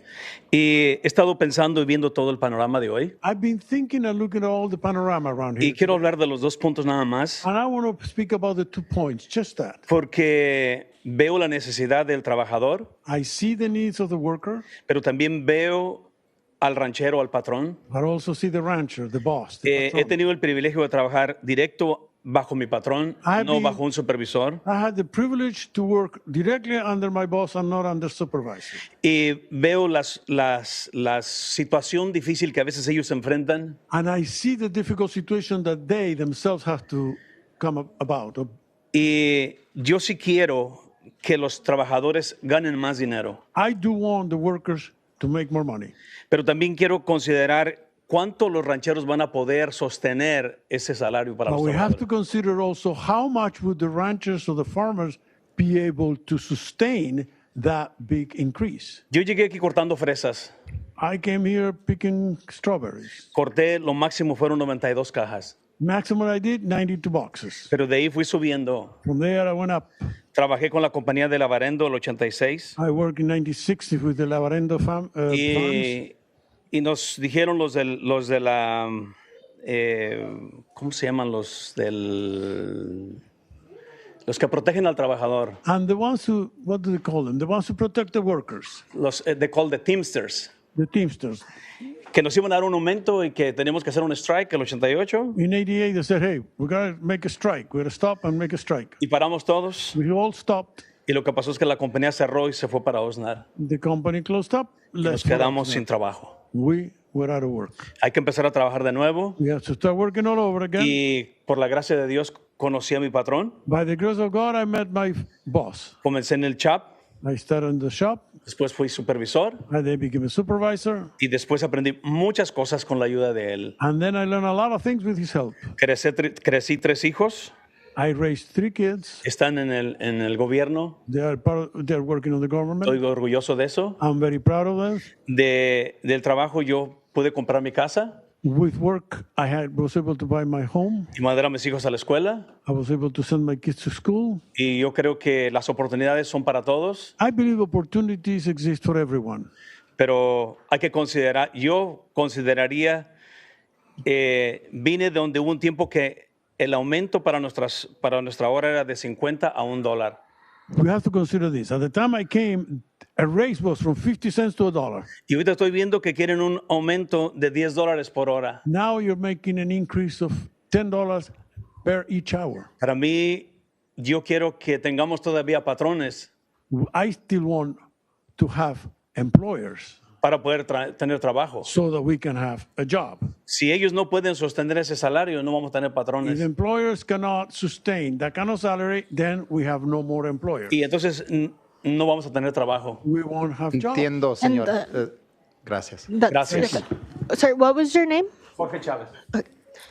Alejandro Contreras, Amancio de la Cruz, Angie, and then Selena Ramirez.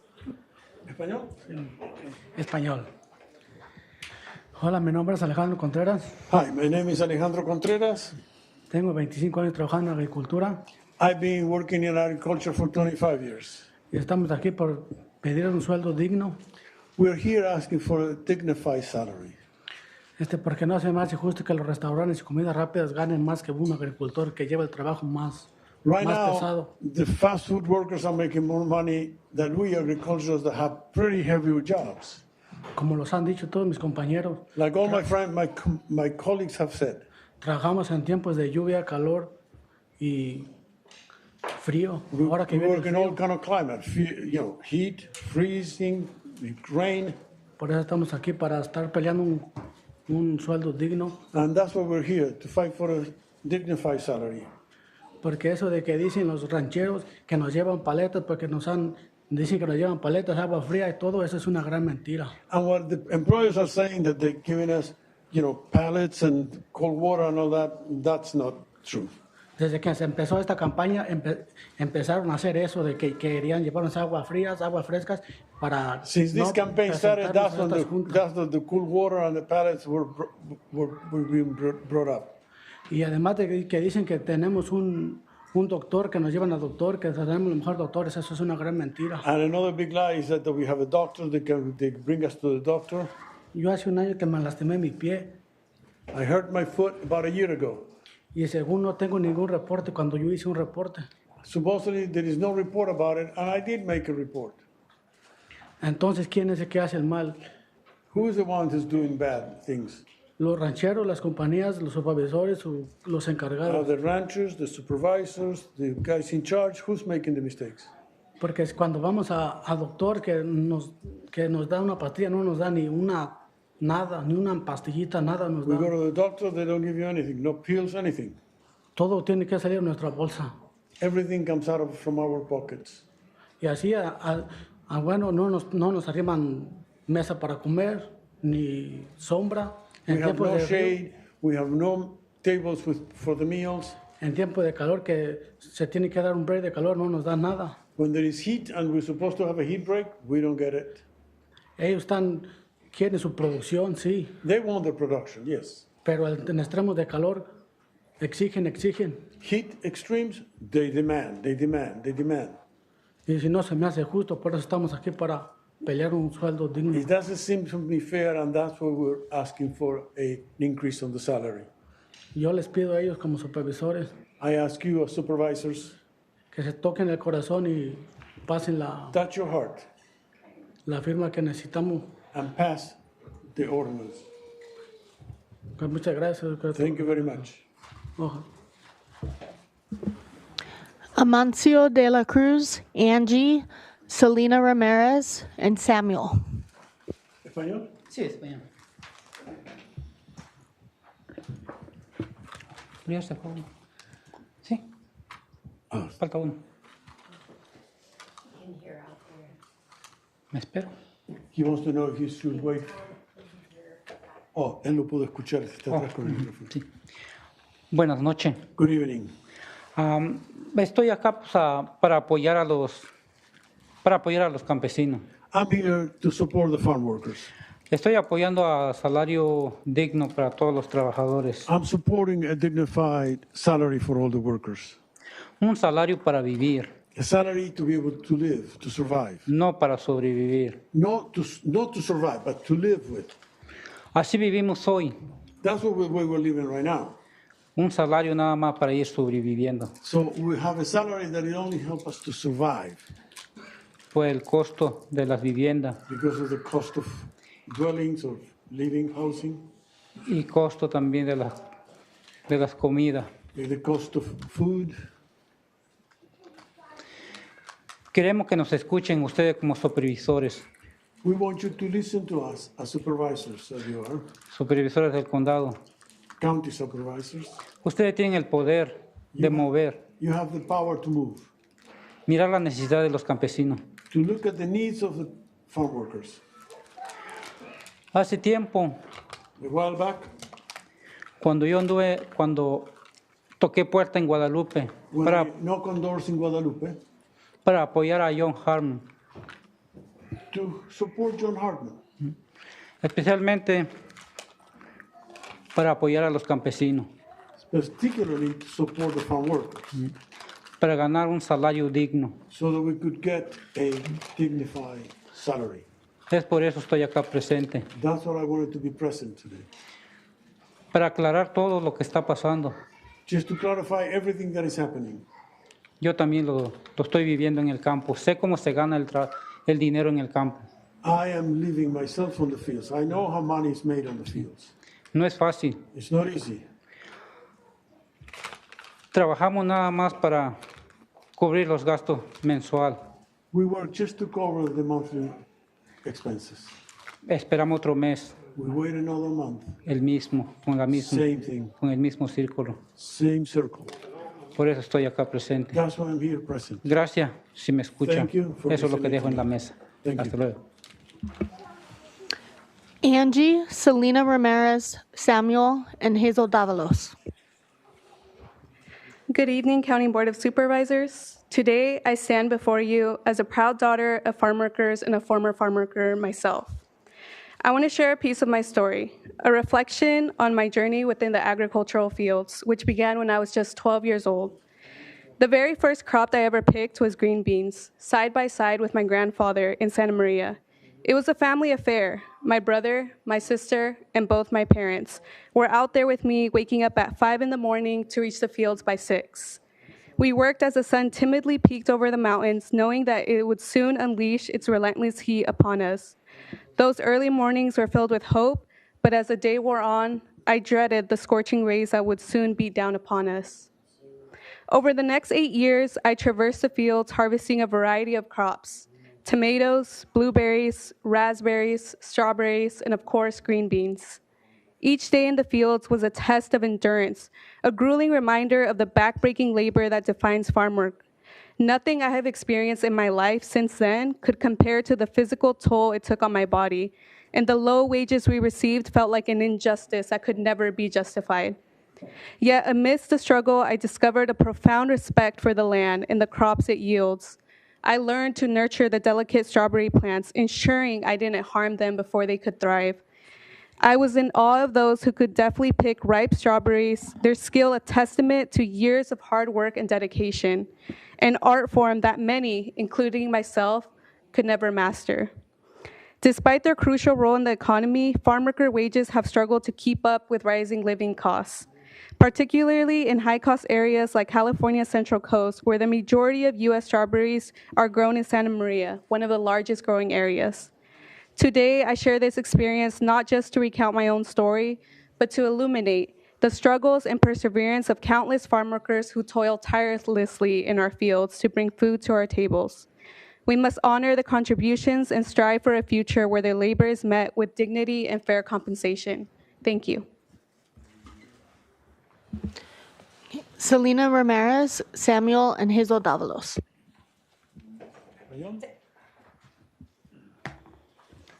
Buenas tardes. Good afternoon. Mi nombre es Elina. Yo soy organizadora comunitaria con causa y residente de California por más de 13 años. I'm a community leader with Causa. ¿Y cómo se llama el otro?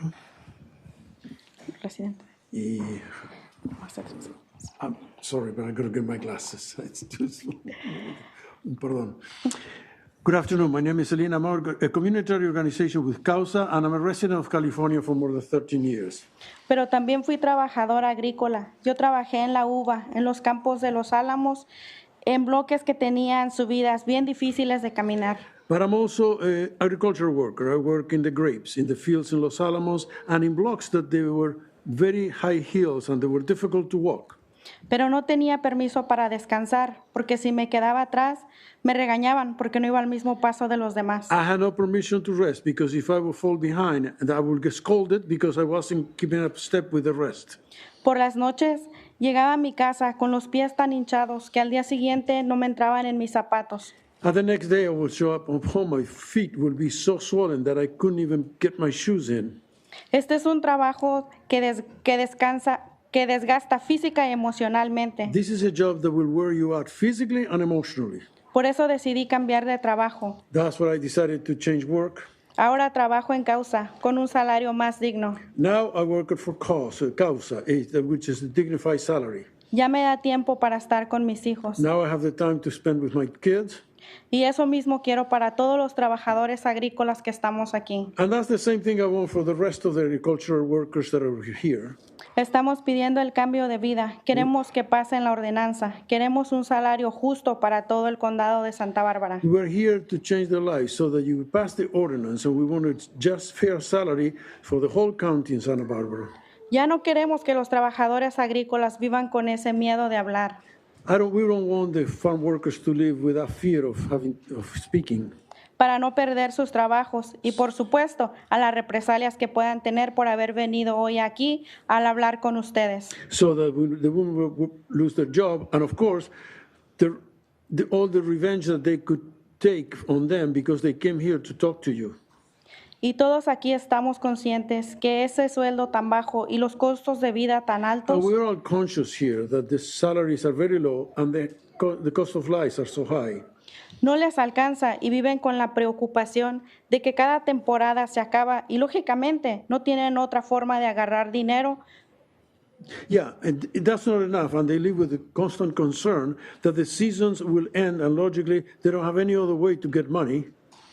Si no hay trabajo en el campo, ¿cómo van a ahorrar si su cheque se va en los diferentes gastos de la casa y de cuidado de los niños? If there is no work on the fields, how are they going to save? Their check goes to the different expenses in the house and care of the kids. Por eso, hoy pido que se aumente el salario a los trabajadores para que puedan tener una vida más digna. And that's why I'm asking you to increase the salary of the workers so they could have a more dignified life. Y por favor, valoremos a este grupo de trabajadores que con todo y el miedo de hablar por no perder sus trabajos, And let's give value to this group of workers that even though they're scared to speak so they won't lose their jobs, hoy se unieron en una sola voz para venir a pedir que sean escuchados por ustedes. they came today together for one voice to ask to be heard by you, Para que apoyen a llevar una vida más justa, más digna, que sus trabajos que hacen merecen ser valorados y reconocidos. so that they can have a more fair life, more dignified life, and that their work that they deserve be valued and recognized. Por esta razón y por todas las que ya escucharon y las que van a seguir escuchando, For that reason and for everything you heard, and the one that you're going to continue hearing, les pido ayudemos a conseguir que pasen la ordenanza. please, I ask you to help them get that ordinance passed. Les pedimos que aboguen por todos los trabajadores agrícolas del condado de Santa Bárbara. We ask you to advocate for all the farm workers in the county of Santa Barbara. Okay. Gracias. Thank you. Samuel and Hazel Davalos.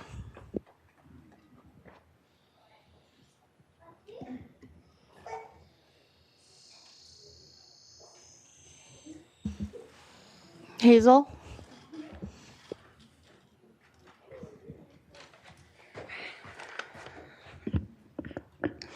Hello. Today you've received a rare master class in issues affecting farm workers in our region. As you digest today's information and develop your recommendations for the rest of the board, I urge you to tackle the root cause of the suffering you've heard about today: low wages.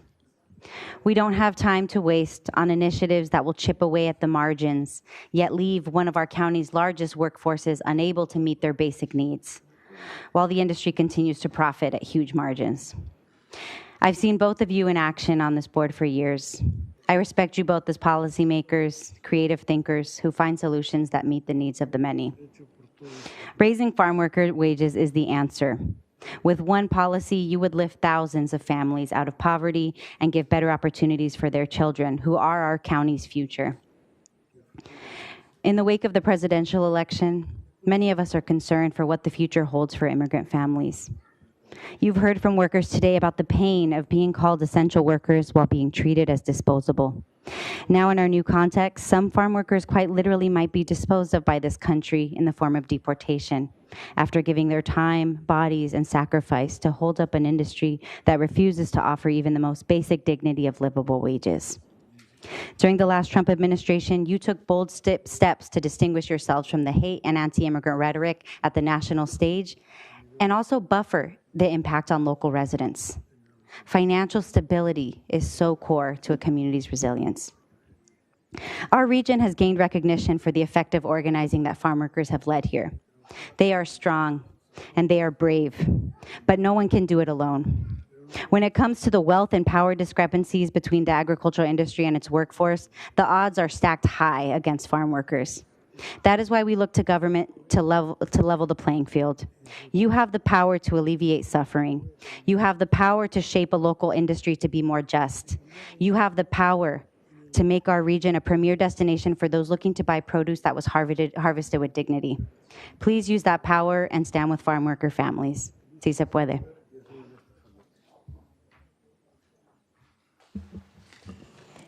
And Hazel was our final speaker. Well, as she said, we have had a master class today in various issues affecting the conditions of farm workers, as well as issues affecting the viability of agriculture in the Central Coast, and particularly Santa Barbara County. And it's given us a lot to think about, and I appreciate the time that everybody has taken to be here and share their thoughts and their experiences and their stories with us. As I mentioned, Supervisor Williams and I have to put our heads together and figure out how to report on this back to the entire board, and it'll take us a little while to assimilate that. But I want to thank particularly our clerk of the board, Jacqueline Alexander, who's been here, and Darcel Elliott and Gina Fisher, who spent a lot of time organizing and getting the speakers here, and our translators who've done an amazing job. I really appreciate it.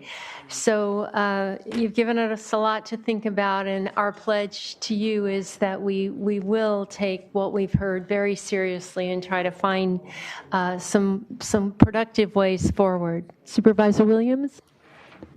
Well, first of all, it was an honor to be here and to listen to all of you. We have discussions at the Board of Supervisors about farm workers and farmers fairly often, but usually it's not all, or even the majority of people speaking are farmers or farm workers and their families. So it's very nice to have a conversation about farm workers, their families, and farmers, and it mostly be farmers, farm workers, and their families. That's wonderful and refreshing. Several speakers posed questions, and they wanted an answer, and I wish I had an answer right here today. The Board of Supervisors acts with a majority of at least 3 of us, and there is a lot in these last 5 hours of testimony to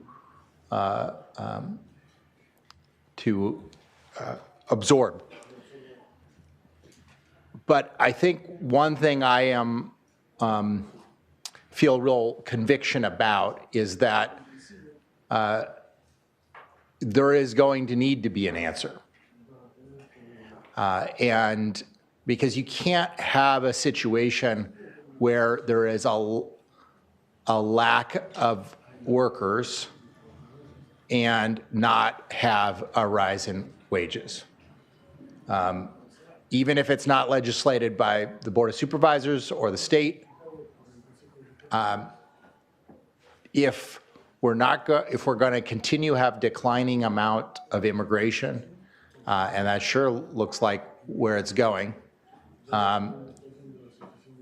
then the system isn't going to work unless an answer is to be found. I hope that answer includes a wage increase, but I also don't think it's the only solution that is out there in the community. I think farm worker housing is a desperate need out there because such a large proportion of the cost of living is housing.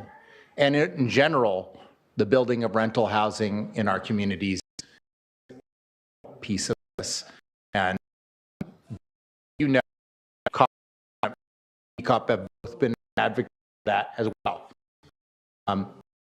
So it's an honor as my last chance to stand on another vital issue for our community with all of you. And it is also an honor to be here with the farmers. You have posed different questions and difficult quandaries about how to meet of our farm workers while ensuring the survival of our business. And I think that's important too, because I am like a Barbara patriot when it comes to buying food, and I hope everybody else is too. You know, it matters when California, and it's not actually hard to figure out. Just look, and it's grown in Chile, or elsewhere in countries where they get good wages and don't have good environmental regulations.